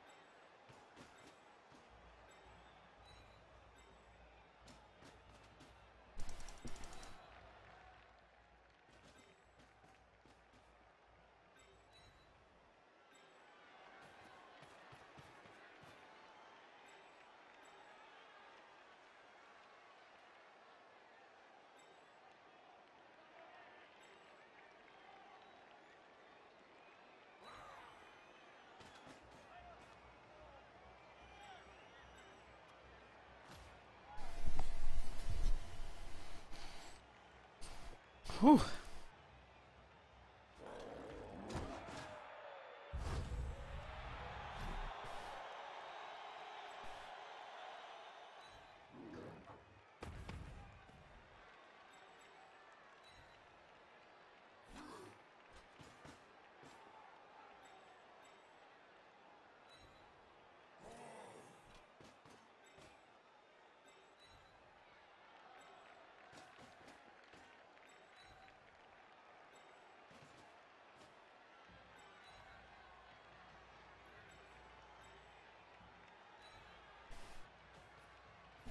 Pretty good square to stand in, Rafferman. Good work, Rafferman. Now don't let me down.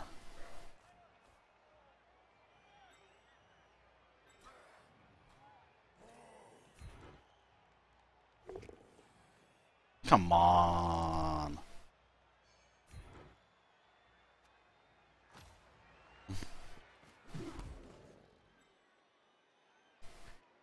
H2 protection just in case something dumb happens. We'll try and push out this blitzer. What'll be? Let's pretend that it works and we push him here. Then I'll can make a blitz. So we'll send down Shibby to potentially receive the ball. Assuming that nothing stupid happens. Oh, assuming that I don't get ruthlessly punished. Alright, ruthlessly punished. Is this worth a reroll?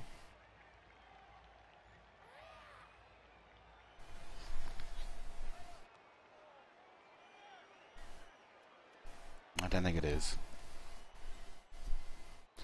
I'm not that lucky.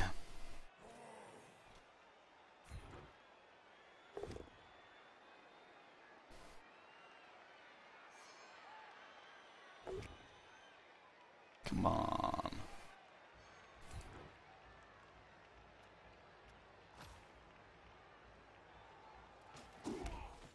So there goes my reroll. It makes any other action really difficult, as it could just be an auto fail.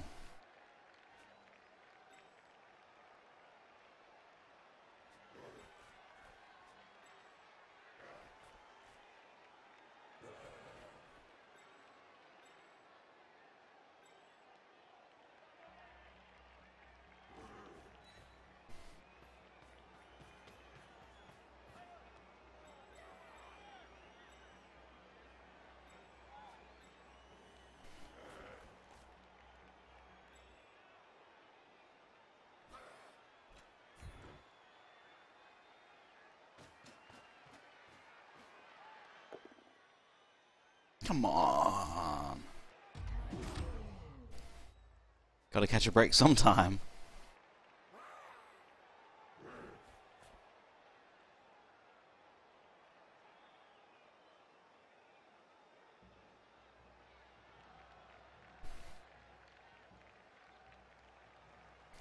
What if he throws the goblin at me?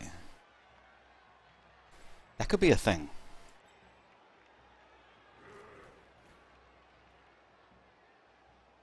He has 2 goblins to throw at me.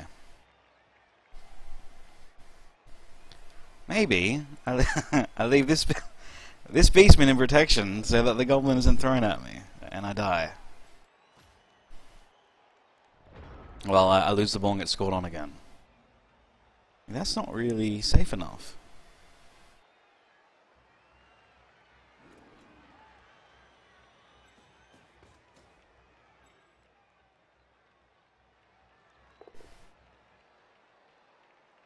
Where's Bushranger's skulls? What's going on?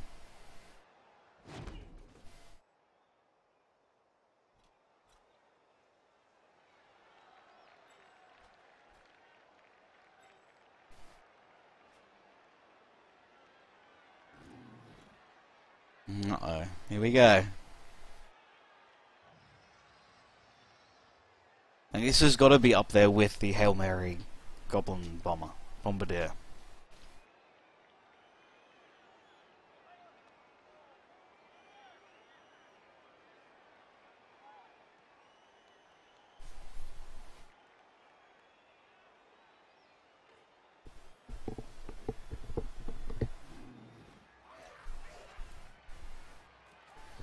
Oh, shame.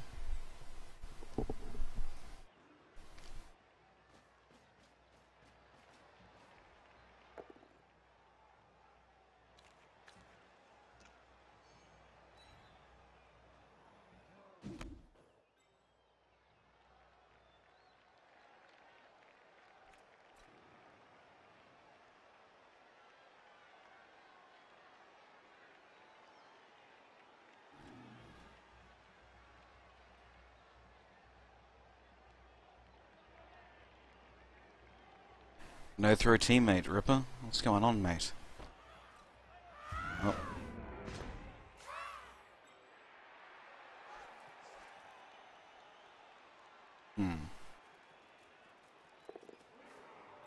No reroll, I guess.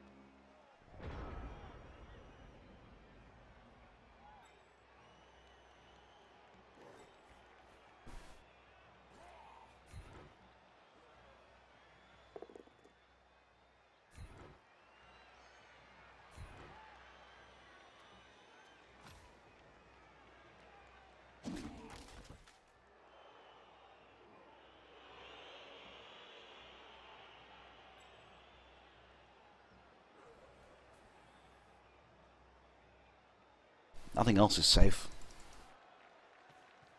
Not even close to safe. So we got Derpy 4+ into a 3+.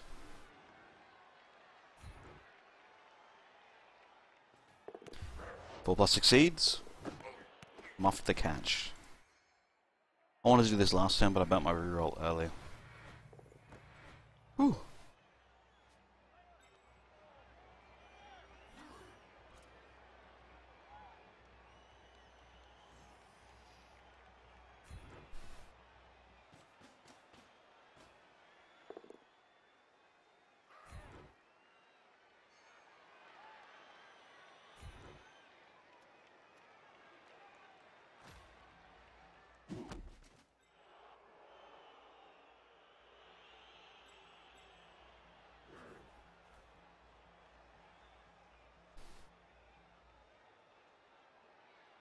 I don't think he is doing anything. Come at me, little green, I say. Come at me. This isn't good, though, either. This might have been bad. That might have been really bad. I've got no rolls either. Oh, man, the pressure. Lucky. Lucky, lucky, lucky. Lucky, lucky, lucky. Oh, double lucky. Triple lucky. Not punished. I like it. Not punished.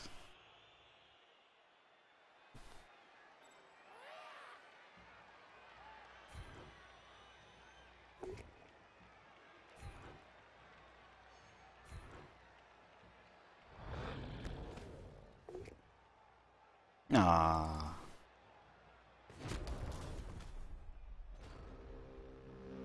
Minotaur, never good.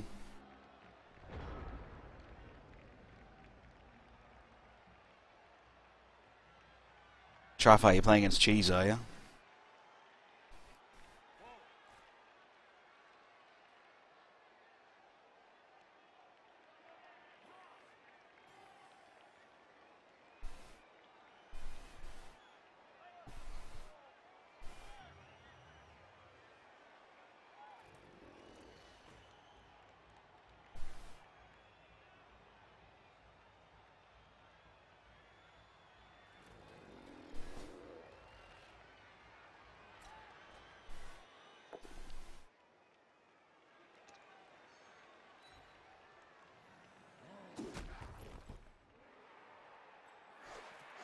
We might see Goblin to rip him, to throw at the ball carrier, and little Goblin then picks it up.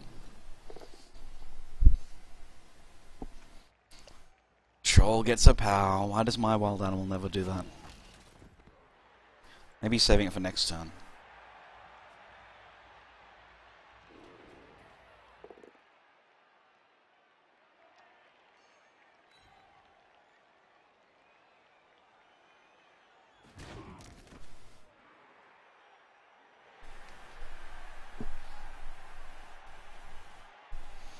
So it's exactly like playing cheese in Atron. Exactly like playing cheese. It's everything he wants to happen just happens. Loner Blitz. Let's hope for something bad.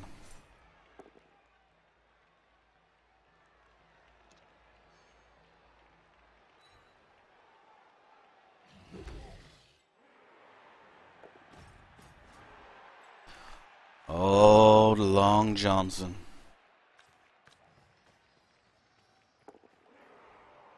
Well then.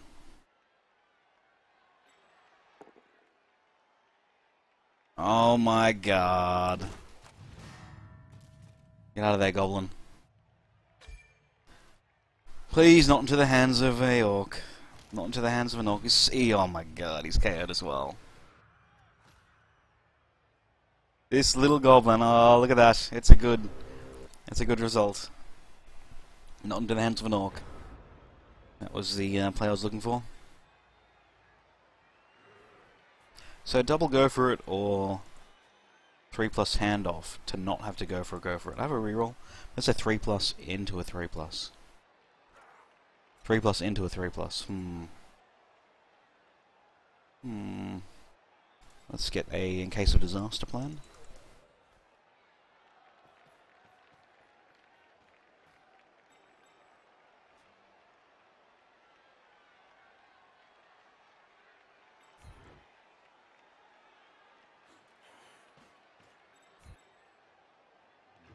Good work, wild animal.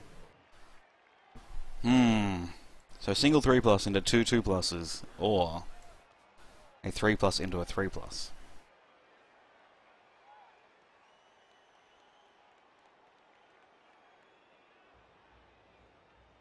I think we determined that the two 2+s were easier.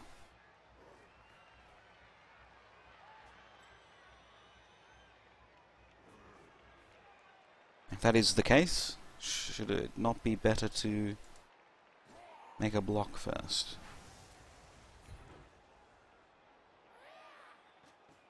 What if this burns my reroll and I need it later?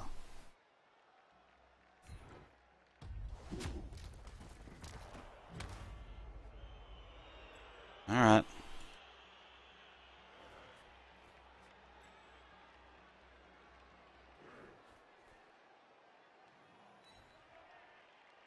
Don't let me down, game. What if he just Goblin Throws again? I can't score now. All these KOs will surely wake up. I'm still pretty fucked. And I'm still taking a blitz from this blitzer if I don't. So I'm pretty sure I have to do it. Otherwise I just might lose. By lose I mean draw.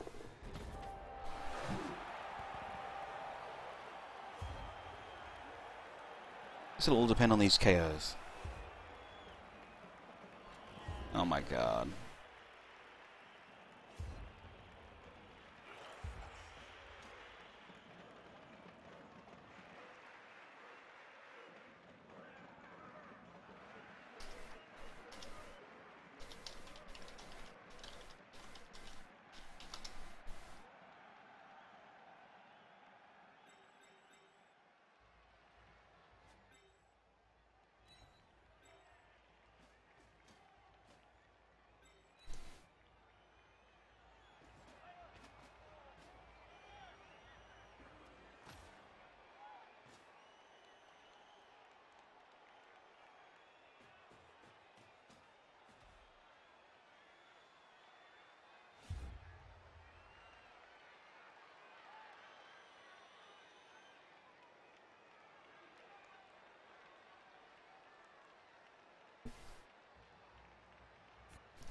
I've played a game against cheese like that. Ooh. Can I do anything about this? No. There is only one little goblin there.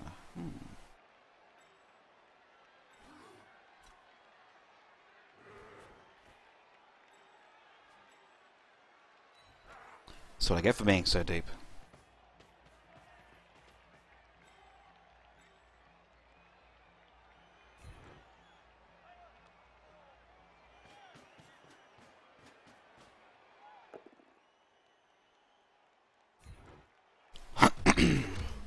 Actually, maybe should have used that.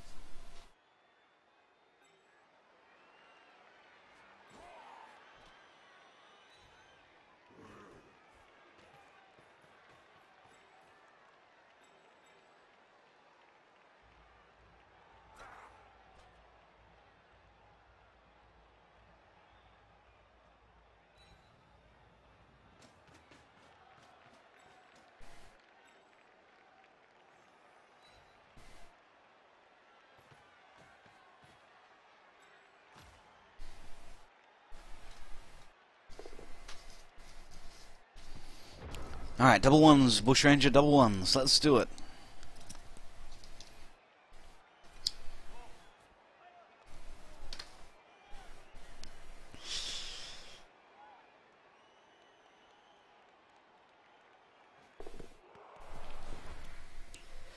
Good start so far.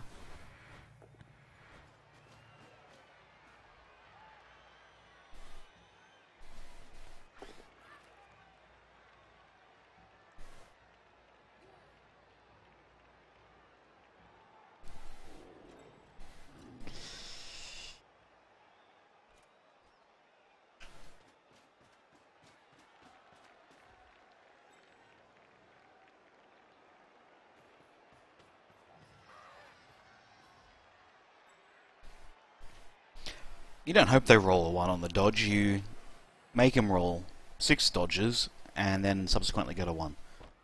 Not stupid, but the throw's going to be tough. Fortunately for Bushranger, in the fantastic scatter square, throw teammate was tough because of marking, so it was a 4+ instead of a 2+. Got a natural 1 anyway. Oh. He runs over to the other guy for a throw. I think you can only use 1 throw per turn though, so that's not going to work.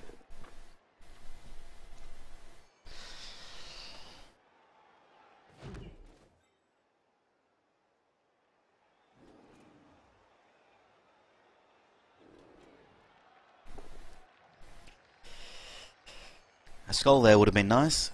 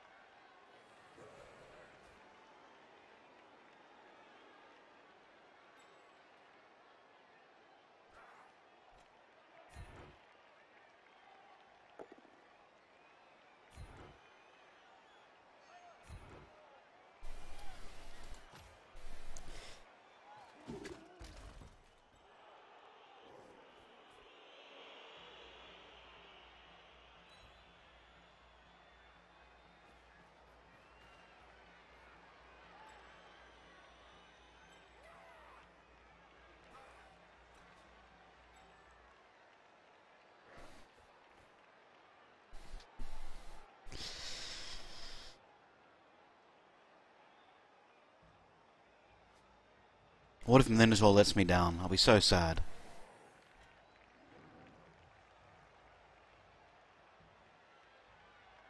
I think I need to mark Ripper for the follow-up.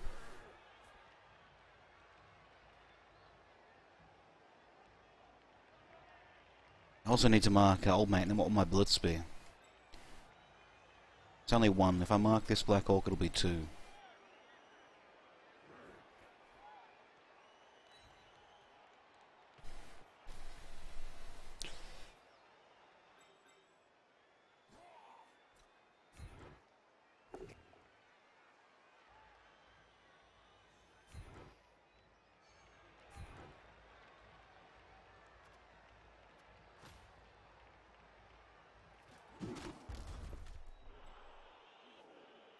Alright, don't let me down, Minotaur. Was there a safer blitz I could do? I could blitz away Old Mate and then mark, I think.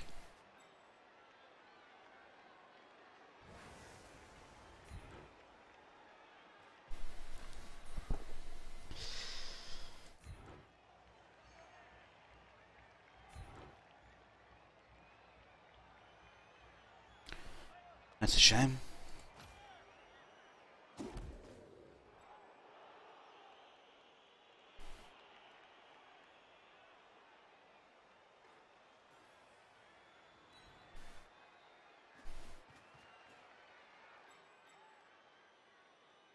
Alright, second block will only be a 2 die. Don't need it, that's good.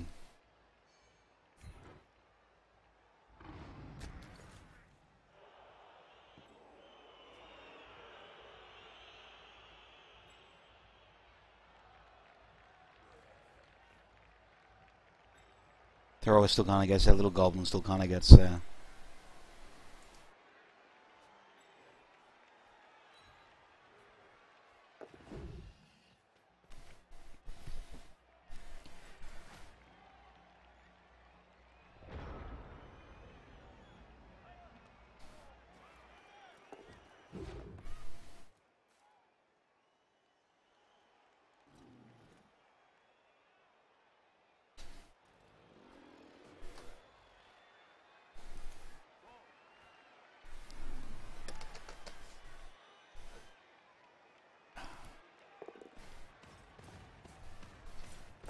hope not.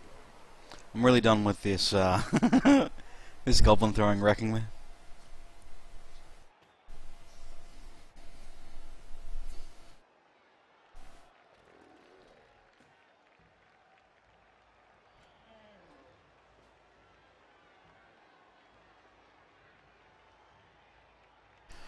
Please roll something bad. Yay!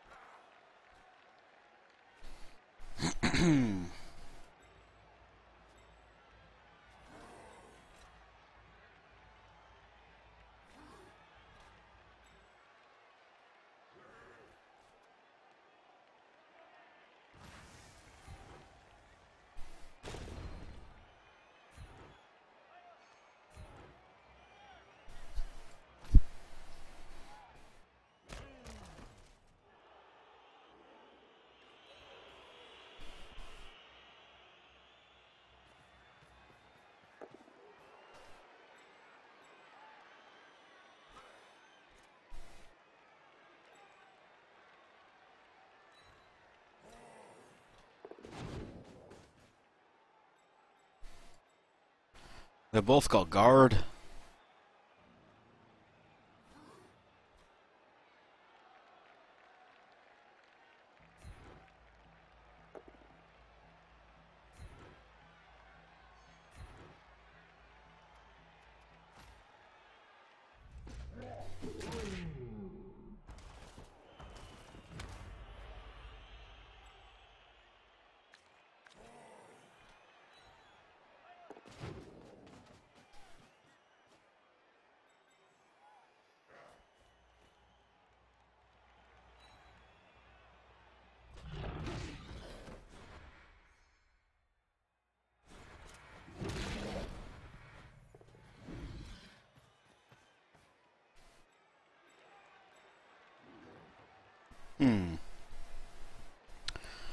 Minotaur is currently blocking, well, somewhat blocking, the Black Orcs. 1, 2, 3, 4, 1, 2, or 2.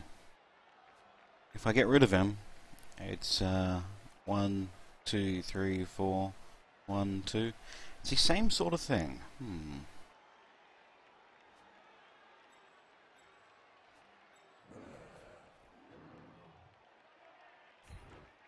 Come on, Minotaur. Yeah.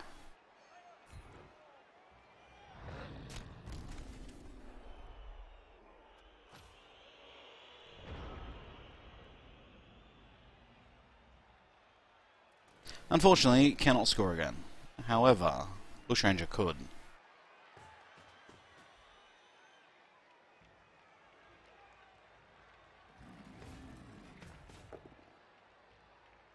I think there was also some push shenanigans he could have done. Like a Black Orc on the corner. Could have pushed the Chaos Warrior into the Minotaur to push out... No, it still would have been a blitz.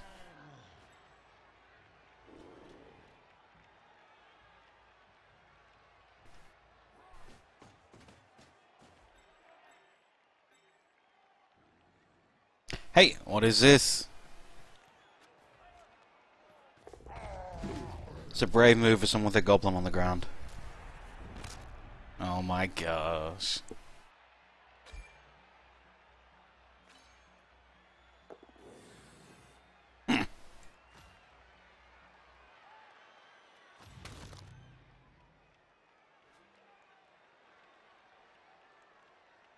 Rude, rude, rude, rude, rude. Yes, could have. In hindsight, I should have. It was a mistake, without a doubt.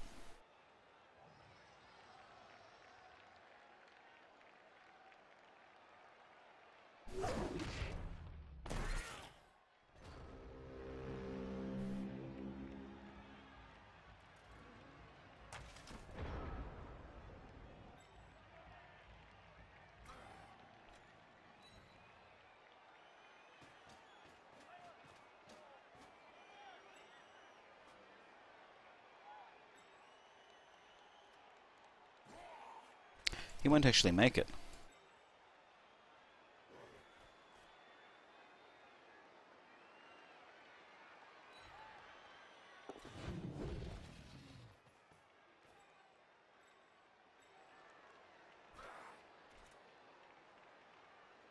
He won't make it.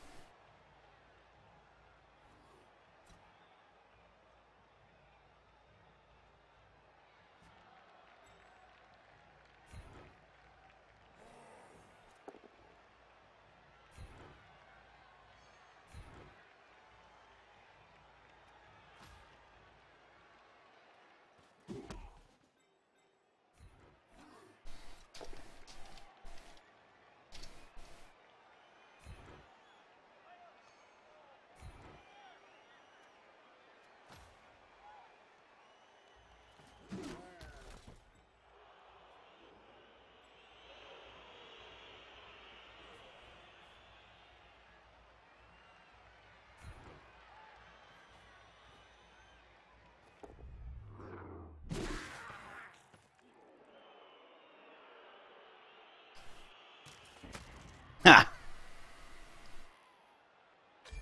Ah. Would have been justice. Would have been justice.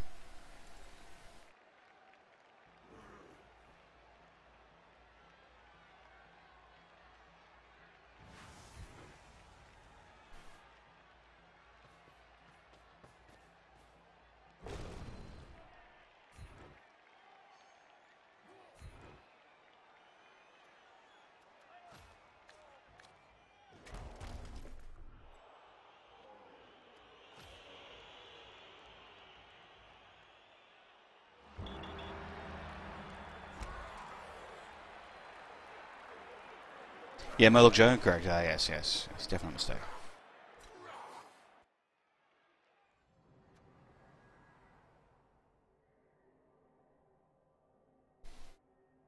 Didn't like the Minotaur. Did not like him. And so, fortunately though, it drops the team value down. Somewhat.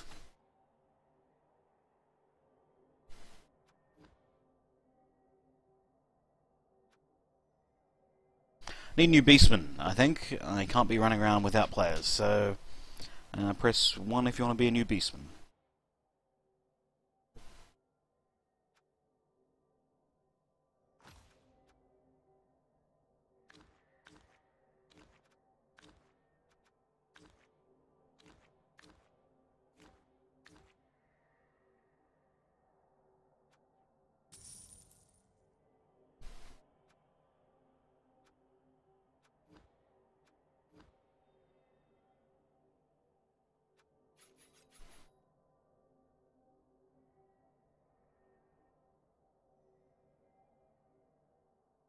Yeah, look, it was pretty insane. Pretty insane.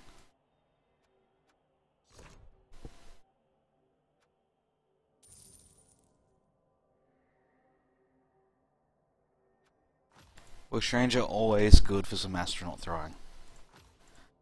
Just usually with less success. That would be nice if it was less successful. Fortunately, I got my ball handler back for the next match.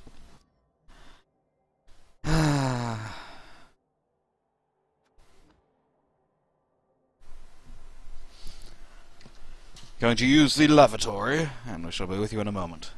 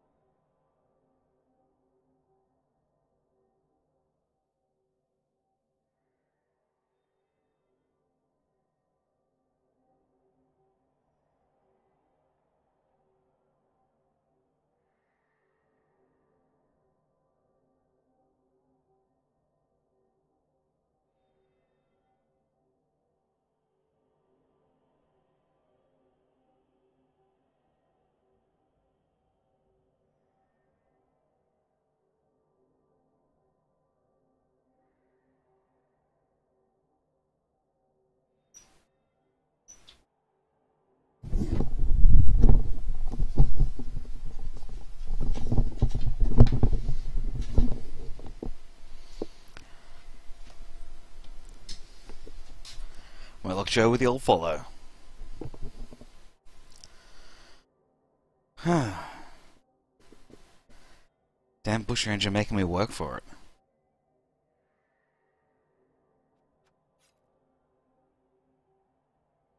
Chaoso is still struggling for the front page.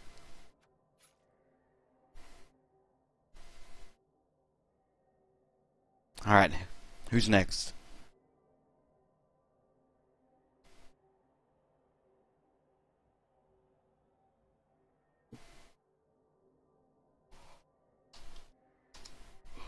Ugh.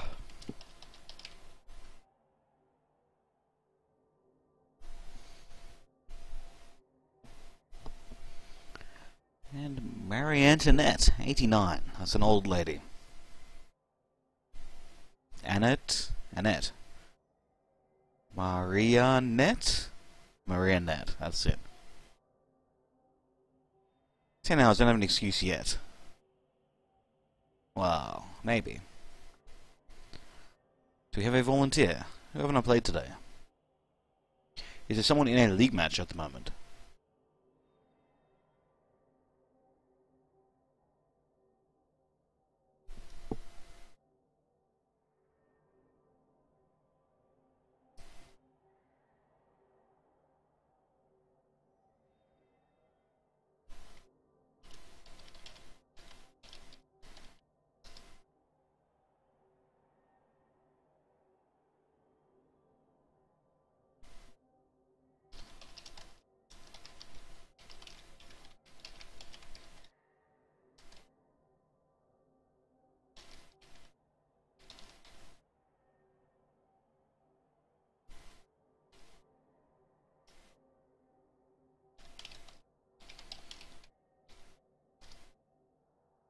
So, has anyone played the new Star Wars Battlefront? I have heard from people that it is not terrible. However, it's EA and DICE, who are traditionally worthless scum. Polls open for a Fash League match, a Skittles Breton team, or if you're currently in a match and want some keen insights, I seem to cast better than I play sometimes. We can collectively debate best moves, and I'll be able to eloquently express what I think the player should do without giving too much thought into what I'm actually meant to do. It's easier to see things when you're not playing than it is when you are, sometimes. Not awful, but it is EA. In which league try? Is it just a NAF league? Because it'll probably be boring if it's just a NAF league.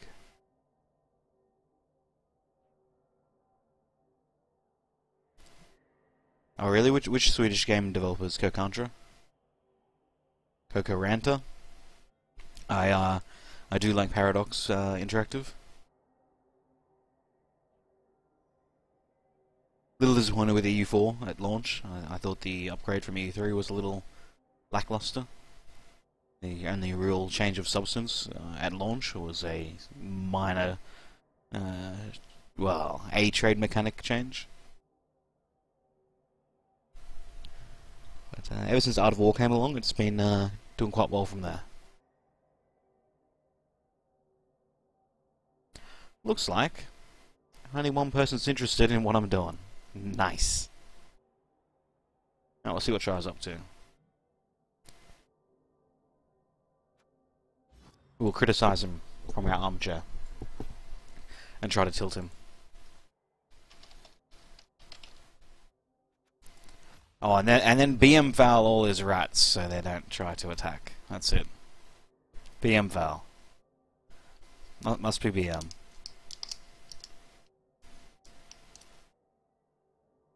Oh, very good.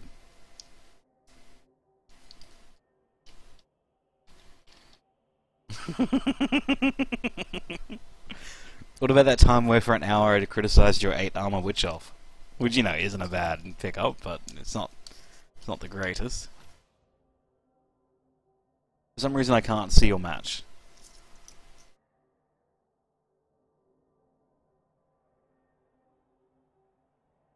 Big Smurf keen to see Noob Skittle Breddens.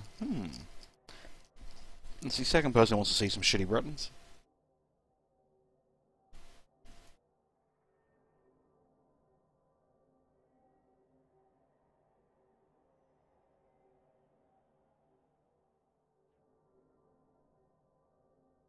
Ah, fair enough.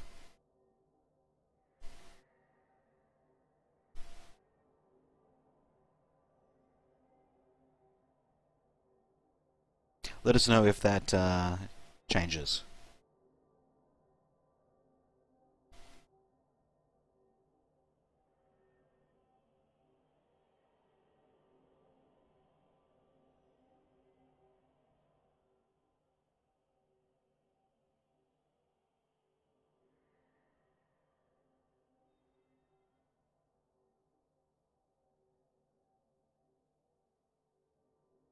So for those of you who are new to the channel, I have a Fash League. It was mainly started because up until a day or two ago, in the public leagues or in any match, you would be able to spend your inducements and get the money refunded at the end of the match.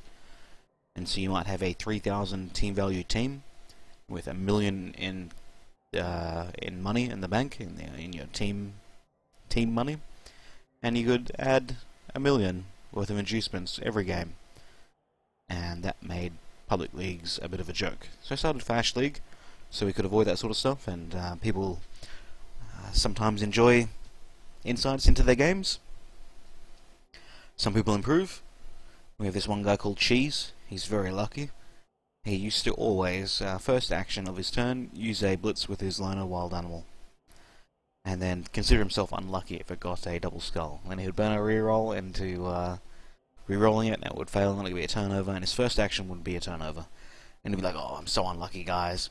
And over time we would explain to him, every game, don't use your wild animal as with a blitz for your first action. And he would still do it, every turn, in every game. But now he's started to not. I've seen a couple of games now where he hasn't used his learner as his first action, and has improved. And anyone can join the Fash League, and we'll do a final series at some point.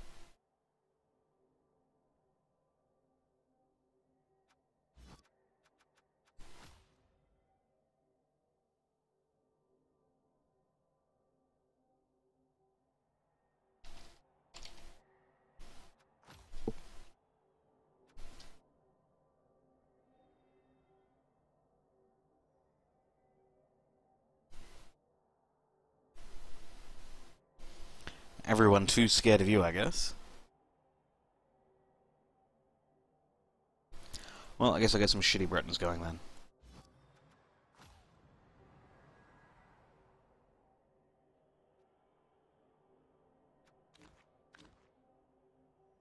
Into their second game, no levels of worth.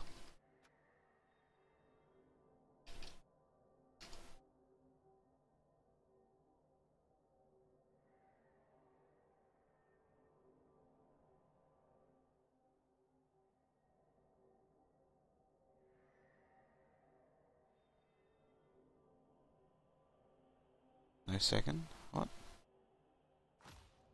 Ah, slightly better dwarf team. Not enough money to get a star player of worth. Could spend my own money for it.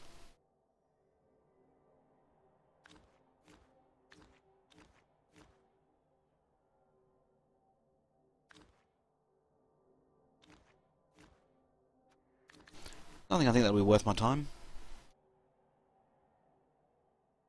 Maybe 2 babes.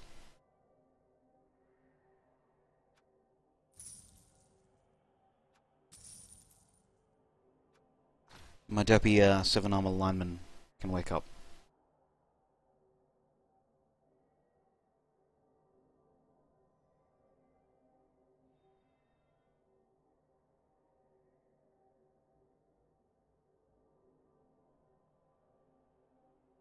Wow, fuck this guy. Spent 100k of his own money for a bribe. What a dick.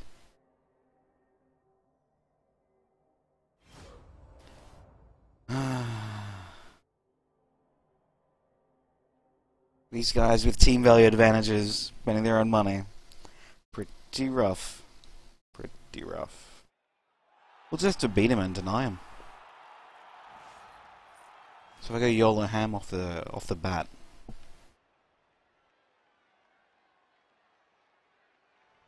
He's only got... Oh, I mean, as soon as his death roll is off, which might be a bit hard. Could be boned.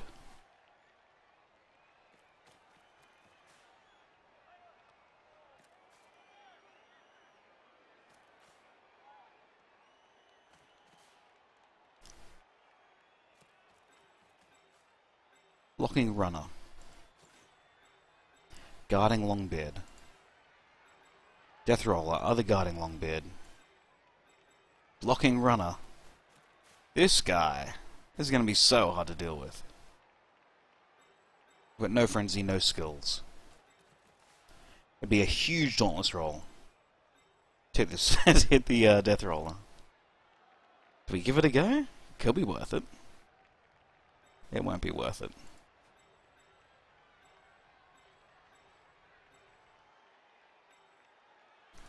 Let's do it. No guts, no glory. It's a bad play. Don't ever do this yourself.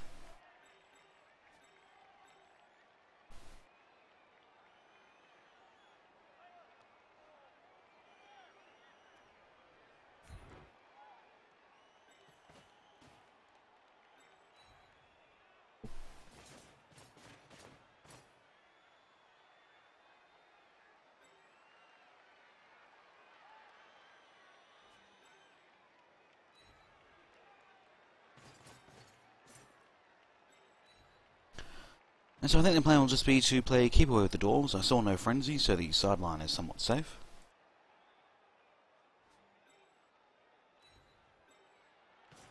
And I have... Oh, I do have a sure hands blitzer. So we'll use him to pick up the ball. And they're going to whack a death roller as hard as we can. And then try and bait the dwarf into some sort of foolery. And then scoot around the side, make a risky pass, and then score. And burn his bribe. Maybe it rolls a 1 on the bribe roll. We'll see what happens.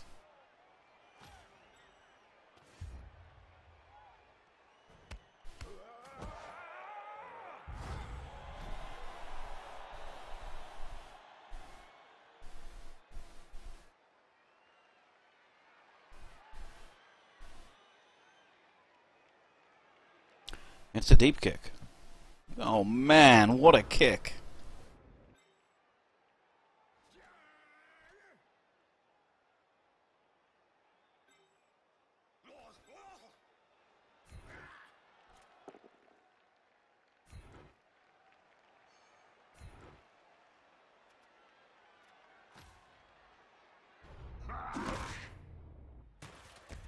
Sounds pretty good.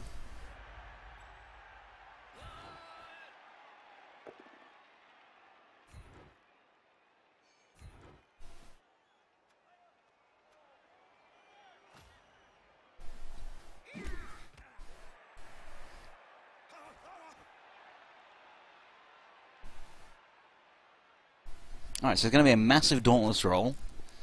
And then if it fails, we've got 3, 4, 5, 6. So it's still going to be red. A blitz could correct that.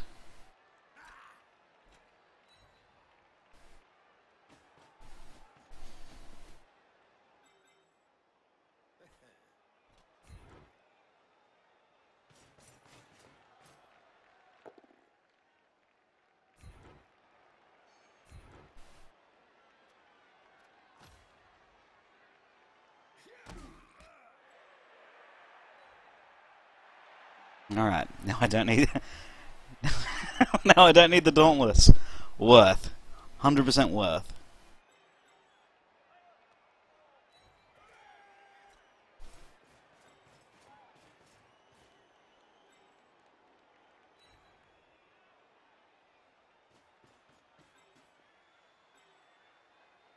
So, pretty sure that's 2. No, apparently it's only 1. Rip. Do I reroll the dauntless then? It's a 5+. I don't think I do. We'll just reroll the roll. Ha! Get out of here, Death Roller.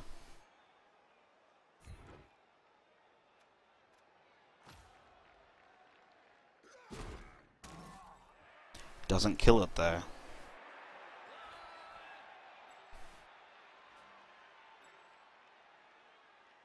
I think I should offer a sacrificial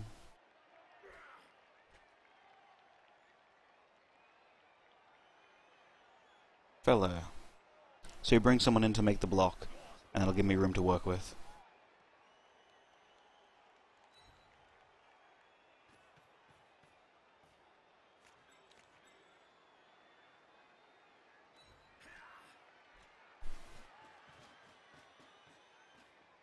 There you go, guys. Whack a death roller.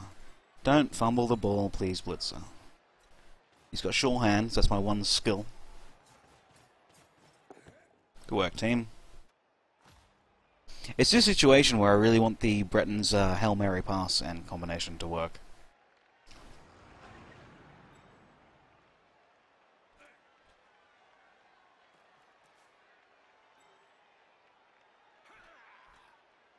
Foul it. Should have fouled it. Should have fouled it. Yeah, look, playing with the death roll on defense is a bit rough, but old mate used his bribe for that purpose. And he's blitzed into a wrestle.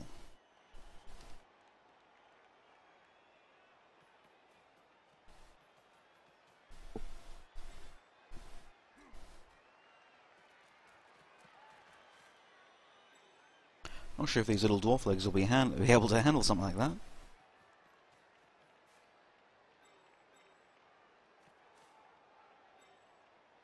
He did have a bunch of guard though, I'll have to watch out for it. By a bunch of guard I mean 2 guard maybe. 1.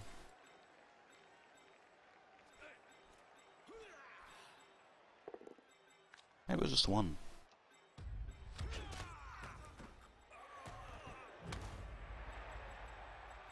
Here it is, the other one. Right.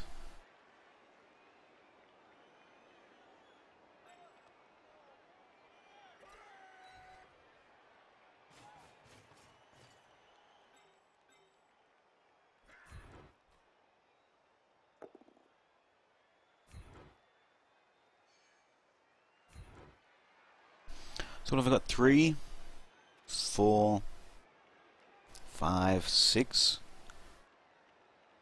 Could not clear it away. So I think we'll follow and just concede that we won't get the death roller. Maybe a last-ditch YOLO or something to that effect.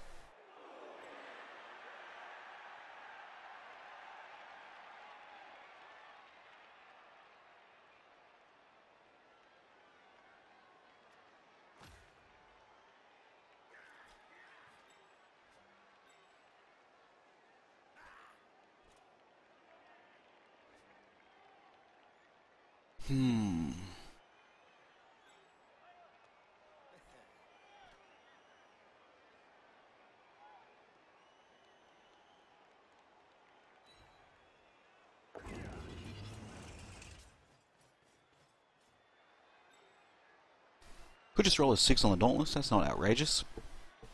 It's outrageous, who am I kidding?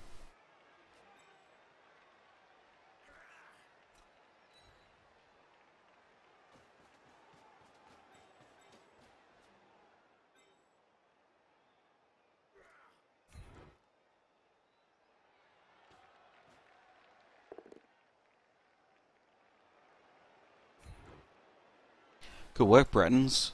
This is why I don't like the Bretons. Got you guys on the ground, wasting blitzers, that sort of thing. Right, final options are failing dodges or Dauntless needing a 6. I think that's dumb, so I think the better option will be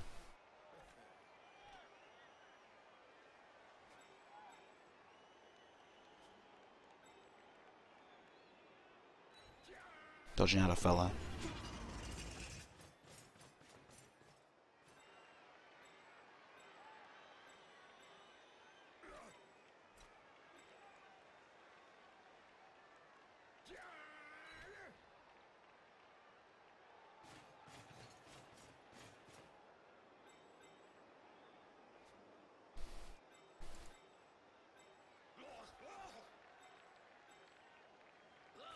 Alright, the Death Roller does not have blocks, so anything other than a skull could be fine. It's a triple though, so let's not do that.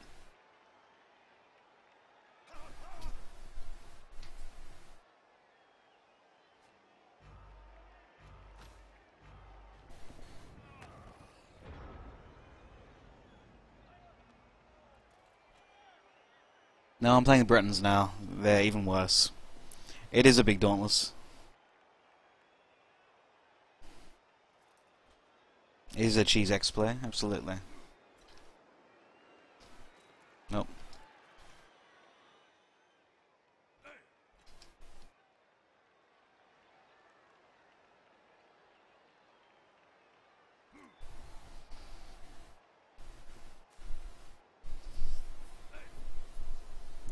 Operation Runaway isn't doing so well.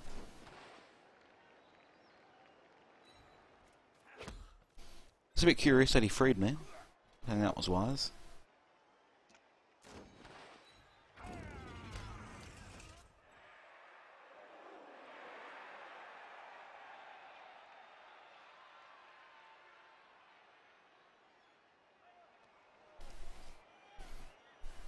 But yeah, playing for Britons, passing on general. So you just hang out in the backfield, send a bunch of people down, and just Hail Mary pass. Catch. Laughing. And so you bait all the little dwarves into coming down here. There might be one or two in the backfield. And just deal with them. Well, now there's only one. And so Hail Mary pass will be a pickup. I think my next pickup. Just because it's potentially awesome.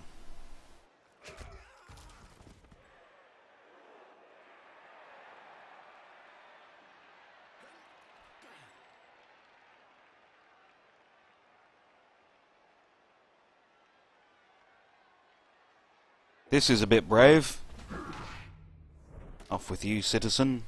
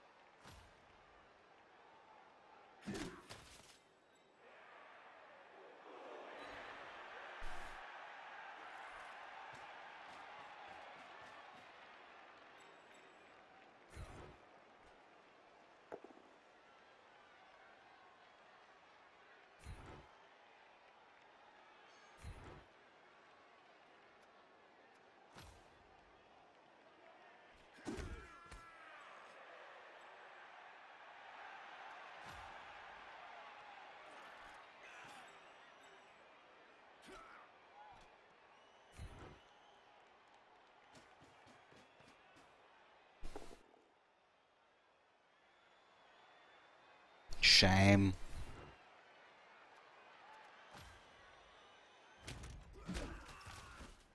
Second time my blitz has gone to waste because of Breton shittiness.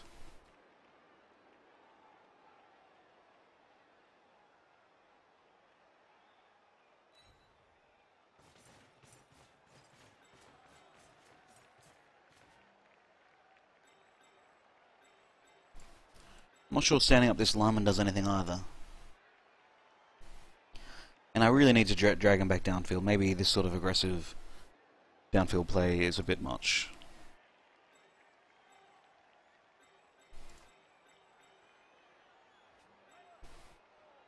Look, potential to roll dice. I think that's good enough.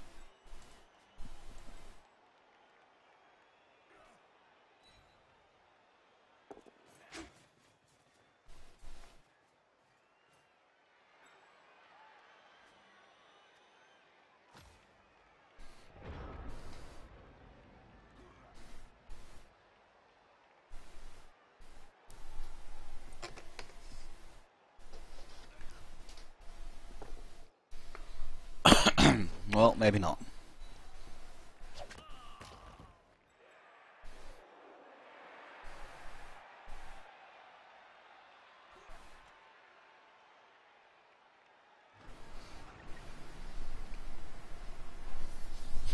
Random death roller, right?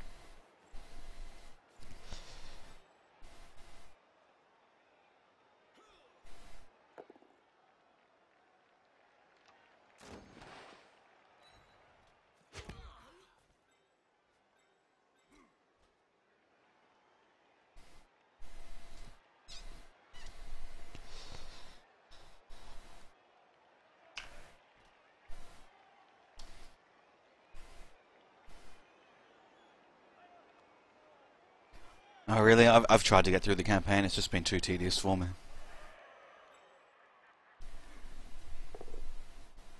One die pow. Such greed.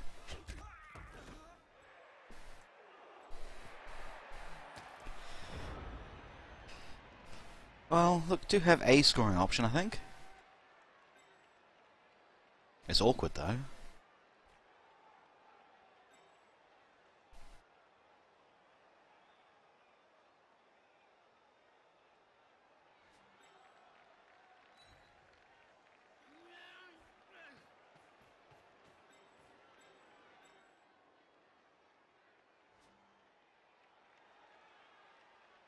And with this guard, I won't be able to make blocks unless it's on him, which won't be good because people are in the way.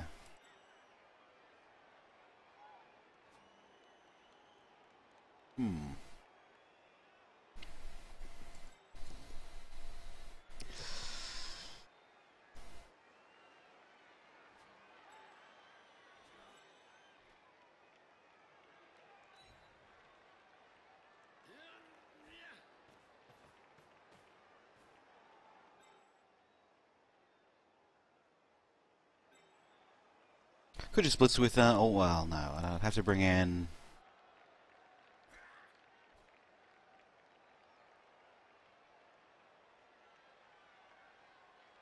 It'd be a lot of ifs and buts.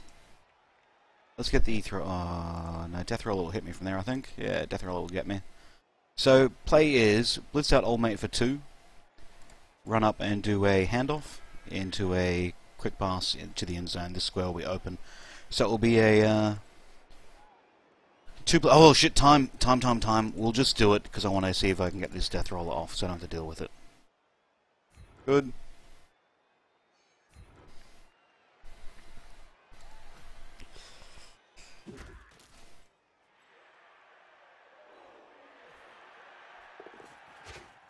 So far, so good.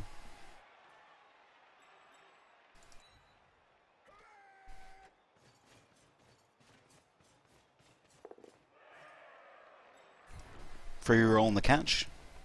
Needs it, gets a 6 on the second attempt.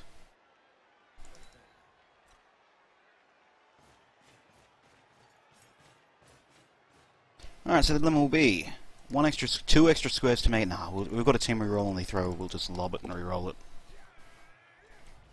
Oh no, the catch failed. Both catches failed. Turnover in the end zone. Whew.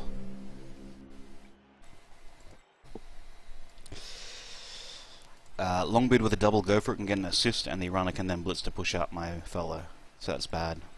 Blitzer cannot reach, but could mark. Shame. Shame on a 1 and a 2 on the catch.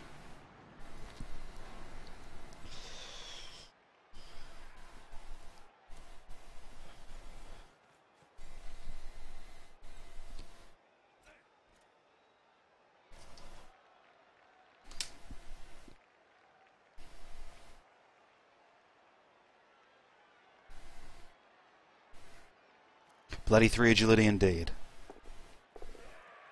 No, death roller does not need to roll for an action. Extra go for it for the push. Of course.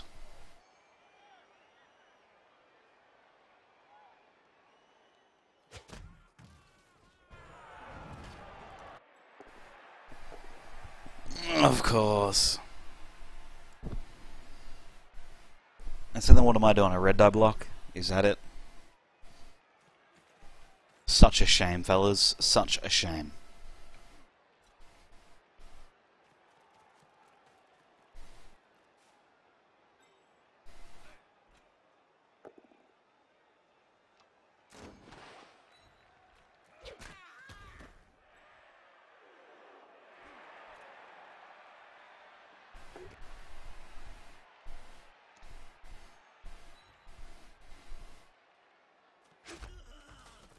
Might be able to put some reasonable pressure on. It's 1 die shenanigans.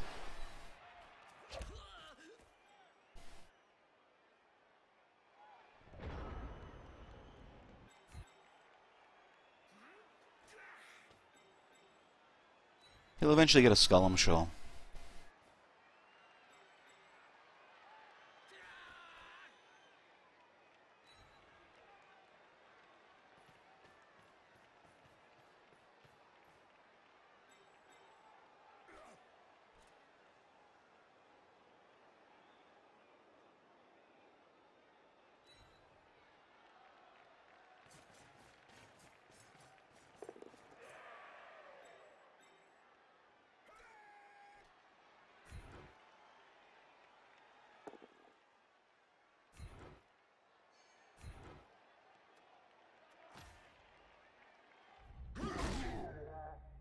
Sounds pretty good.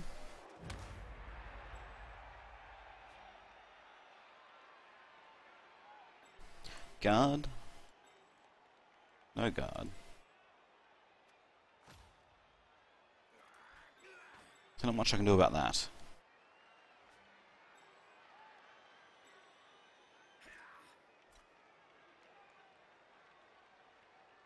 Wish I had more men around.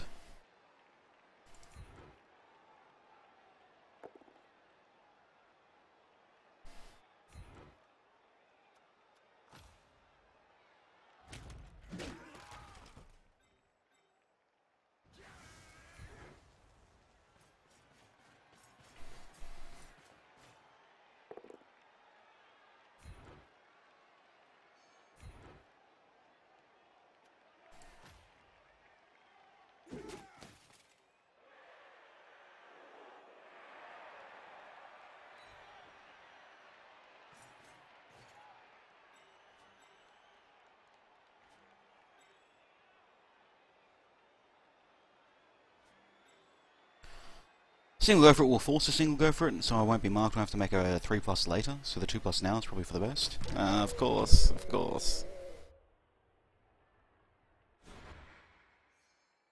I'd like people standing to get this ball back.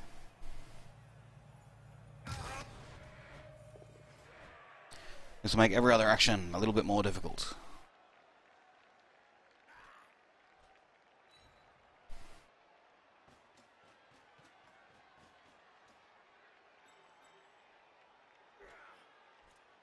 This one doesn't matter if I fail.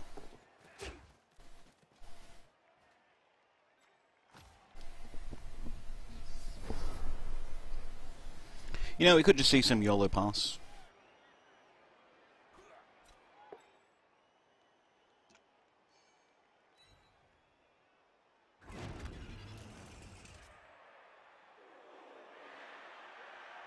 It'd be best to try and intercept with a blitzer, and save the catch skill.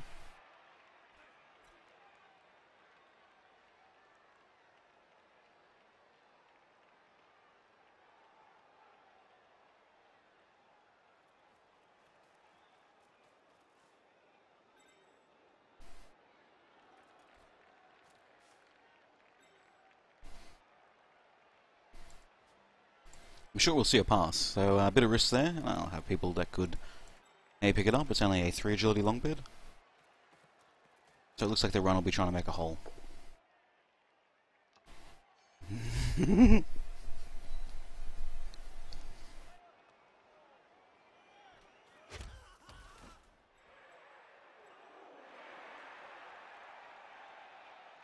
No 3 agility option is unmarked. So the catch will be difficult too.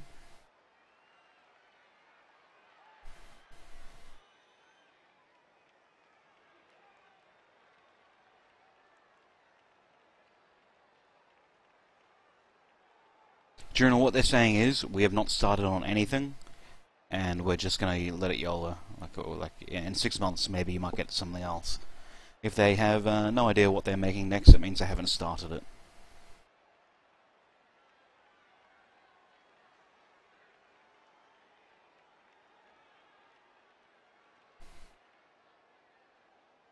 Yeah, definitely nothing this year. I'd be surprised if it's even next year. Don't think it's ever happening, to be honest. This is a bit optimistic. Is he just going for some sort of 6+?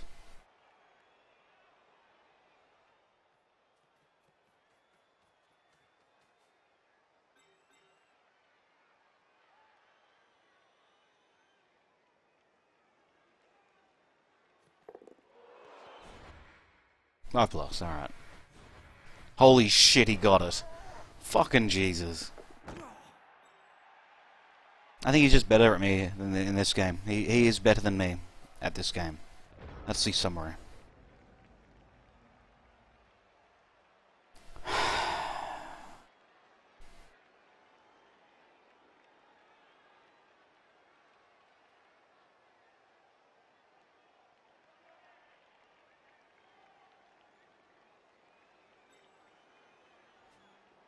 Better than me at this game. 5 plus, no problem.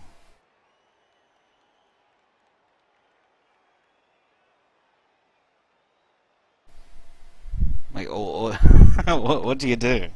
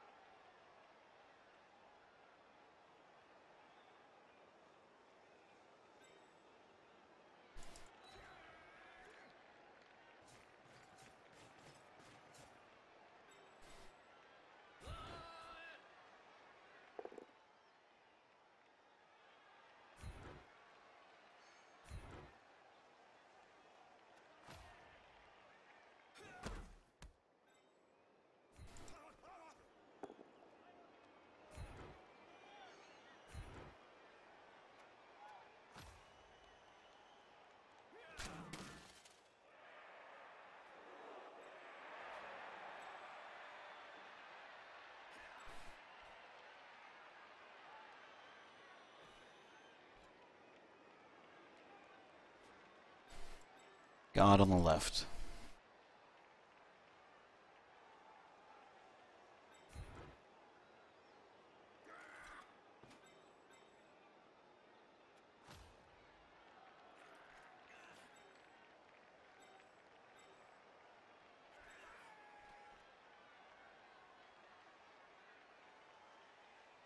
Nope.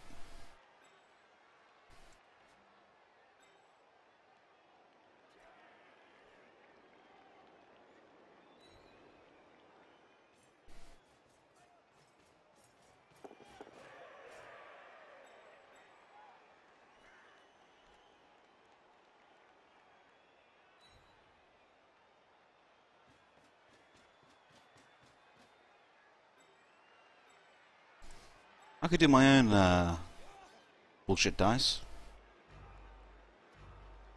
Oh, I'm running out of time too.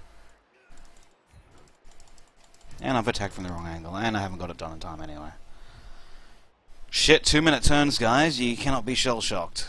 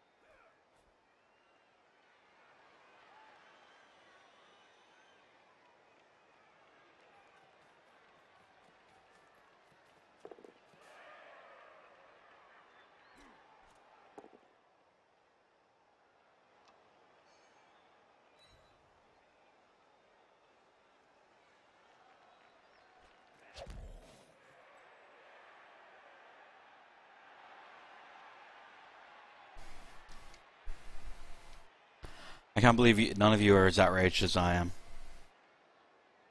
That the 5 plus pass happened.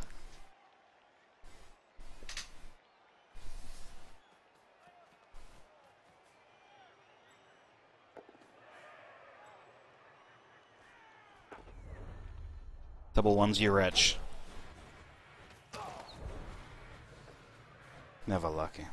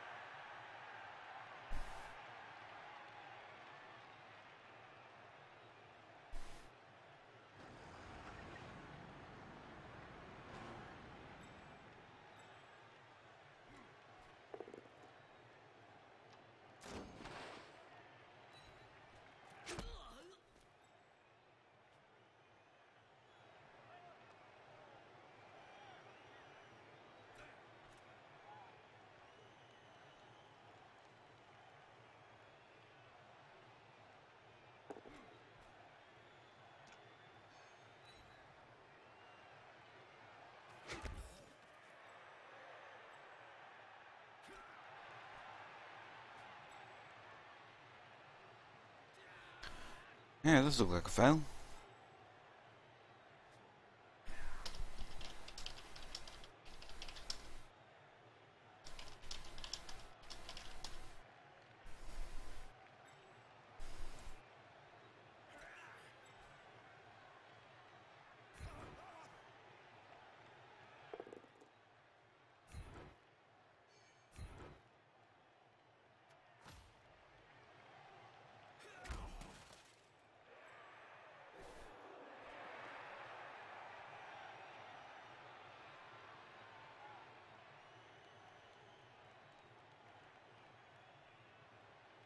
No, that's, I don't do that. Let's whack the ball carrier.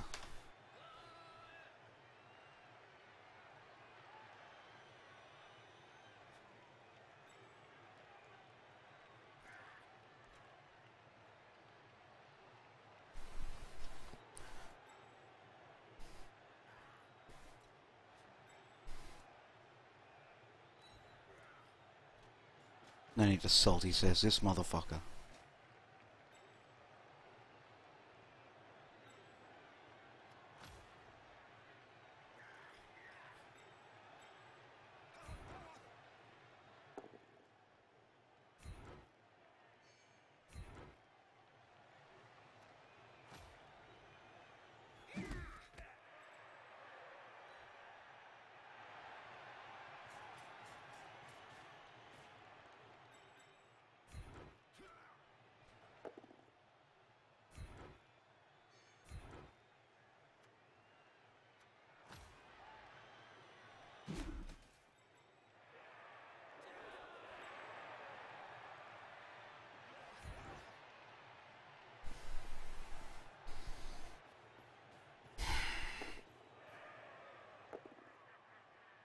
Ah.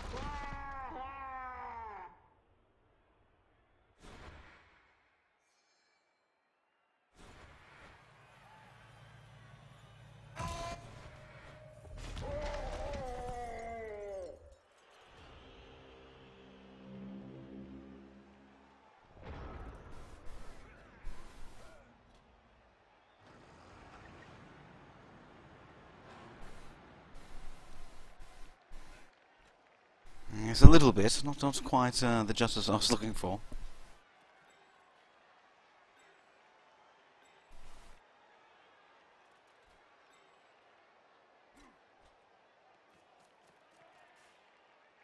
Means his bribe's gonna be back. Or rephrase, it means we'll need a 1 on the bribe roll, I think. That's the summary.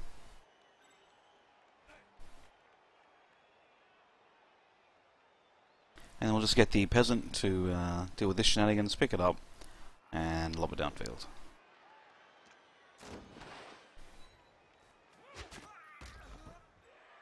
For shame.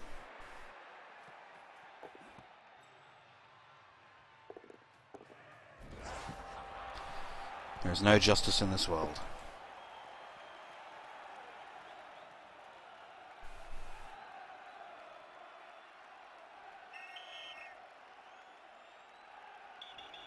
Huh. Get wrecked.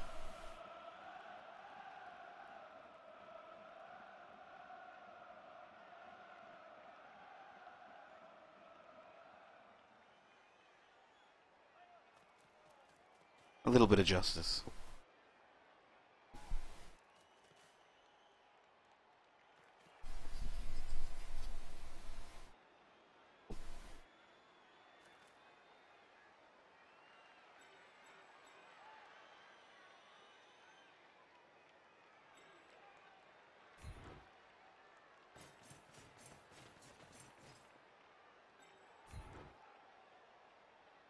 Who needs 1 SPP? That will be the Thing to see.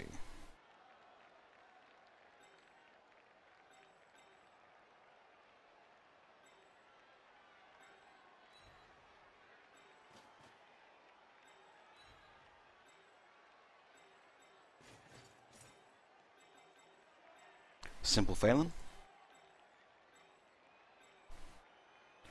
What do I give him? Do I even want points on him? I don't think I do. I'm going to slob it to the blitzers.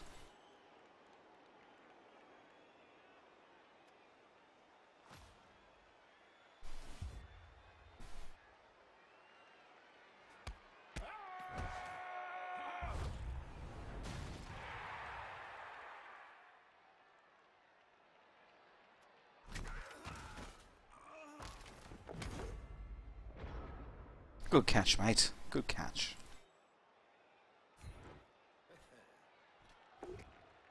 Ah, nice. Not paying attention to guard.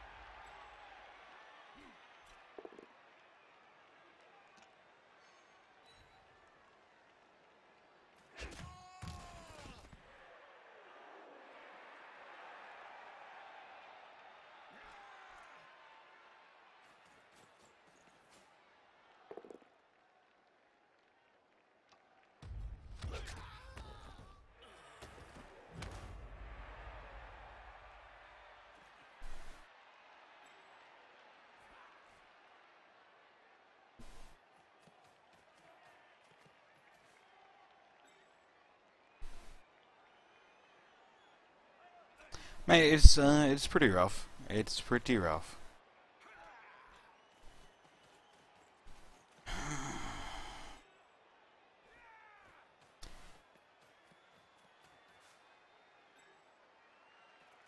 Good, do it. Do it. Do it, you wretch. Oh, he's already used his bribe. Double ones, let's go. No.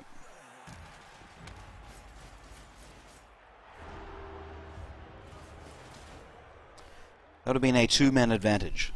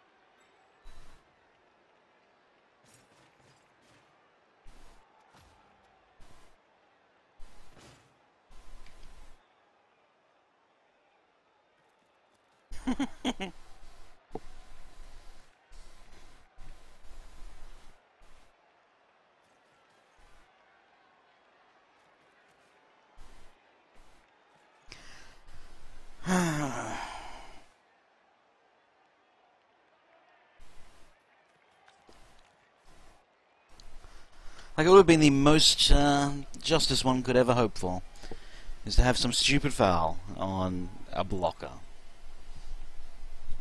Get someone sent off. It would just be so glorious.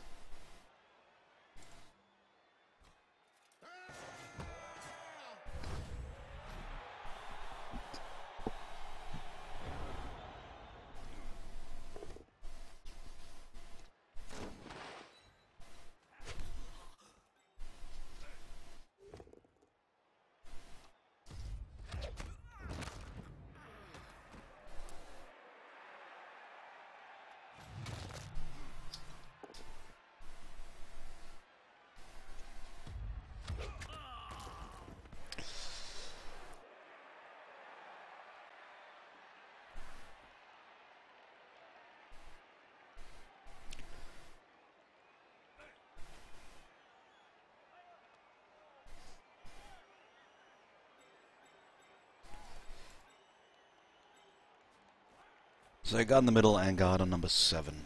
7 and 8.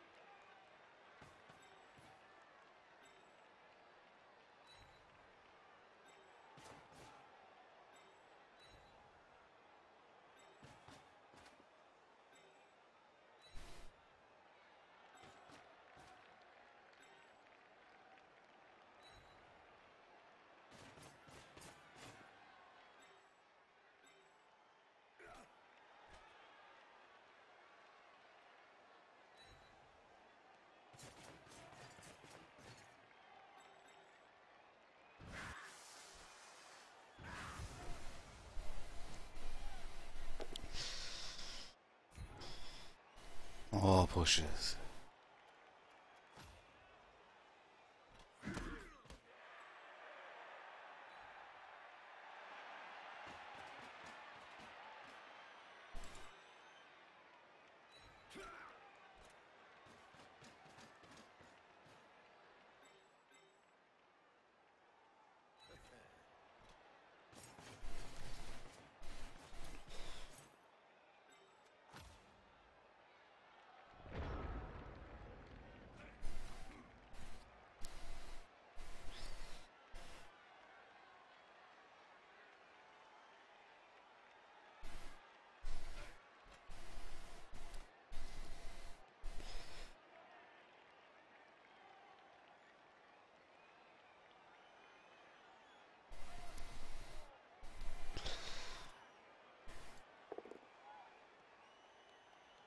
Punished.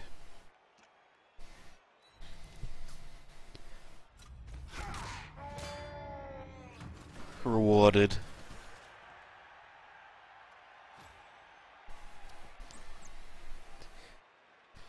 One die block blitz rewarded. Fuck this game.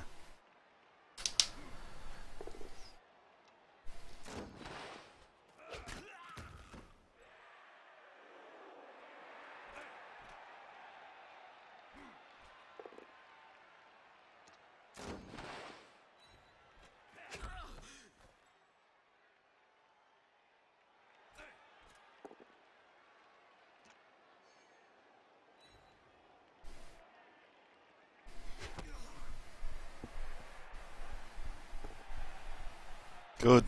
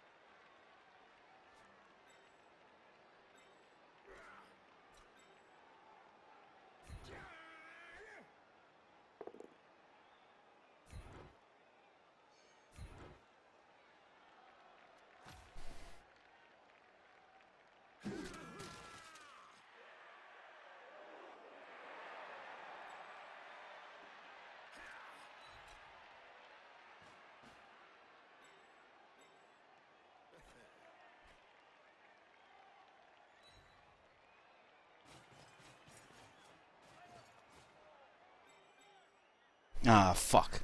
God.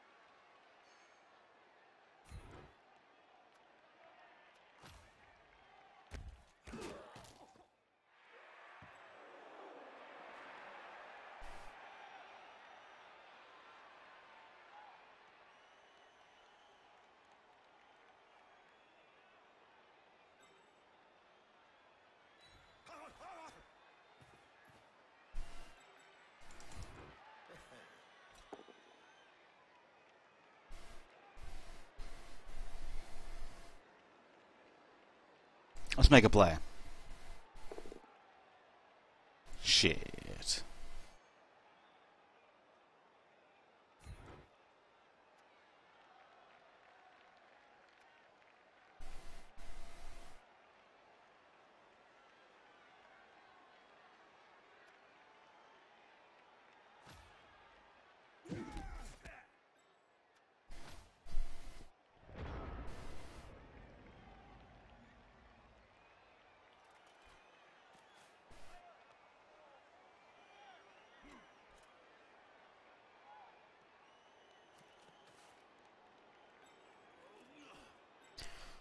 Ah, yes. Yes. Shouldn't have followed.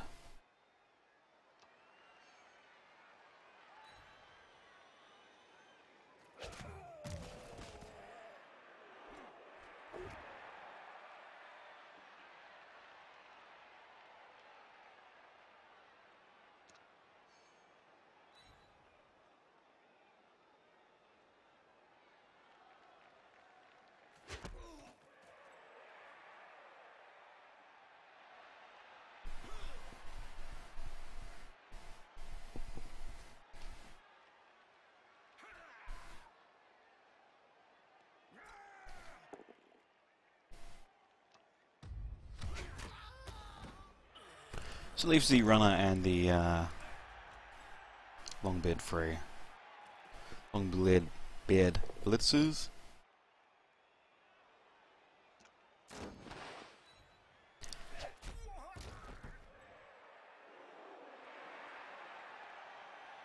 It makes a zealous play downfield.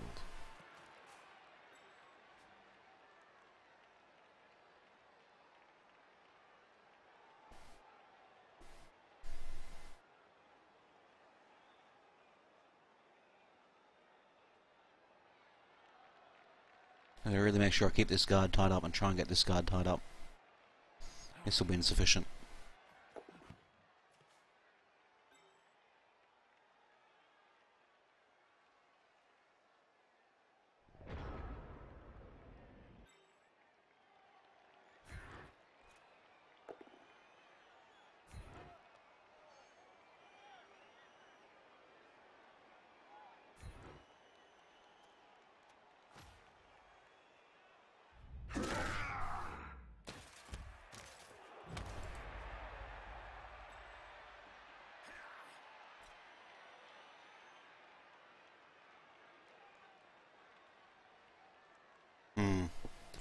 It'll actually be one.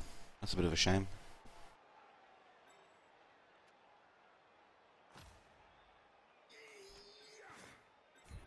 If we're going to make a one, we should probably use the wrestle piece.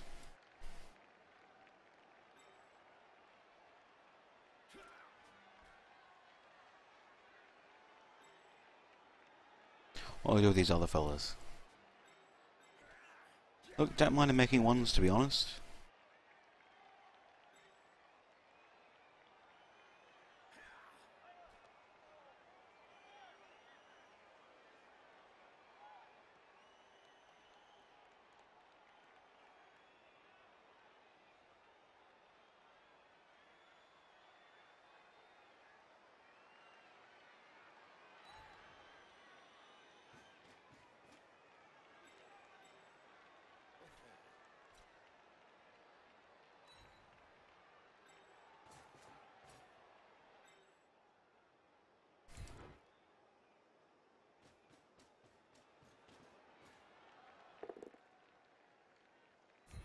That'll do.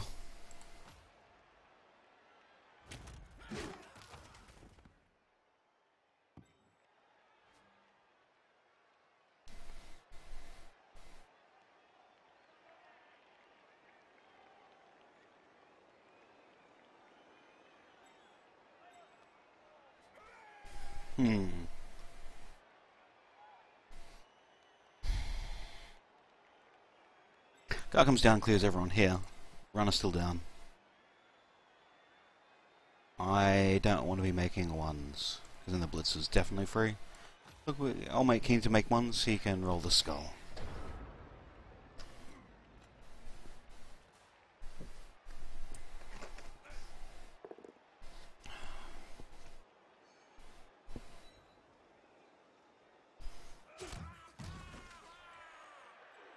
Guard separated.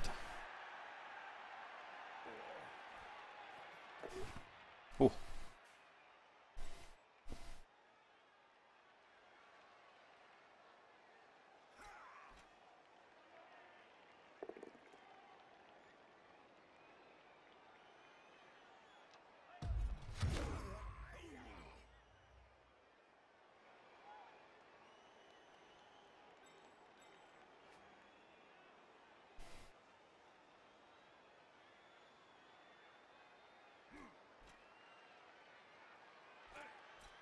Get punished. Never punished.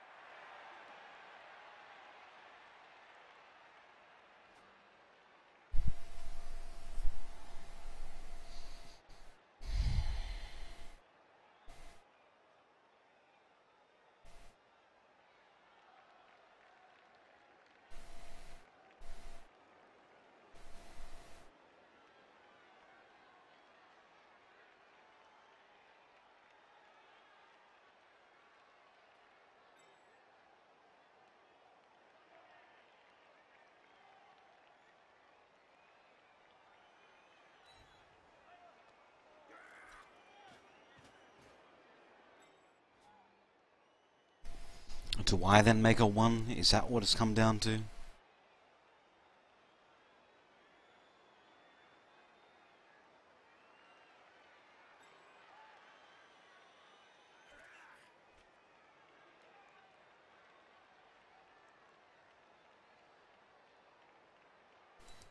I don't think I do.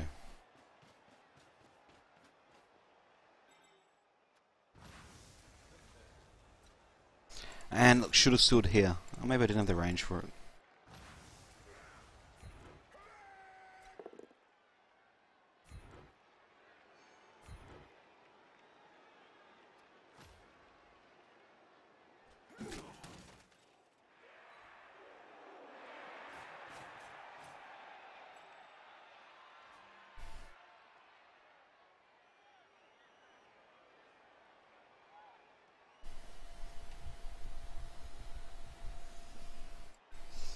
Do I make the 1? Maybe if I was going to make the 1 now, I wanted to mark him. Consequence of failure is everything collapses. Consequence of all make getting a good die. I have a reroll in hand. Let's YOLO it. Need to put some pressure on if I want to score twice. Vote down is not the result I was looking for. And I've been punished. Never roll once. Jeez Louise. I know better than that.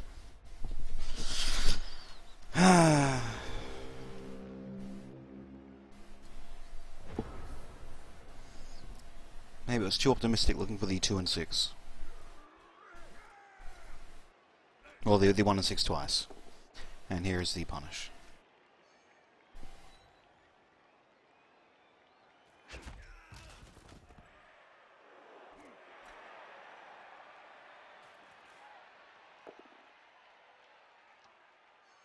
Silly me. Silly, silly me.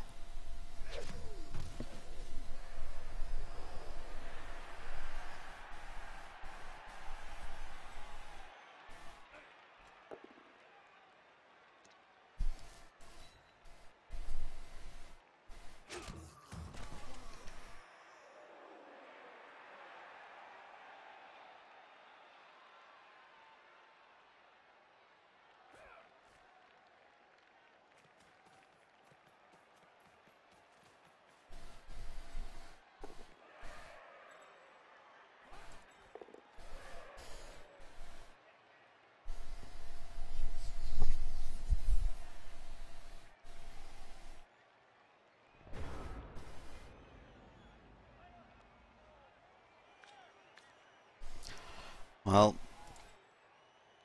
bit agreed. Bit agreed.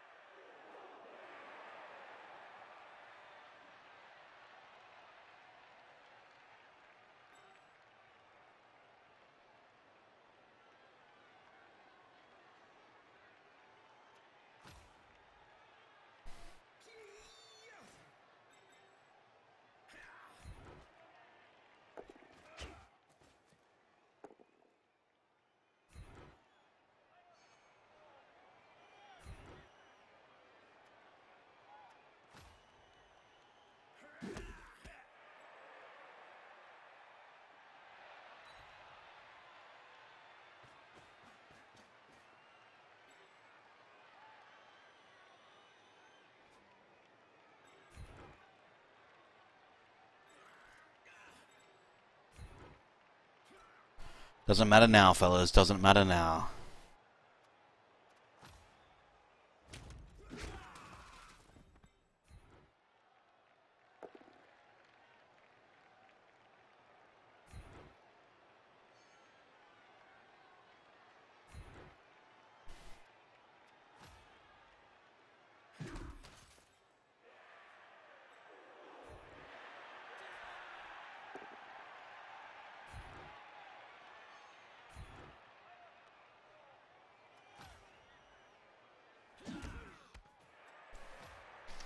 Fuck, I hate this game. Fucking hate this game so much. Camera can get lost. Corn it is, mate. Corn it is.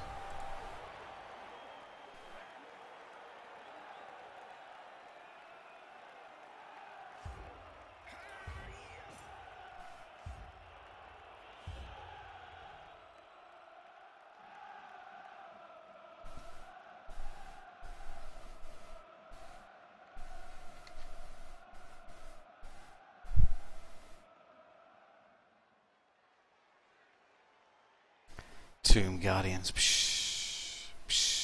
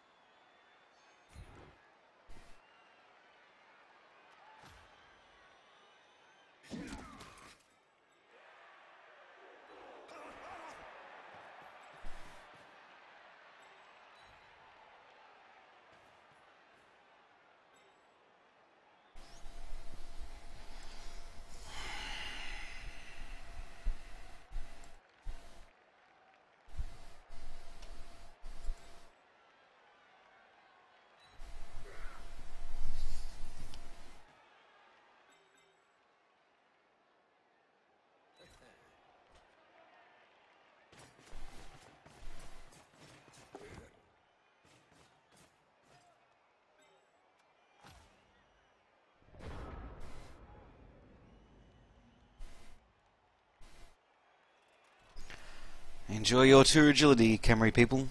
Enjoy your tour agility.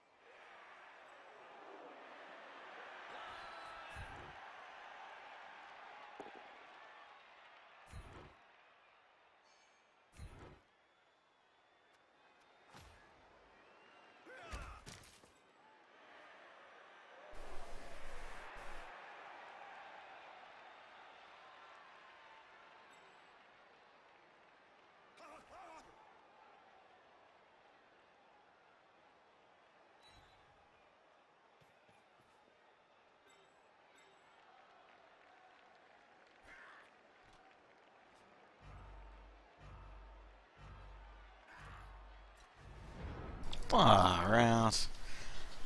Time got me again, fellas. Time got me again.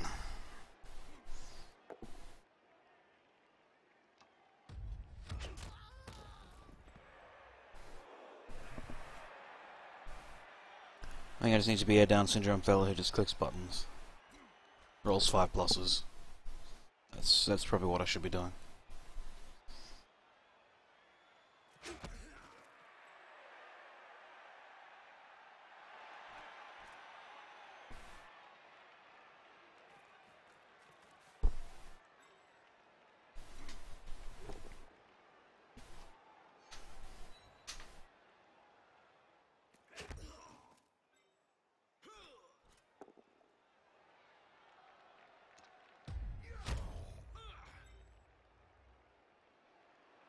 Guess I just go and kill his runner. That could be the plan.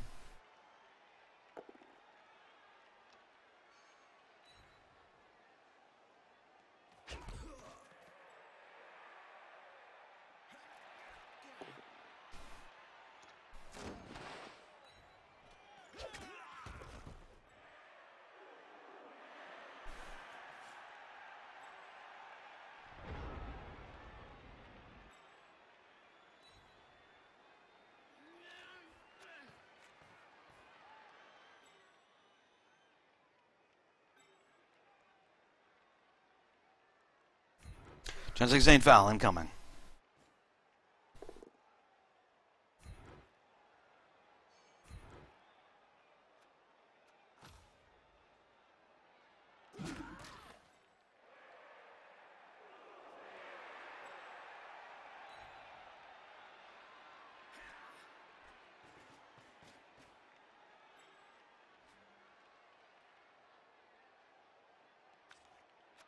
He's got no apos.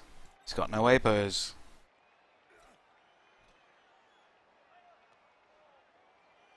Are we sad if the dodge fails?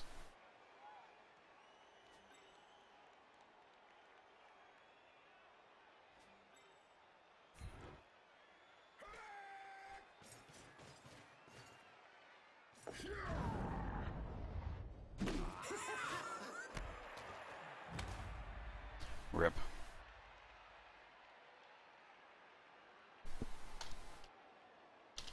This guy.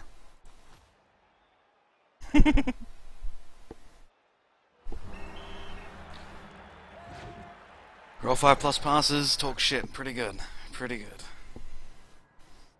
100k in your own team's money. 20 game against a 1k Breton. Pretty good. Pretty good. Hate people like that.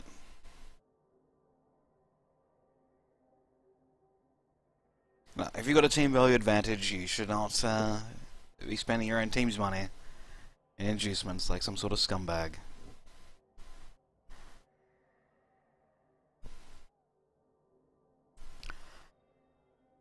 It's enormously rage-inducing.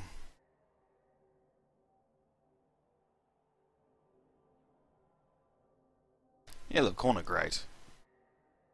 Who doesn't like frenzy? Like the shenanigans that you can pull?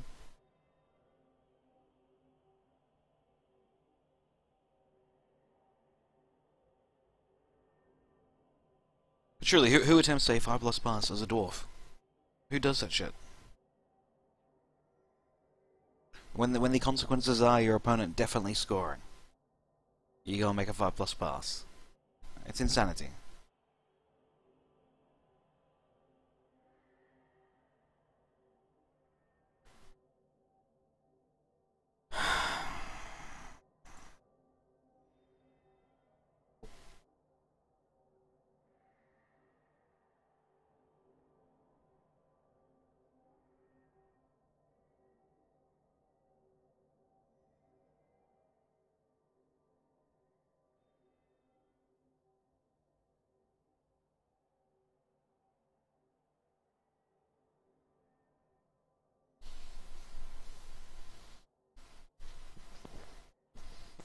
Team value optimization.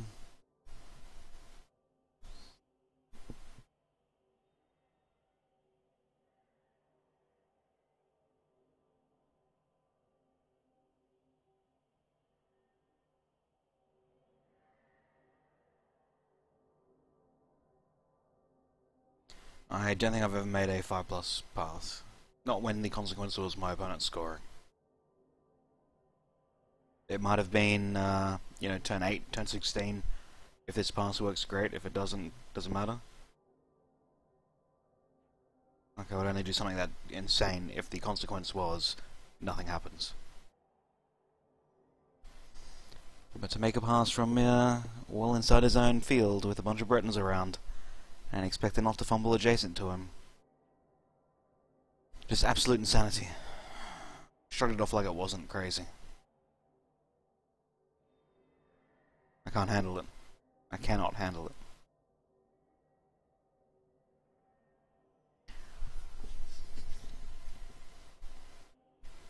I think if the Breton had a spy, and the spy was a stealth piece that was only visible when inside an opponent's tackle zone, that would be cool. It's something you could do on a on a PC that you could not do on a board.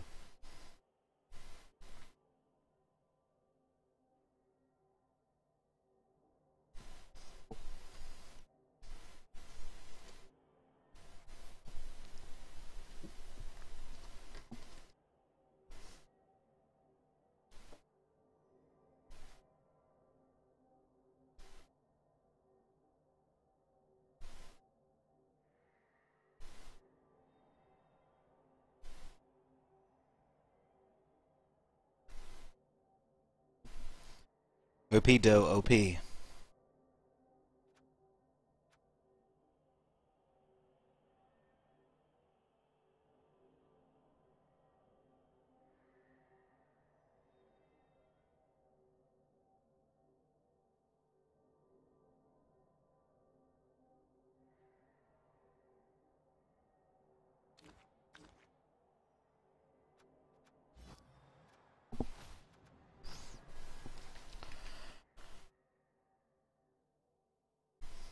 Who's in a match at the moment?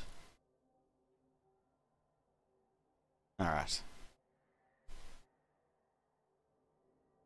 Yes, you can't have human vampires. No. So, Breton's Spy. It's a halfling with stunty, permanently invisible, if not in someone's tackle zone. And it's stunty, so it can't pass. Let's make it a double stunty.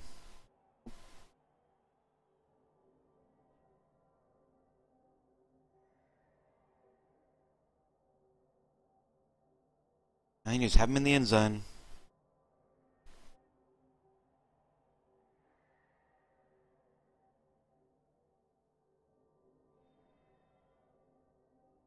Hail Mary to him, he picks it up and he's like, what up?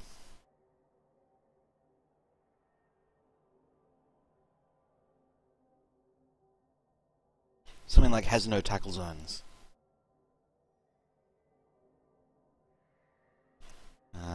Two Troll Slayers, the rest Longbeards, one Runner.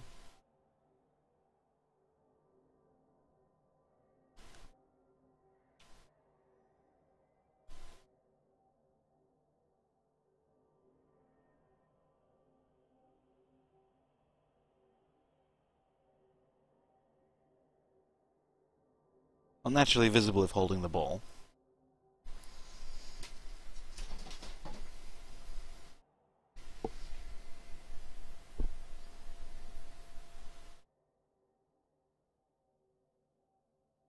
Yeah. Or maybe at great distance, cannot be targeted by short or quick passes. Or can only be targeted by short or quick passes. So, your guy throwing the ball to him can't see him also at such a huge distance, or has trouble throwing it to him. Or,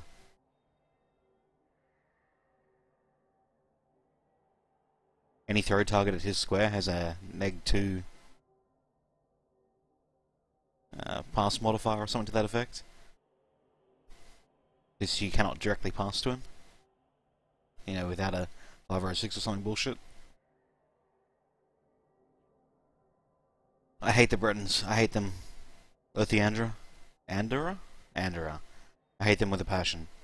If Cyanide fixes diving catch, I will play that Breton team just for the sole purpose of the Hail Mary pass diving catch combination to get something like this going. Look, I think if the lineman had 3 agility and 8 armor.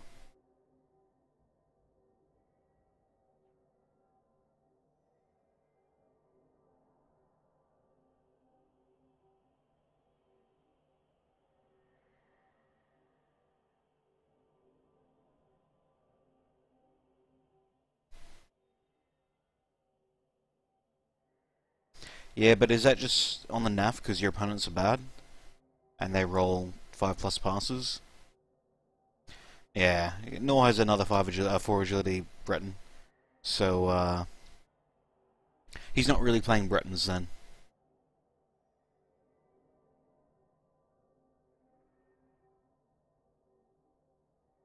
You go get forage loot on someone, you're not really a Breton.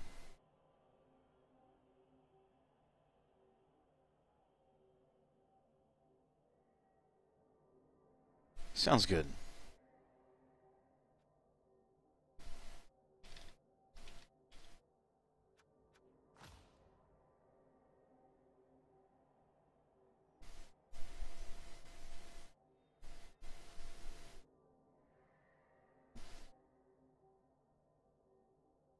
But if you haven't seen the Hail Mary in-zone to in-zone pass, the link is just above. Look, you can win the game as any team. You could win with 11 human linemen if you play well and don't get unlucky.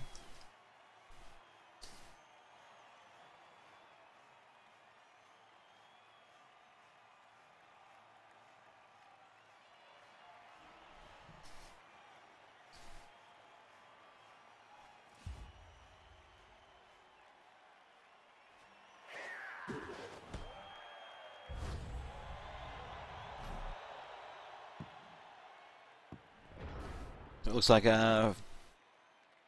fresh lizards, fresh dark elves. So no, nothing exciting here other than Snuffle going a huge skink lineup, sacrificing a Saurus.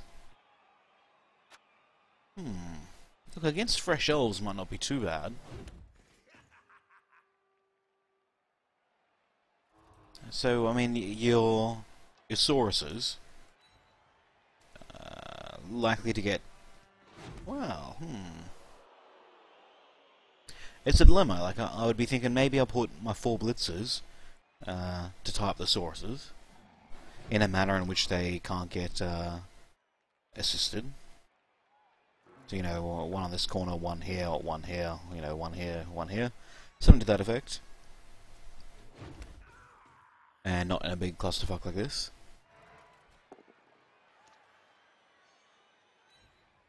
And so it's either the blitzers, so when the Sauruses make their 2-die block and get a bad roll. Actually, no, you wouldn't need to. Rephrase. Get a lineman to tie up every Saurus, and then use your 4 blitzers to go chase down skinks, having both down as a good result. And you just don't block with your lineman. As a Dark Elf team, 8 armor's not, you know, outrageously bad. But tie up the Saurus, whack the skink, every skink's a 2-dice block, all they have to do is dodge away.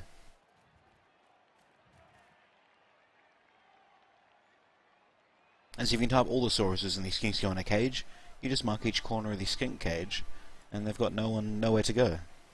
Even if the middle skink came in to assist, it'd just be a 1.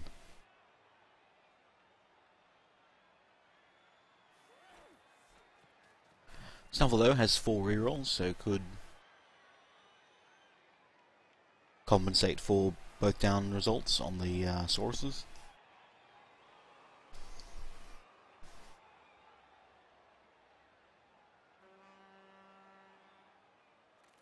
I don't like it at all. Let me know if it's a good play, Vinyl, if you're around tomorrow.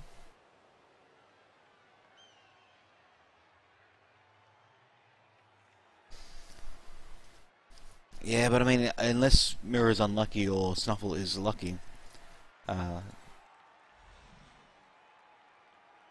Sauruses are tied up and skinks make red die blocks.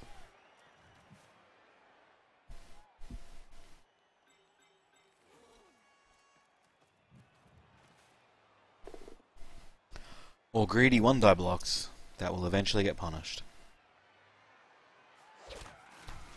Maybe with 4 rerolls you get away with that sort of stuff, but it'll eventually catch up to you.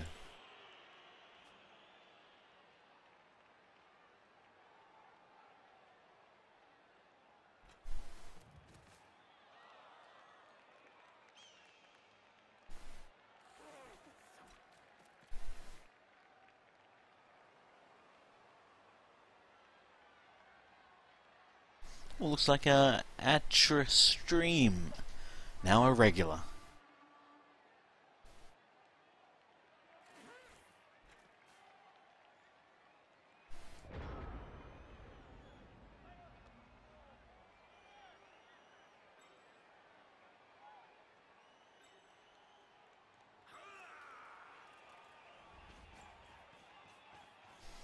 I like it. And then probably a derper here. Blitz on a skink, mark a skink, mark a skink, mark a skink. I mean, it could be some sneaky little handoff.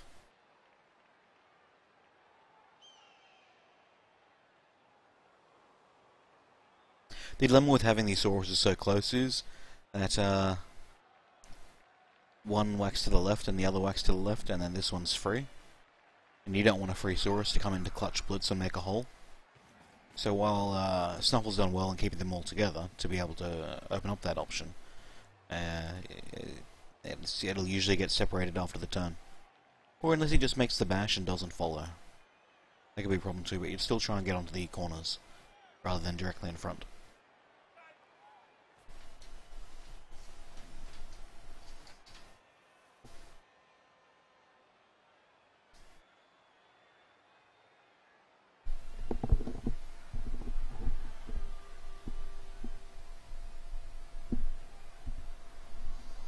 Yeah, Rado's got 6 movement though. And the frenzy bonus, or sometimes frenzy penalty. For the most part, being able to move people around is to your advantage. And turning those pushes into powers.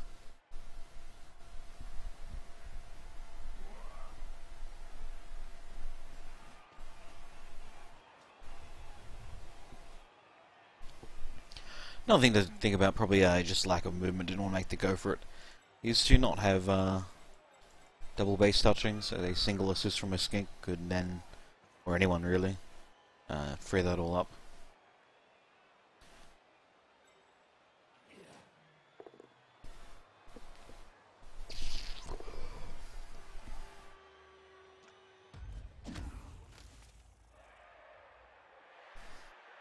Probably want to take a step to the left, maybe. No, I think that's fine. I cannot see this skink making the offload.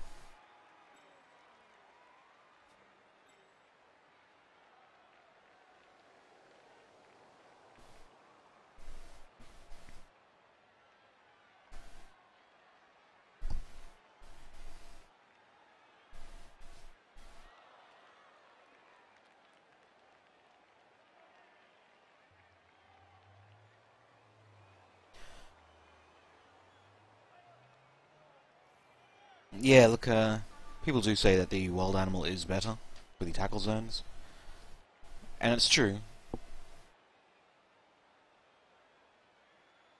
But yeah, there are many times that your big guy with his strength access, you really want to just move him to get the guard working, and a wild animal that's on the ground that you don't really want to blitz with, just stays on the ground, and that can be unfortunate.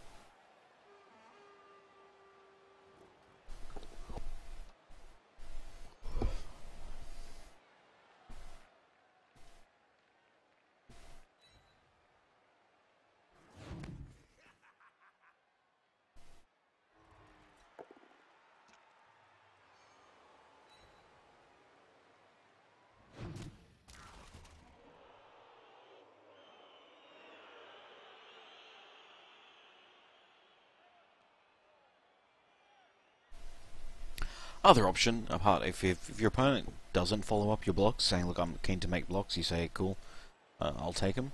If he doesn't follow, you can just thoroughly screen him in. And in a situation like this, if we look at Snuffle's tackle zones, yeah, plenty around the outside. So if he's not following up, you don't need to go directly and just be a square back from where you'd normally be. And you might save yourself some blocks. It is at the detriment of any Saurus blitzing somewhere to free up a skink, or to cause trouble. But if your opponent's not following it, it says that he's not keen to directly go after you.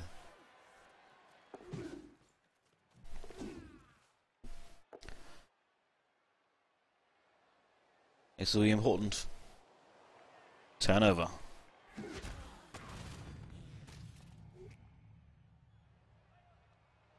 And look, that's the thing I don't like about the excessive skinks, is that it's so hard to make blocks otherwise. Now there should be a fairly reliable sack on the ball carrier.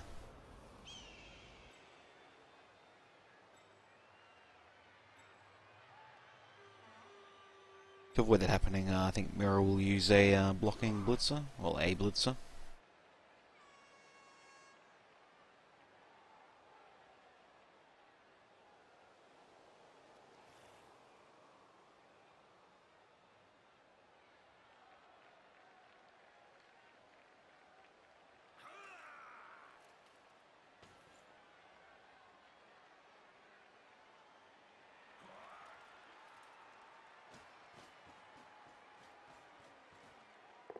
For your early million, fair enough.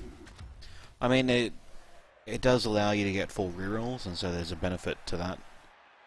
I guess it's personal preference. I don't like making one die blocks.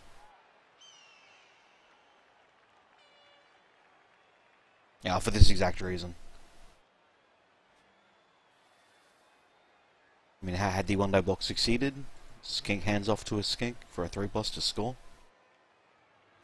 And look, I just don't want one die blocks or d6s to determine if I win the game or not. So I try to not roll those as much as possible. Blitzer with the both down result does have the ball pop free, so it could be a 2+ into a 2+, and even forming a little elf cage. The downside is that, as mentioned earlier, the Sauruses blocking at an angle could free a Saurus to then blitz in and harass the ball carrier. And without a huge amount of movement available, it may be difficult to offer adequate protection.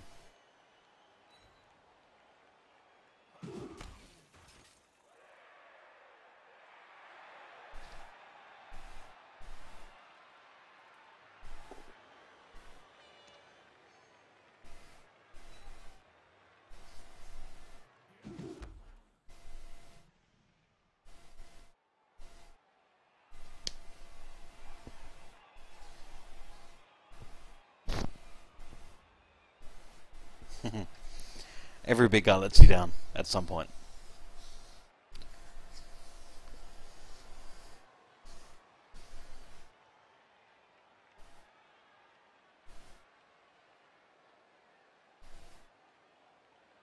Like, it's just so important to get block on him.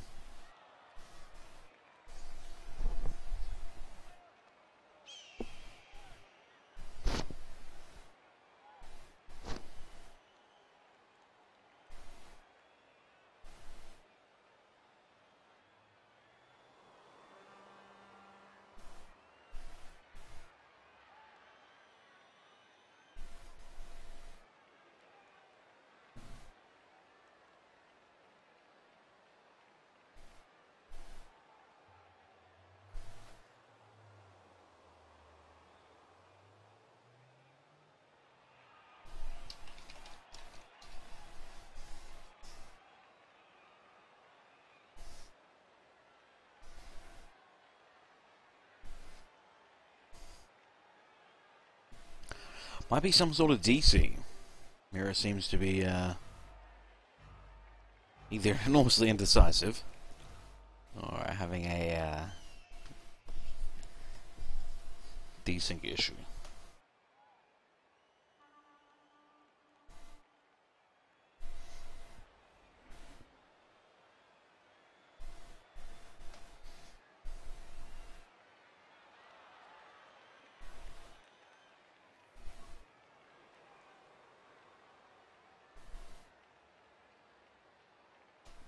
I don't like any big guys. None at all.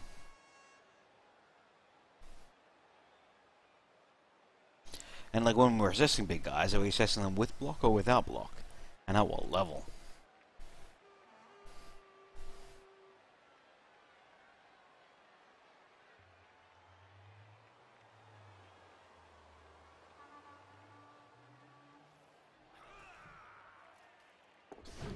Looks like the game is caught back up again. We are at the 38-second mark of turn 2. Oh, interesting. No play at the ball. Would rather tie up the Sauruses. Attempt to tie up the Sauruses. One can still be pushed free. You could then make a, well, something as simple as that.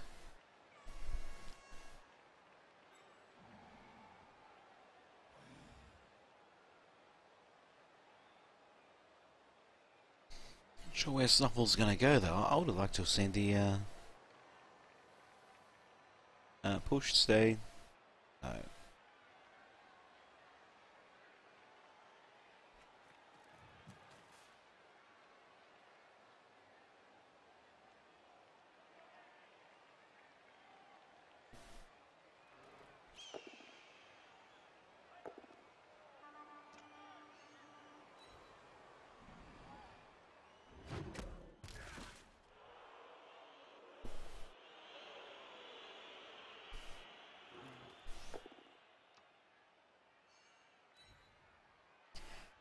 Every block now is heart pounding stuff. Use the reroll.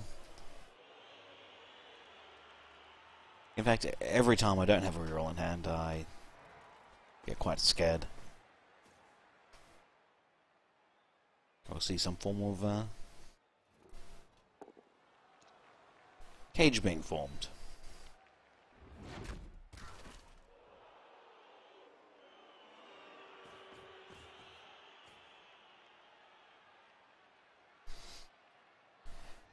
Does have an unmoved, unmarked fella on the corner.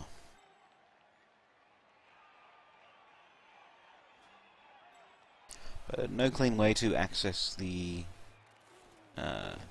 inside. So we might see outside Saurus marked, this Saurus marked, and maybe a 1-die?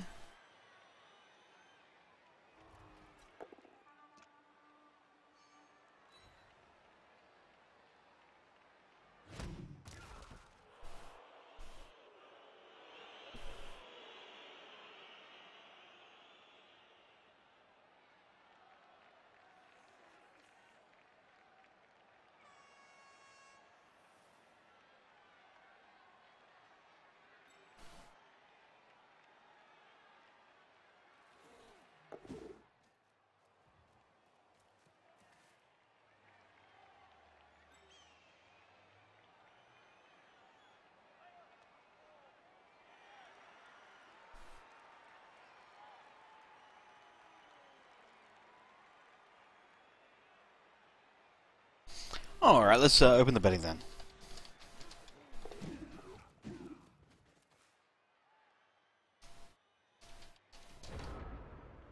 Bets open for mirror, snuff, and draw.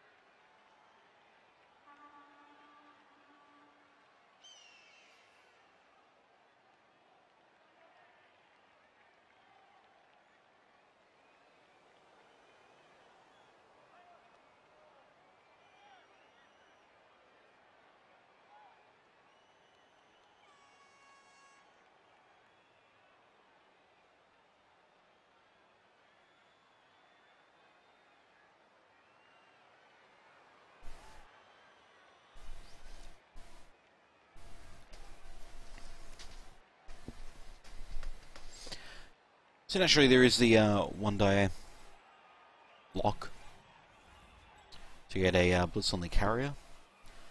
Does look like there is just the one skink in a scoring position, or immediate scoring position.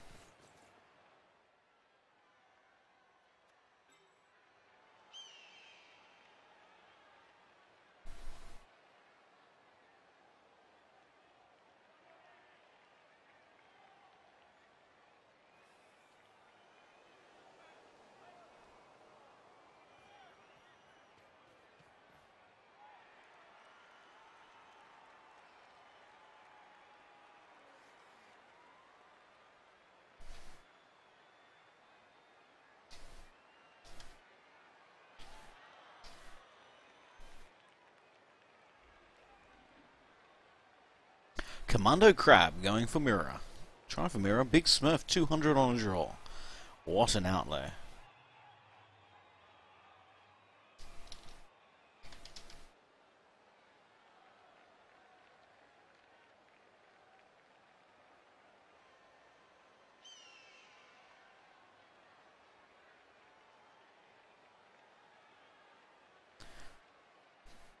Caprack and I on Idea Guy. We are betting that the skinks will last longer than the 8 armor Dark Elves. One skink down. I do not object to the... Well, no, I do. I prefer Protecto Skink rather than Acto Skink. It comes down to experience. Snaffle confident in his Skink micro. I like confidence.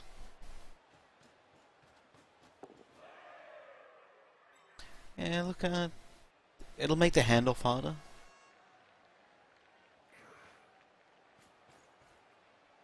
Tying up,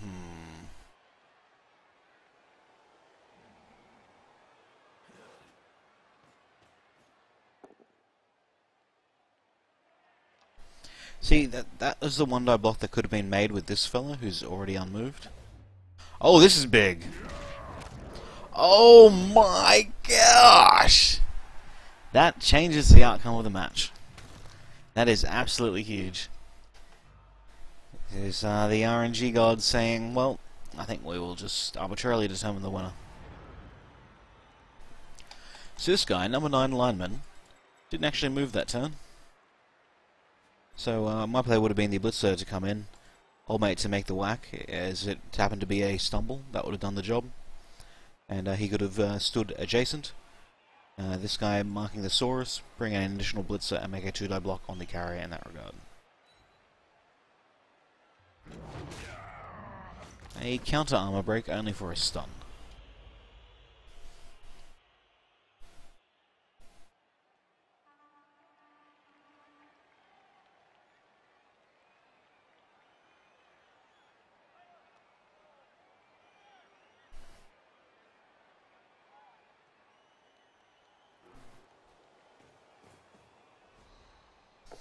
Virgo, a glutton for punishment.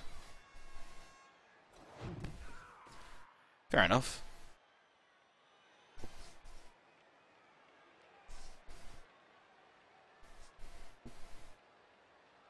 It's too tempting for me to pass up, though.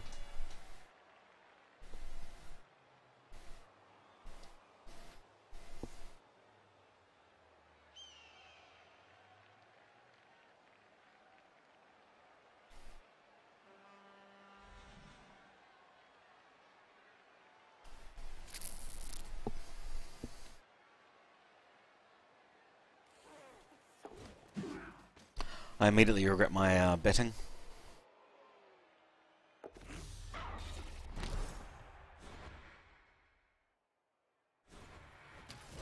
With the reroll burn, any sort of handoff play here will be enormously difficult. Currently at a 2-player disadvantage, only 1 for the drive though, with the stun on number 2 blitzer. Possible plays, you know, natural whack, natural whack. Could go for a dodge into... Oh no, is it going to be a stunty pass? This will be a 5+. Still a 5+. This will make it a 4+. 4+ pass, 3+ catch, no rerolls. I would never attempt this.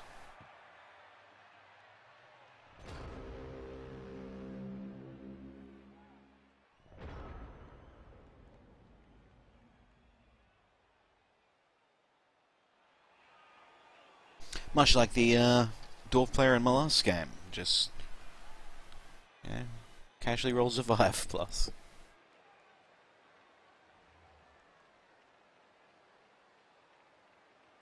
Oh, Caprack playing the odds. I like it. That's true.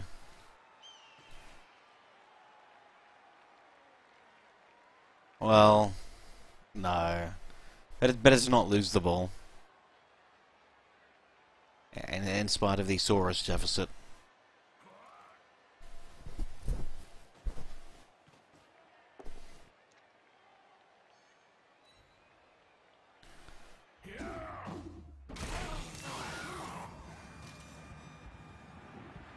And I think that will secure the game for Murascadu. Barring consecutive ones on consecutive turns, I think it will be impossible to lose from here. He'd have to be hypnotic to mess it up from here.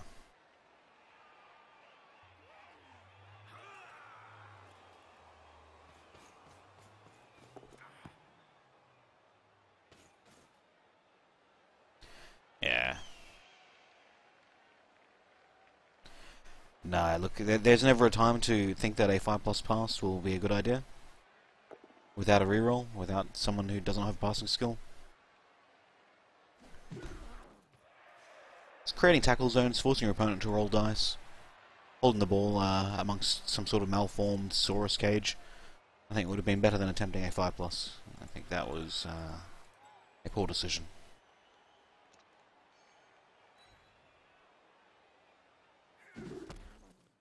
You did not have to score on turn 4.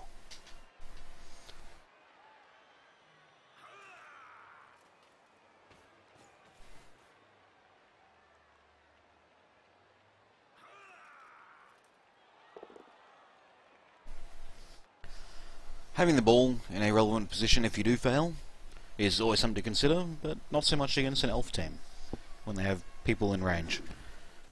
Losing the ball here and losing the ball here are identical, as the elf will have no problem picking it up.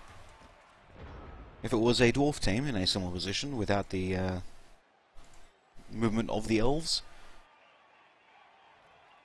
it would be a different story. But there was no part of the pitch on in Mira's half that wouldn't have had a elf able to pick it up.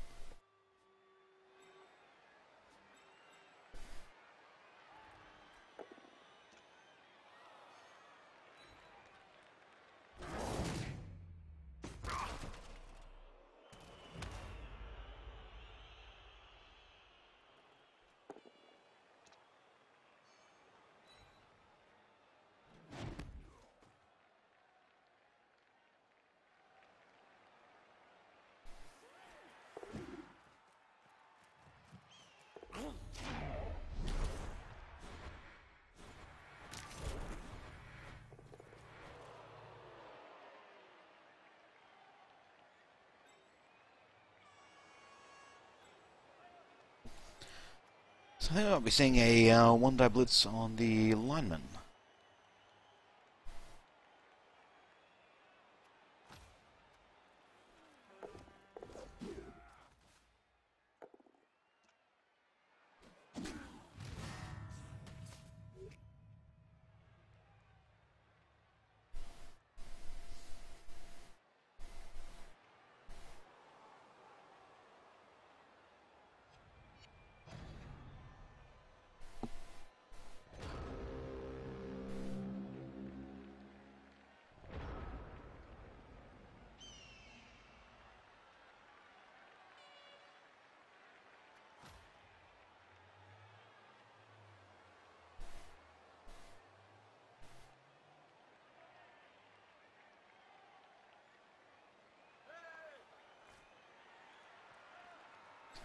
So with 2 KOs and a bunch of crazy casualties, Miro should be able to stall at this drive till turn 8 and score, and then repeat it in the second half.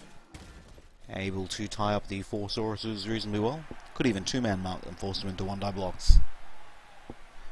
And then with the remaining piece or 2, use them to make blitzes on the skinks. So ideally a free blitzer every time. Screening probably not so important when you have a dominant man advantage. So 2 for this guy, 2 for this guy, 2 for this guy, 2 for this guy, and then there'll be 3 floating Dark Elves to beat up skinks and protect the ball.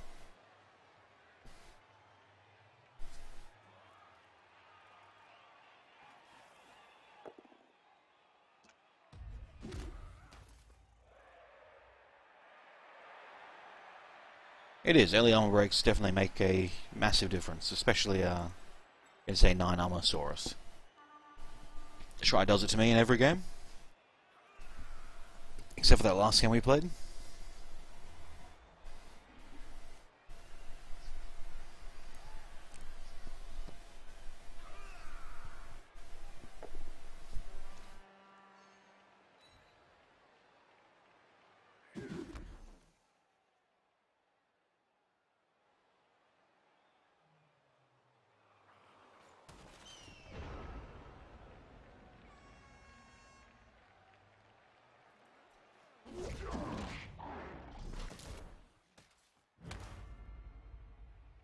An elf would have made that.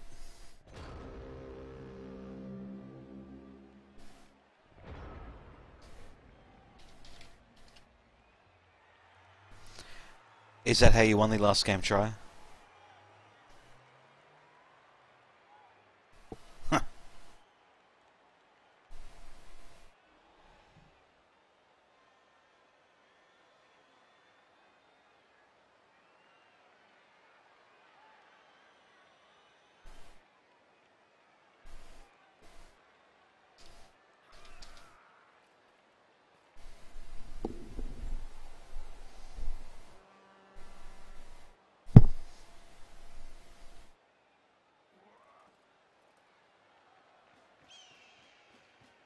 Yeah, it could be comical.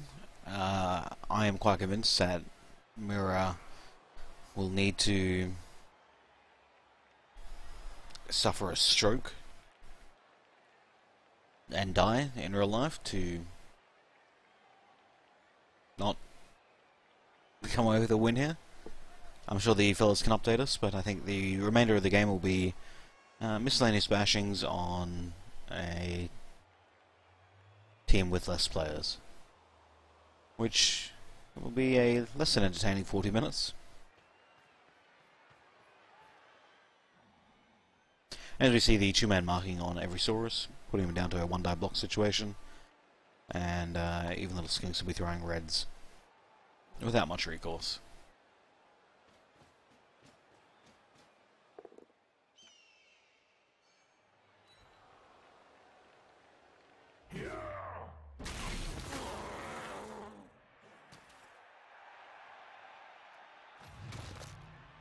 Let me know, guys, if the result radically changes. We can jump back, but I'm fairly confident in calling it.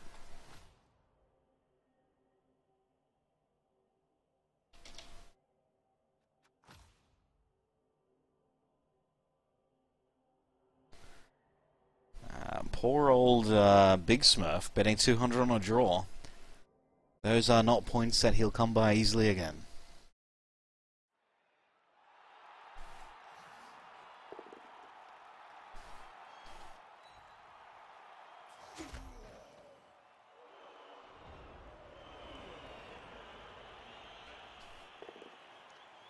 I found that site today.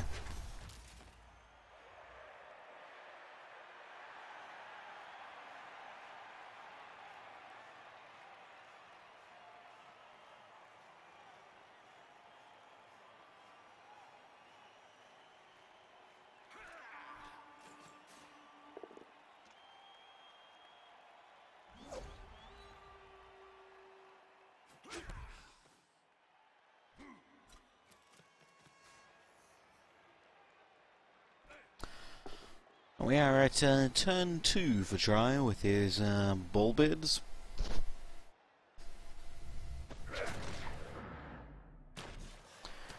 So superior armor, superior skills, inferior movement, inferior agility. It will all be about how can armor separate the dwarves from each other.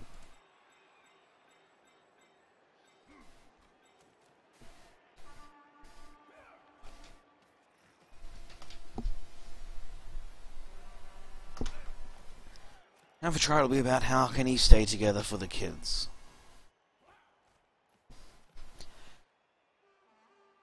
You have to watch out for Skaven, as there are 4 agility gutter runners. Can often punch through holes unsuspectingly, but you'd always want to make them roll dodge die. With tackle on most long bids, and by most long bids I mean every long bid, any dodge roll they do make is a potential catastrophe. Every d6 you roll is doing you damage.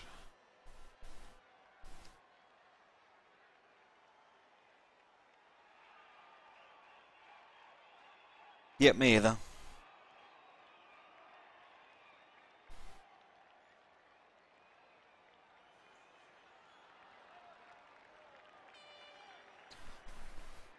I think if the match is well and truly decided by turn 4, if no one objects, it would not be too shameful.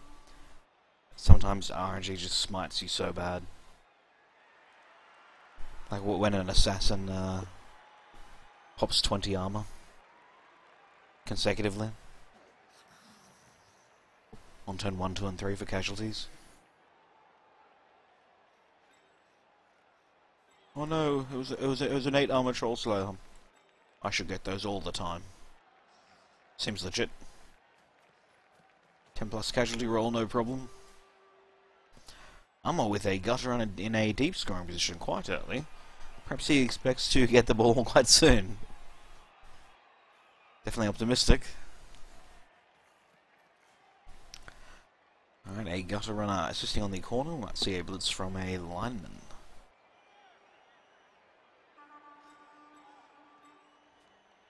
A lack of block will be enormously disappointing.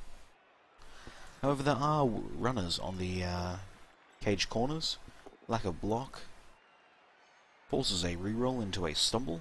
Still have a one-man pressure on the ball carrier. There are enough free dwarves on the left flank to be able to handle it. And the number 5 gutter runner? Number 5 gutter runner is marked by a blitzer on the corner. The blitzer doesn't have tackle, so the dodge reroll will be for free. Will not be, impeded. So 3+, 2+ to perhaps tie up or screen these longbeards from being able to come in to assist.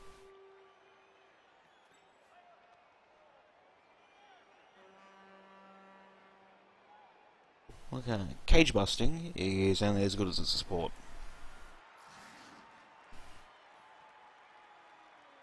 At the moment, this longbeard makes a 2-die block on the guy that blitzed in, and the cage and its corner pieces can reform unimpeded. If you're going to bust a cage, you really want to type your opponent's pieces to say, hey, roll dice or lose the ball. And even then, they roll dice and they might lose the ball. I will definitely take that block.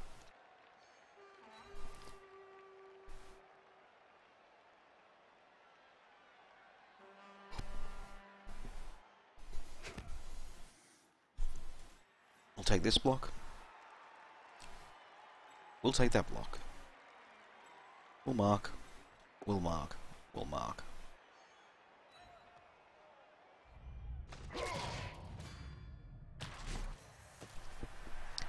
Seven armor lineman broken on a 11.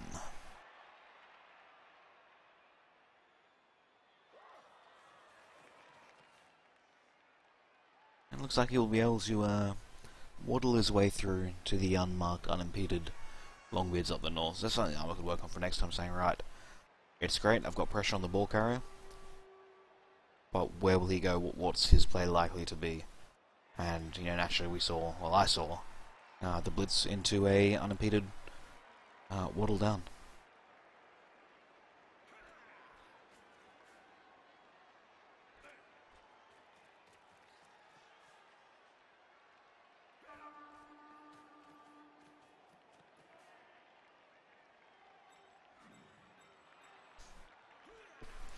This man will be hard to mark. Somewhat. Not really. So we'd have to commit 3 rats to get a block on the longbeard. So that's not really a free block. There is one on the blitzed longbeards, number 8. So it could be A2 into A2. No, that's not anything. So look at it from Armor's perspective, he's left with fewer options. We'll definitely take this. With that success, may try to pick off at the corner, but that's going to be difficult.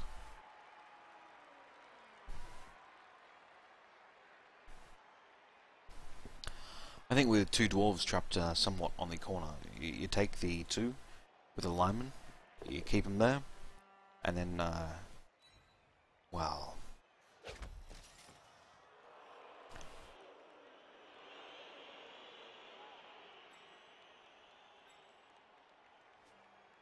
I'd just be too scared to even recommend anything but the 2 dice blocks.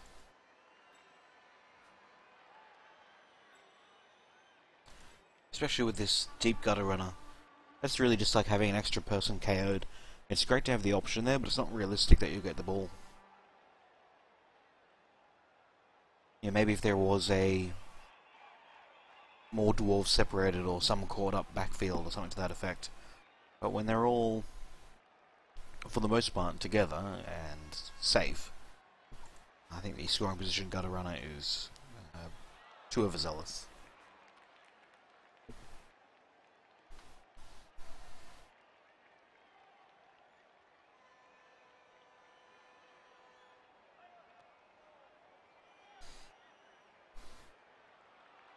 Someone suggested that he goes, Fashbinder, your title is rubbish, and I said, what's wrong with my stream title? And they said, oh, it should be something about helping players learn and giving them pro tips, because that would be a good idea, because you often give good advice during matches. And I said, oh, thanks, mate.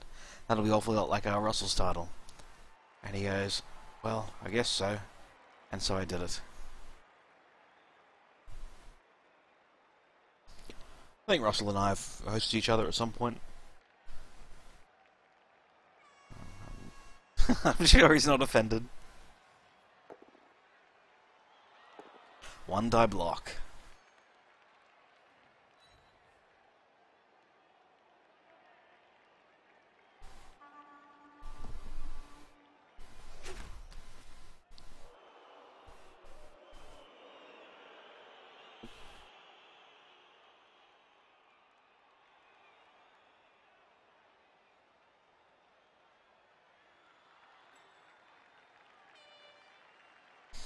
I wouldn't really want to, but if you had to, I'd put a gutter runner up against a blitzer. At least then the dodge will be effective. Same with the open runner, or even a troll style. Not in a long beard though, but I could tolerate a gutter runner on a blitzer for the purpose of tying them up.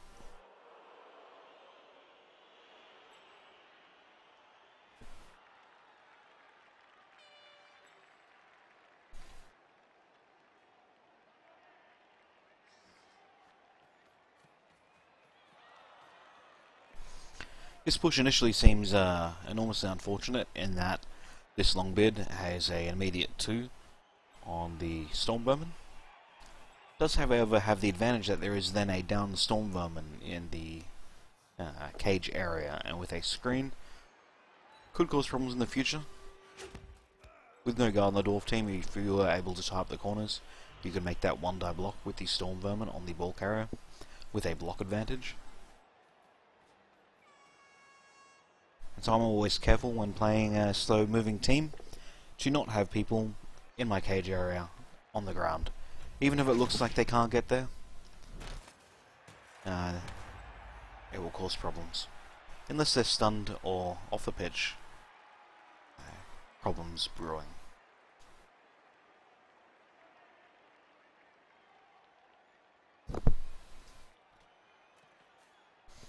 Now look, the rats can pick away at the corners.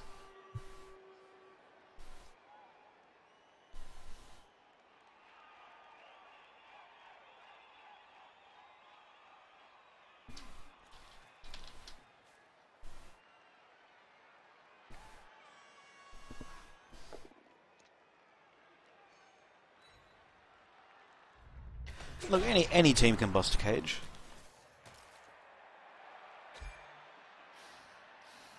Dead rat.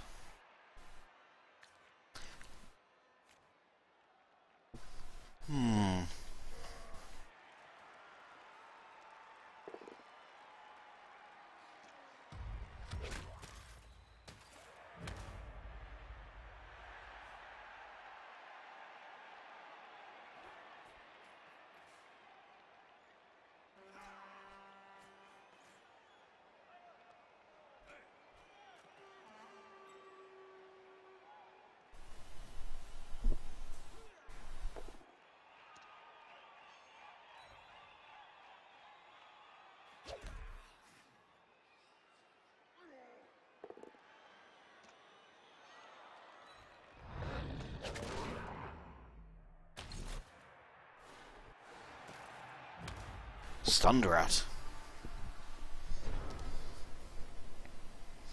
So yeah, look, the self-inflicted man disadvantage. And not really being able to separate the dwarves, as I think has let armor down. So much so that the blocks have been able to be made. People are free to move and assist.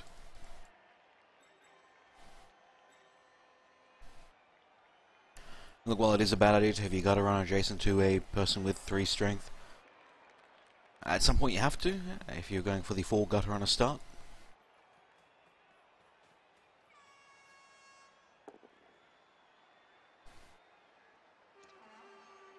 And look, in times of desperation, making the 1-die block could be tolerable, but should always be avoided. It did not seem to directly open anything up. This gutter runner could have just moved 1 square. No, not in this instance, but could have come from the back. But yes, we called this on turn 2, the downfield number 7. The rationale, I think, for that is, if you're able to get the ball free, no dwarf will catch you anyway. So you don't need someone so deep to score immediately against a dwarf team.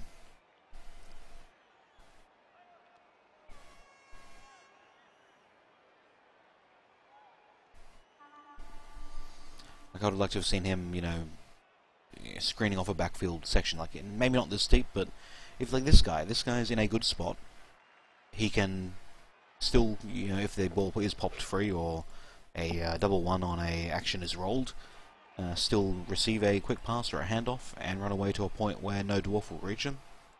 So this is a better spot for your deepest gutter runner, I think, if you're playing Skaven where your only advantage is superior movement and agility. And with the man deficit, there is no... it's nice to try to get a screen, and with 2 stuns and 2 off the field, it is, you know, worthwhile making the attempt. But you have to say, well, what has this actually achieved? This is a Longbeard making a 2, an assist, a Troll Slayer pushing out your gutter runner, and the cage reforming up downfield.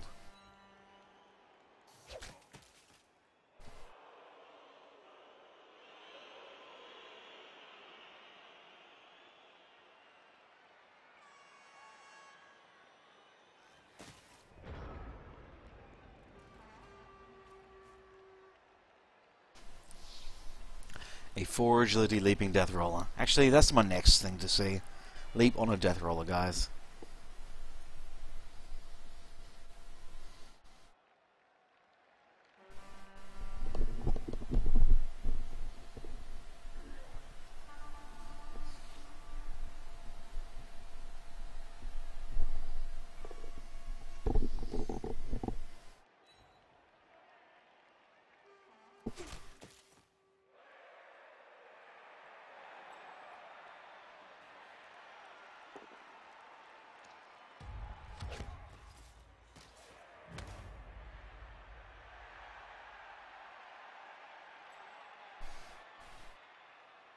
Angry Red will likely reposition.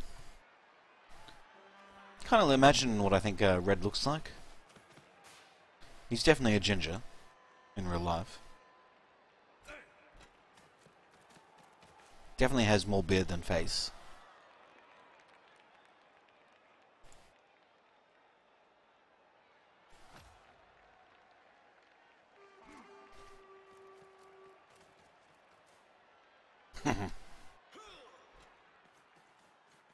Ogre Leap is the dream.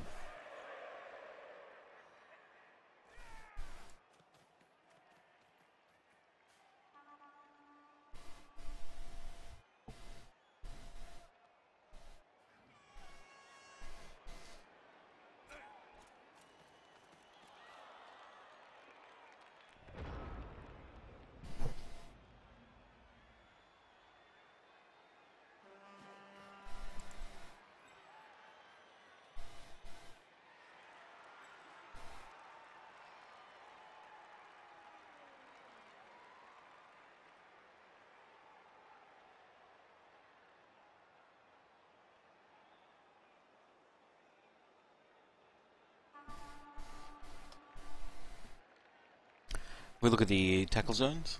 Tries reasonably successfully tied up the infield gutter runners, so they have to make a 3+2+ to go anywhere.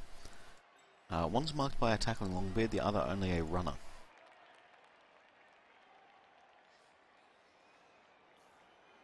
So we a 2+, 3+, 2+, or a 3+, 3+, 2+.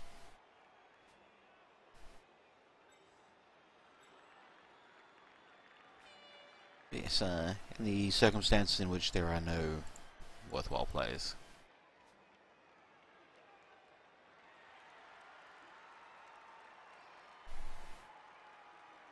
I guess the most worthwhile play would be attempting to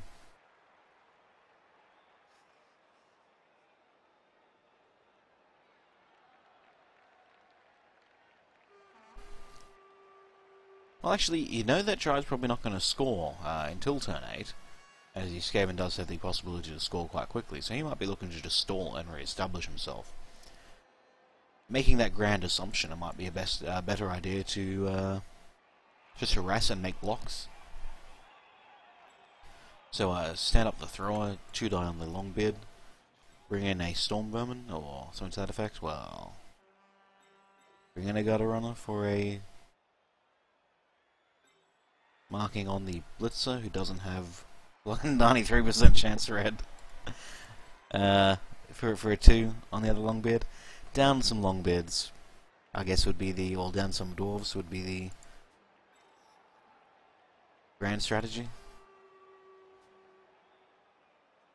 And while they're on the ground with their limited movement, they won't be able to recover. Skaven can then recover and enclose on the 4 that are technically, from Tri's perspective, somewhat cut off from the rest of the team.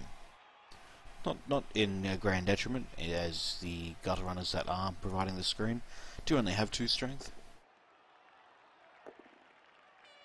I would never really want a 1-die block against a blocking team.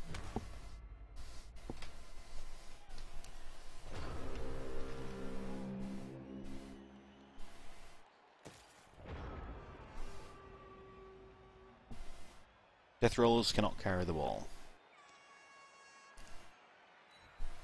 Ball that's on the ground.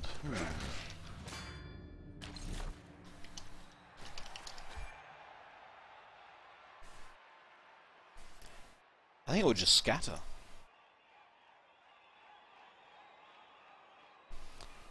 A ball that lands on the square that's occupied by a death roller, I can know with certainty, doesn't make a catch roll, but will just roll a scatter roll.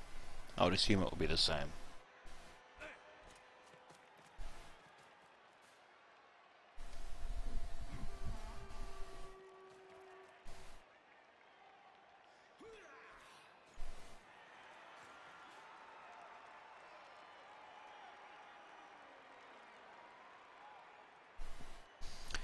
It's crazy Yellowham, but I might attempt the 3+3+4+ into a red die block to push the runner into the end zone. It will allow the KOs to wake up and allow the Skaven or armor 3 turns to score. Has no rerolls. Burnt through them quickly with those 1 dice blocks.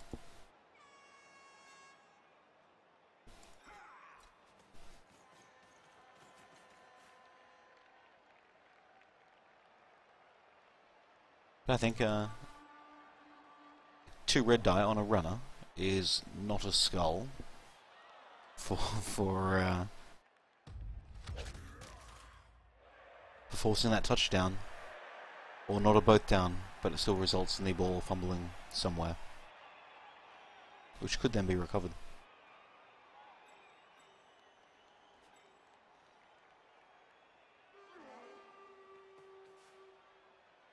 Scumbag Fash went and said it out loud and now tries move to compensate for it. Same sort of play could still be available. 1, 2, 3, 4, 5, 6. 1, 2, 3, 4, 5, 6, 7, 8, 9. Single go for it. Nothing would really change. There's too many downs, Skaven.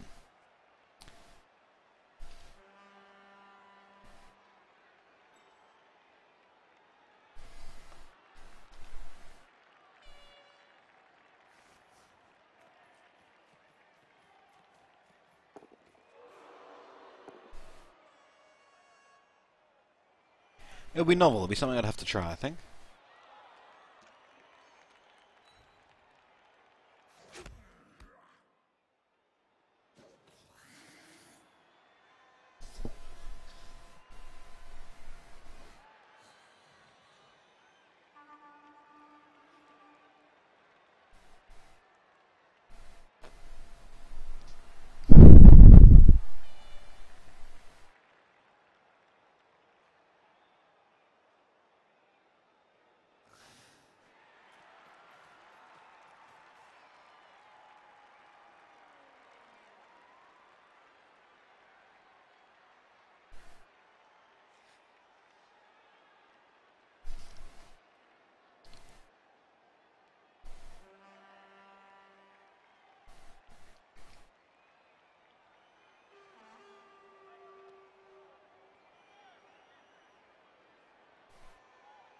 Yeah, look, could be pretty comical though. Like, so you walk, yeah, the ball's on the ground. You walk over with your death roller. You enter it square. Death roller can't pick it up, so the ball scatters. And if it scatters forward, you just keep going. It keeps scattering it. I cannot see that being outrageous.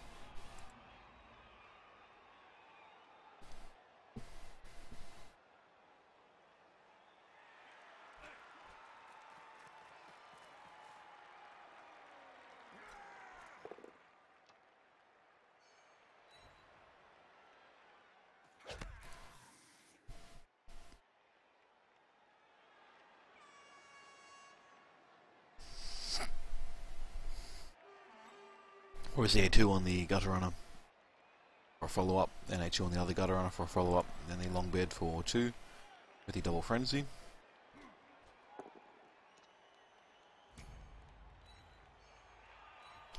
Instead looking for a push. This does not let the Troll Slayer then make a block, and even misses a block.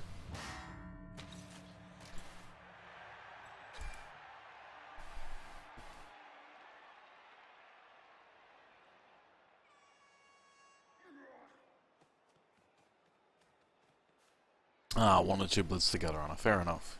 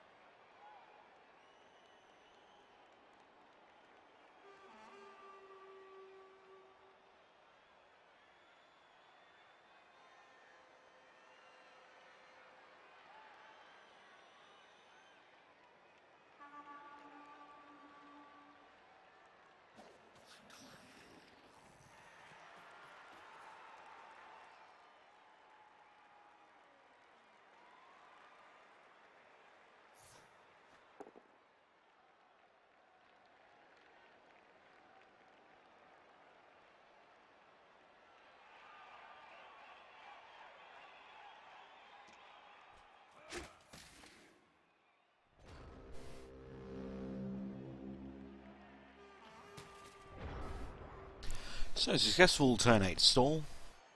We'll make some free hits on the low armor Skaven.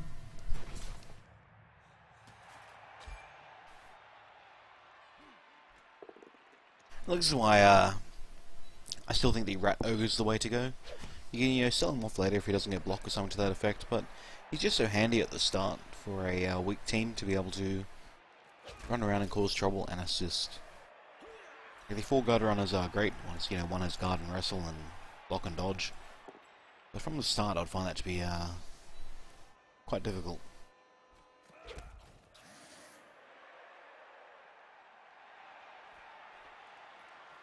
It'd be like playing elves with only 3 elves, or 4 elves.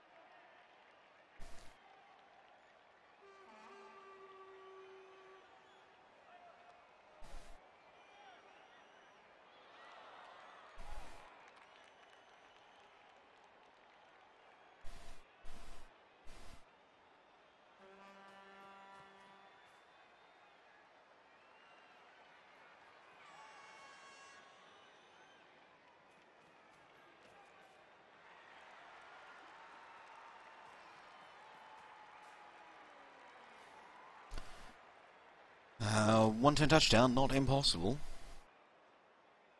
As the men is not set up. Okay, Skaven Coach is probably the best team to start practicing the one-turn touchdowns with. Capro's done a great job at getting that sorted. I threw him a bone one time where I set up my line in an awkward manner. Well, not an awkward manner, but instead of the traditional 3 at the front, I put 2 on one side and 2 on the flank, and then 2 on the other side, and he sort of thought for a minute, oh no, Fascist ruined it for me, but then realised that you could flip the position to get the blitz from the other side. And so regardless of where the line is set up, all you need is one person. And you can set up opposite them. And you can set up opposite them.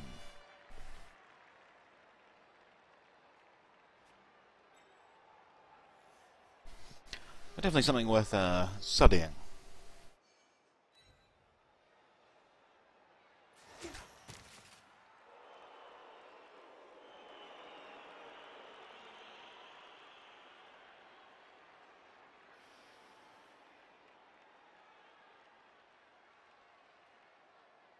My dear guy seems to be quite upset.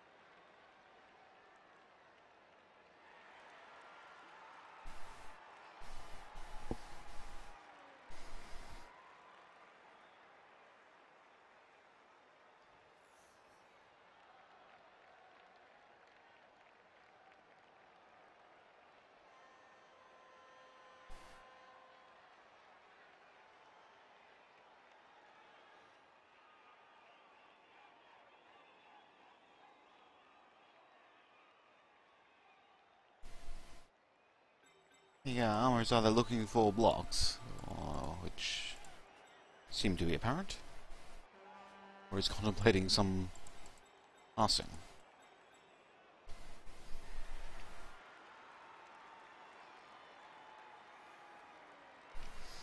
Well, with a fresh team, no, I guess it does not. Well, no one's dead. There's no reason not to pick up the ball and get a completion. It may be some disconnect issue.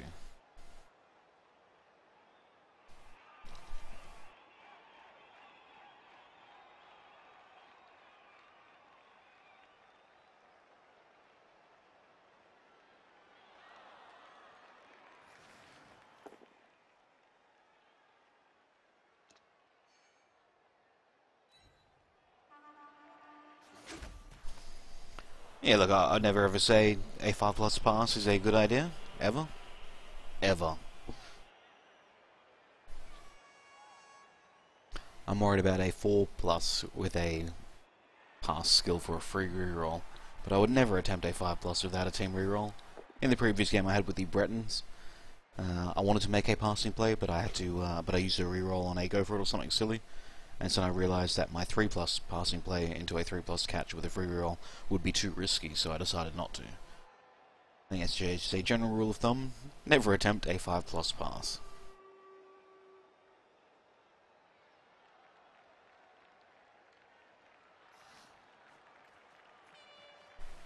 When you're looking at one-die blocks optimistically, you might say, oh yeah, look, I only need a power or a stumble to, you know, get the result I'm looking for, but it's also, look, if I get a skull or a both down, I instantly lose.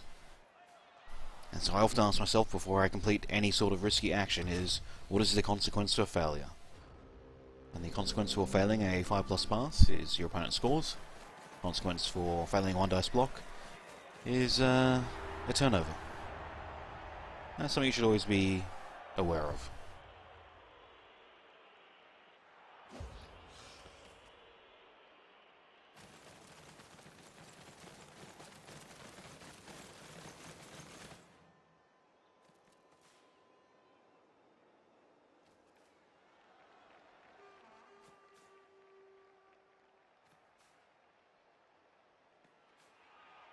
Yeah, exactly. Turn 7 or 8, turn 15, 16, absolutely. But turn 4 was still, you know, middling control of the middle.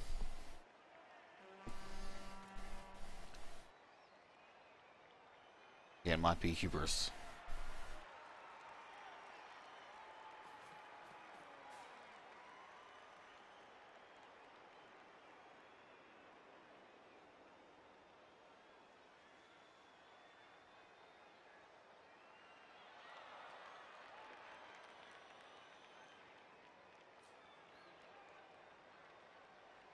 Start of the second half.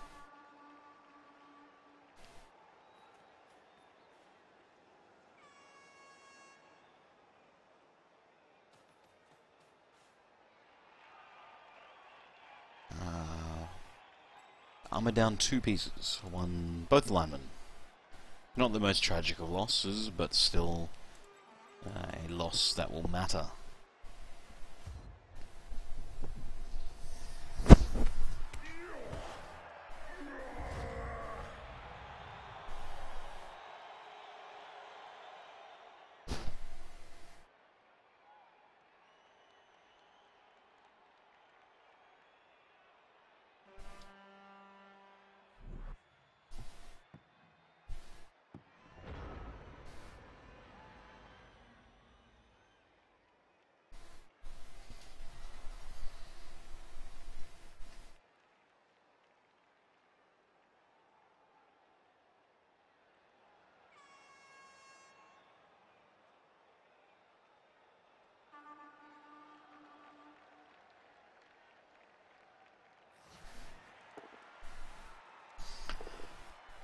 Whew.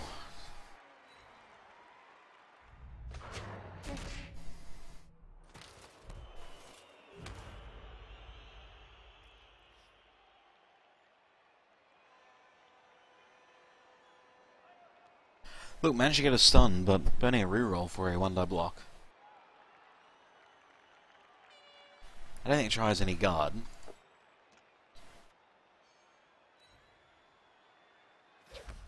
So just for, you know, next time when you're playing games in general, this man has an assist on this long bid. So this Storm Vermin can whack this Longbeard for 2 die, because of the 1 assist equals strength. No guard on the line, so nothing to worry about there. This Storm Vermin just whacks in front of him, this Storm Vermin just whacks in front of him, and if none of them move, even this Gutter Runner could then make his own 2. Or, if there's a... let's pretend that you weren't so radically outmanned. Could then make it 2. There's really a reason to make a 1 dice block when you are receiving, as you can set up your line to get those 2 dice blocks. So every game I look at what my opponent's, when I'm receiving, look at what my opponent sets up on the line, and say, right, how can I get myself 2 dice blocks against whatever he's got on the line? Sometimes harder than others.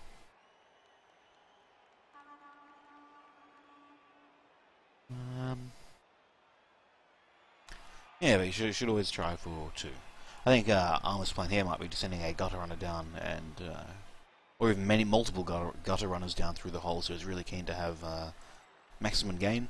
9 squares compared to the 4 and 5 square Longbeards. I'll be not surprised if we see a bunch of Gutter Runners in deep, and nothing but runners will be able to reach.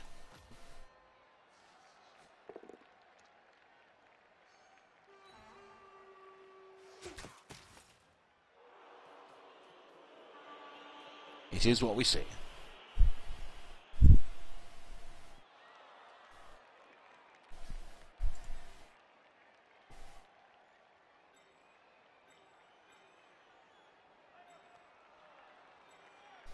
Look, runners will be able to reach there.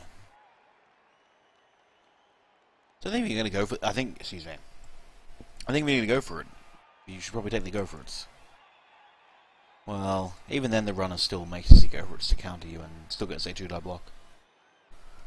But the runners don't have block, and the guard runners have blodge. Have dodge. So, let's say that the blocks do come in, and it's not a power, and it's say, both down push. Either of those outcomes, both down you stand up and then you walk over to the end zone, receive a pass and score. Or if it's just a push, you take a step out to the end zone and score. So look, if you were to take the 2 go-for-its to force your opponent to take the go-for-its and not be hit by a Longbeard with tackle, or a Trollslayer with block, you could really rationalise taking the hit from the runner and have a bar and armor break. Have a reasonable chance at picking up the ball, tossing it to a gutter runner, or picking up with the gutter runner, doing a handoff to the thrower, and the thrower then makes the throw with the free reroll. Still a bit tough though.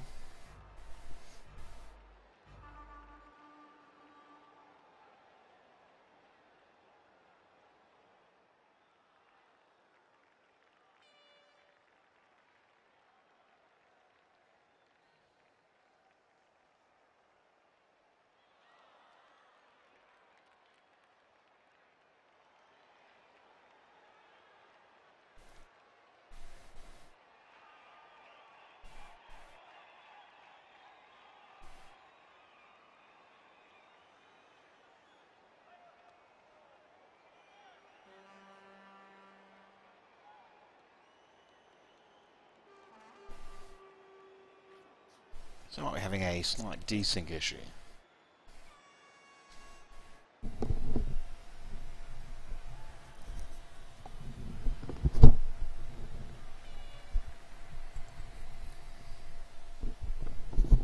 In the meantime, we're going to admire Tri-Fi's naming of Sneaky Red, Red Testes, Angry Red, Simple Cheesy Red, Grumpy Red, Grandpa Red, Grizzled Red, Salty Red, Delete My Team Red, 93% chance Red, and Sly Red. Sly Red the runner. Sly and Sneaky.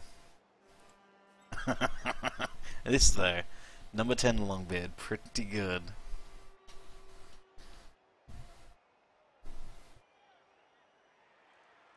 I could just be lag, I don't think it's a strict DC.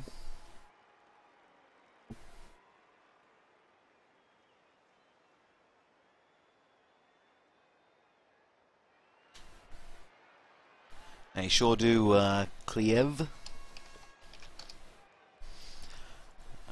They're both players are on a fresh team. Try the Dwarf coach. currently has number 1 and 2 spot on the leaderboard with the other teams. So it's definitely the end boss of the league at the moment.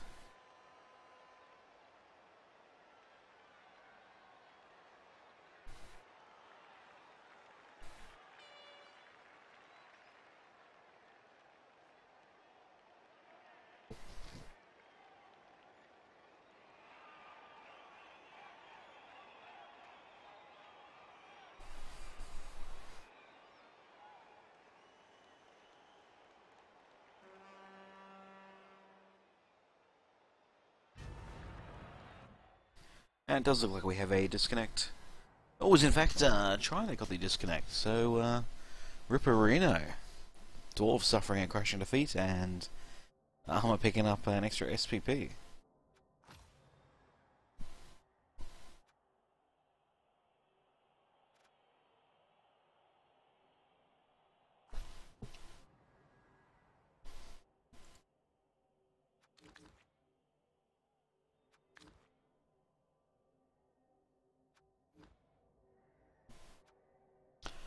So there we go, there's the current standings. I think at some point we still have not made a determination as to when, but maybe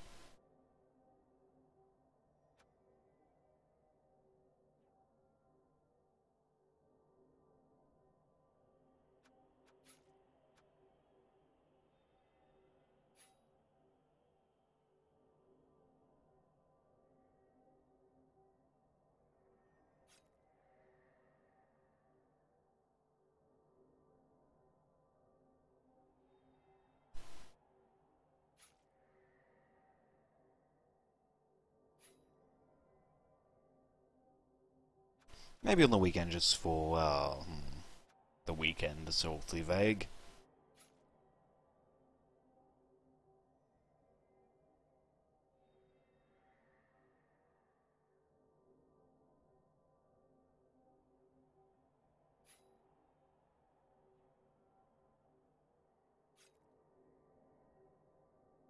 Lord Necron picking up the 105th spot.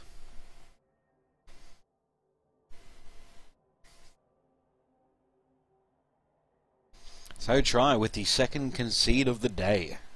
Shame. Disgraced. Fool me once, shame on you. It was anticlimactic, absolutely.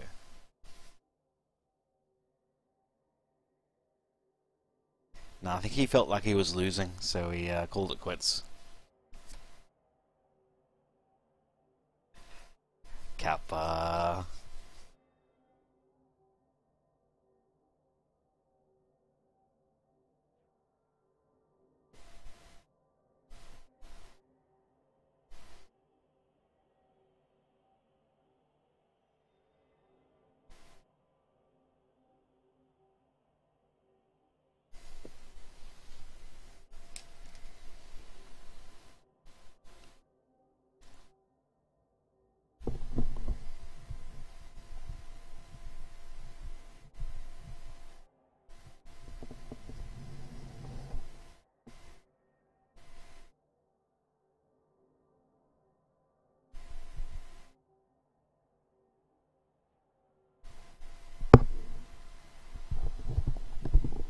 No, it was definitely a concede. Try could not handle the heat, so he got out of the kitchen.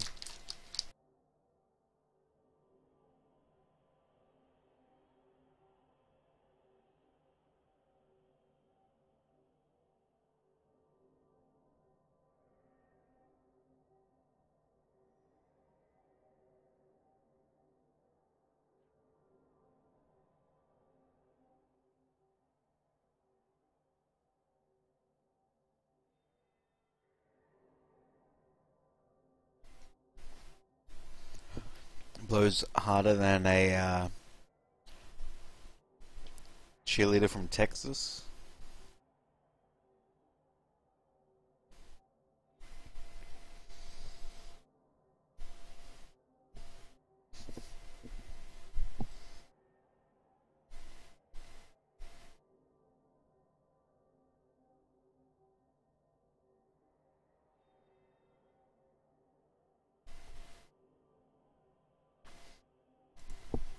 Right. What next, fellas? What next?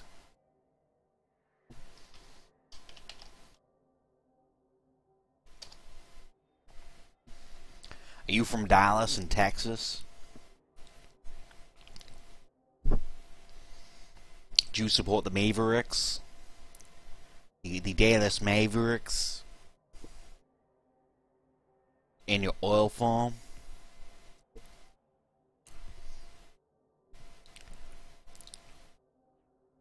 Only steers and queers come from Texas. And you don't look much like a steer to me.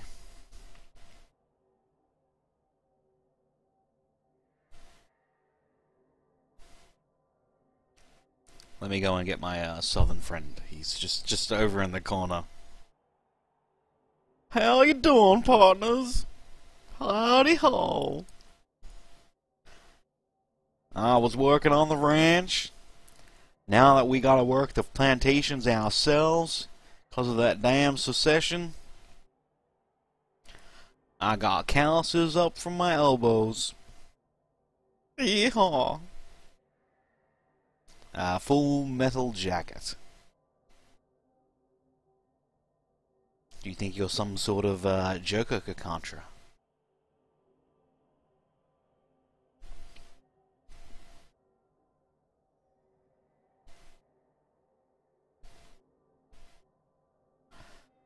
I knew a guy from the south of America, and instead of oil, he would say oil.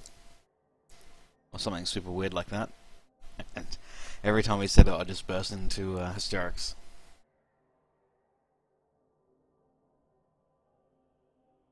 As it is getting about that time in which I have been blood bowling for 13 hours. And would need a break. I think we could call it for now, maybe. And by maybe, I mean yes. We've had many games. We have had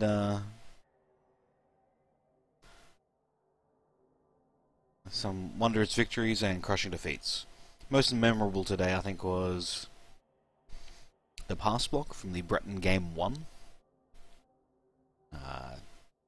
Literally 12 hours ago.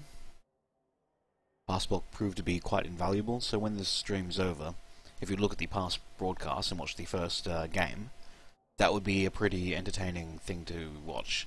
You see pass block working at its finest, not only in terms of intercepting, but I think I explained at the time why it was a good idea. And so I set up the pass blocking star player to be in a position to mark both potential receivers, and so that when the pass did come in, I was able to move from one end, well, from one area to another in a position that would allow me to mark the catcher that's then receiving it to make his catch infinitely more difficult. And I think one time I did get intercept with it, but just through rolling a 6, not through being anything special. Oh yeah, and then Bush Rangers Goblin Throwing. Absolute insanity.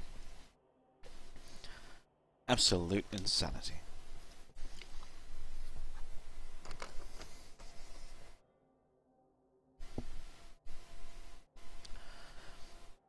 But yes, you also missed try conceding to armor.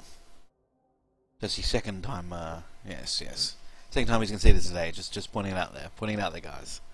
Stirring his jimmies, rustling his jimmies, stirring his sauce.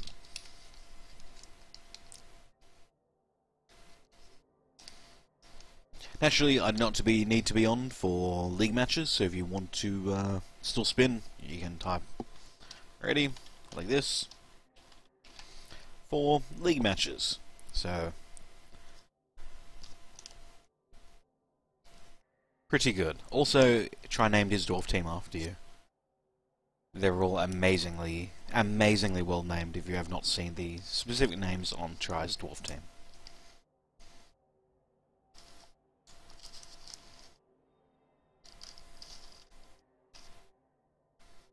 League of Legends matches? League matches, mate. League matches. No, this is legit. Oh my god. Scumbag red.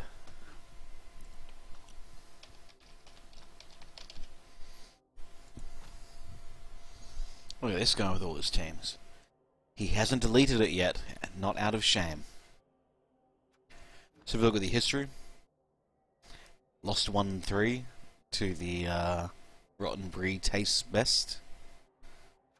And with your team roster, Angry Red, Salty Red, Sneaky Red, Sly Red, Red Testes, 93% Chance Red, my second favourite, Grumpy Red, Grizzled Red, Simple Cheesy Red, and Delete My Team Red, my favourite red. Pink Slip pretty good. So yes, a crushing defeat. I am glad I never lost that radically. Forever besmirched. Forever besmirched.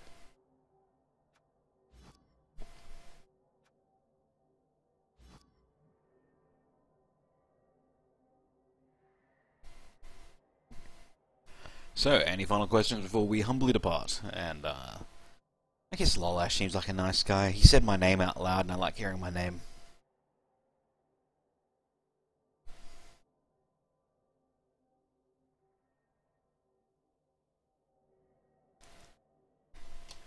I'm not, Red, just because you lose, you don't need to delete your team every time. I think out of everyone in the league, you have deleted the most teams. If there was a total team value loss, I think you'd still be ahead of Rabbit Lion.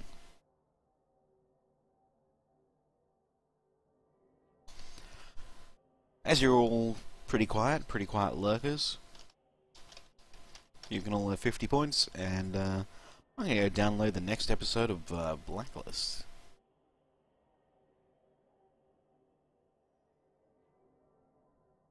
Yeah, look, does alright. I'll have to 1v1 these other streamers and be like, yo, mate, 1v1 me. But I think he'll always be on later at night, and I will be too tired to play them by then. I'm also thinking if we can't find 16 for the top 16, we just throw an invite or two out to people that we know will be around. See if they say yeah.